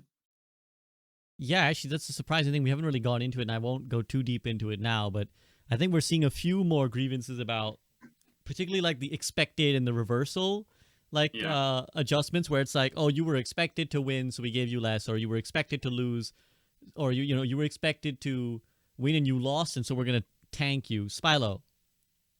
Two things on that. One, it's like a newish system, so there's a lot of bugs in that, but also there's a lot of like human psychology in here where people are forgetting. Like I won't say who, but like I think there was somebody that was like claiming that like, oh, I'm doing this, this, and this, and that like you do the research and it's like actually that's not the case. You're just choosing to selectively remember that. So the problem is that whenever there's a new system, it gives people an excuse to blame the system and instead of taking personal responsibility. And I would say the vast majority of the people that are stuck, maybe not Salt, but the vast majority of people who are stuck, it's because they suck. That's because they suck, and they're blaming the system. Like, well, 90% of the games I'm like expected to win. How but you actually like look and you're like, no, it's not 90%. It's literally 50%. You're just like you choose to remember those. Right. It's like it's the psychology of these things is always so hard. Like I do not envy Blizzard at all in this position because I would just want to I would read Twitter and I just be like, all right, I'm done. These guys are idiots. I do that all the time, and I'm not even the game developer, so I 100% I don't know how they keep their sanity. I definitely think there's a lot of cognitive bias, as Spilo is talking about. And I think actually, because a lot of people ask me about this, and what I always say is that, like, the percentage that the things expected and consolation, or they're like 1%. The like amount that people think that it is worth is like so much lower than so much higher than what it actually is. Like if it's like expected, you got like maybe 1 to 2% less SR gain, right? People think that it means that they were denied like 10%. So I actually think like that's another area where ironically, we were like, yes, more information, great, give it to us. But it's actually like hurt because people are like, oh, I was supposed to. This is why people hold information away because it's like you can't be trusted with it. Because like, is it better that you got 2% less and you don't know exactly why? Or is it better to get the feeling of being like, oh, well, I was expected to win? Or like when you lose and you're like, oh, they gave me the shit teammates, huh? Yeah, I lost less SR, but they gave me the expected, like, oh, I got the fucking glue sniffers. I see. So I'm actually not sure. I wonder if this can be solved a little bit by visually changing how you represent it. I'm not sure the green and red arrows are the best thing, but Avril, give me your solution. My solution is that Blizzard just lies to you, where like it shows you the arrows and it just tells you what you want to hear, but the background, the actual happening behind the scenes is completely different, and Blizzard just straight up lies to you. That way you achieve both. That way, like the whole you idea think of MMR and SR, or maybe not. I don't. I just don't think they have to add it. Whether they have to add reverse or expect, just go up and down, show the number. Yeah. Who fucking cares? Basically, you have a thing on the outside, which is the PR, which is like, don't worry, you played well. It tells you, the game tells you whatever you want to hear, but behind the scenes, like, yeah, this guy sucked. Like behind the scenes, the game knows you sucked, and you just whatever happens, happens. But at least it makes you feel good. I think I'm the devs. Yeah, that's what I mean. I'm saying the devs should gaslight the players. That's what I'm saying. No, I agree. I'm saying that like in general, the player population is just gaslighting the devs. Like we want transparency. Tell us, give us the old SR system. Never mind. No, this system sucks. Like this is. I just think to what you said, Spilo. I think again, maybe I'm just like biased towards it because I obviously see what is being said in the correspondence in our community more than other communities. But like, I just find Overwatch players to be a lot more ready to blame than a lot of other games, especially competitive games. Like people in Overwatch, it's a younger player population. It's the dang millennials. No, I don't know that. I don't think that's true. Millennials ain't young anymore, Spilo. I don't know what you're cooking. The toast. Millennials ain't young anymore. It's like how many people are complaining about patch notes in Fortnite? Like, oh, this is the reason I'm losing. I've just said like Overwatch people are way more likely to complain. It's like it's because of the patch. It's because Blizzard nerfed my hero, and that's why I'm losing. You know, there's a lot more of that going on in this game than I find in other games. That could just be confirmation bias, but it's just what I think. I have no idea. It's hard to make a real judgment call because we are so involved in Overwatch and not so involved in other games. But yeah, I think I think I 100% sympathize with the devs because, you know, they were like, they gave us what we wanted. And it's like, you think you want it, but you don't. This is the classic Blizzard. You think you want the information of why you're winning or losing, and you don't. Anyways, to the conclusion of what I'm feeling, I'm really happy with the experimentation with Overwatch. I think that is the biggest dub for me, is like, yep, shake it up, man. Do something radical. Every year, I'm down. I'm 100% on board with the every year reset everyone's SR and give us a new shake up in Overwatch. I think AVRL said that don't do it arbitrarily. I think there's a balance, because right now I'm like, do it arbitrarily, because I don't think we're at a state where I'm like, this is peak Overwatch. I love it. So maybe I'm biased, because as much as I prefer Season 9 to Season 8, I still don't think... Do you know why you love it? What? You love it because it wasn't arbitrary and they had a good reason to do it. Right. The design philosophy was there. agree. If they actually did it arbitrary, you'd fucking hate it because it'd be garbage. Well, so yeah, that's what I was kind of getting to, which is that I'm not there yet in terms of like, I don't think we've reached the area where I'm like, this is peak Overwatch, keep it. So maybe I'll feel differently when we reach peak Overwatch and keep it. But I think at this moment in time, we have so many unexplored ideas that like could be vastly better directions or vastly worse directions for Overwatch to go, that we still have loads of experimentation to do. Like, I really don't think we're anywhere near figuring out, like, this is peak Overwatch. Maybe we'll never Just remember, guys. Yeah? Just remember, guys. Break in case of emergency. The option is there. Well, that's what I mean. We could explore that. We could explore 6v6. We could explore open queue, the 5v5 open queue that I'm a proponent of. There's a lot of things like the draft phase. So many things that we could experiment with. So until we get to a point where I'm like, actually, I think we're good, let's chill out. I'm going to be an advocate of like, do these like yearly resets, or even maybe like experiment with them more frequently, as they seem to be inclined to do with the quick play hacked, where they're like, we're going to try some different ideas until we find things that we like, and then we'll start adding those into the game. So I'm all for that. And I think similar to our discussion about the patch notes, where it's like, when it's good, keep it, and when it's not, shake it up, right? It's the same with the patch notes. When Season 9 dropped, if it's good, let's keep it for a bit and let's see what happens. When it's not, let's shake it up more quickly. So I think that's something they're doing really well, and I encourage them to keep going, honestly. I want to see them change everything except Hog. Leave that guy in the fucking dumpster. Sorry, Salt. I don't want to see that hero get played. I'm with the up with the hierarchy, down with the shitty heroes. He's just a baby. Don't be mean. He may be, but he can be, baby can be in his corner a little bit, playing with his little binky. I don't want him in my games. But thank you very much to UnsaltedSalt, Spilo, and AVRL. Do you guys have anything else you want to say before I let you get going? Thank you so much for your time. No, thanks for having me back on again. Hopefully, you know, we'll do this a little bit more often. I think it's been far too long since the last one. So yeah, it's been a while. It's hard. There's a lot of cool people I want to talk to, so I definitely need to get AVRL on more. I really enjoyed our theory crafting, though. I thought it was really fun. So I'll catch you guys very soon, and have a great rest of your day, guys. Peace out. All right, you too, mate. Thank you. Cheers.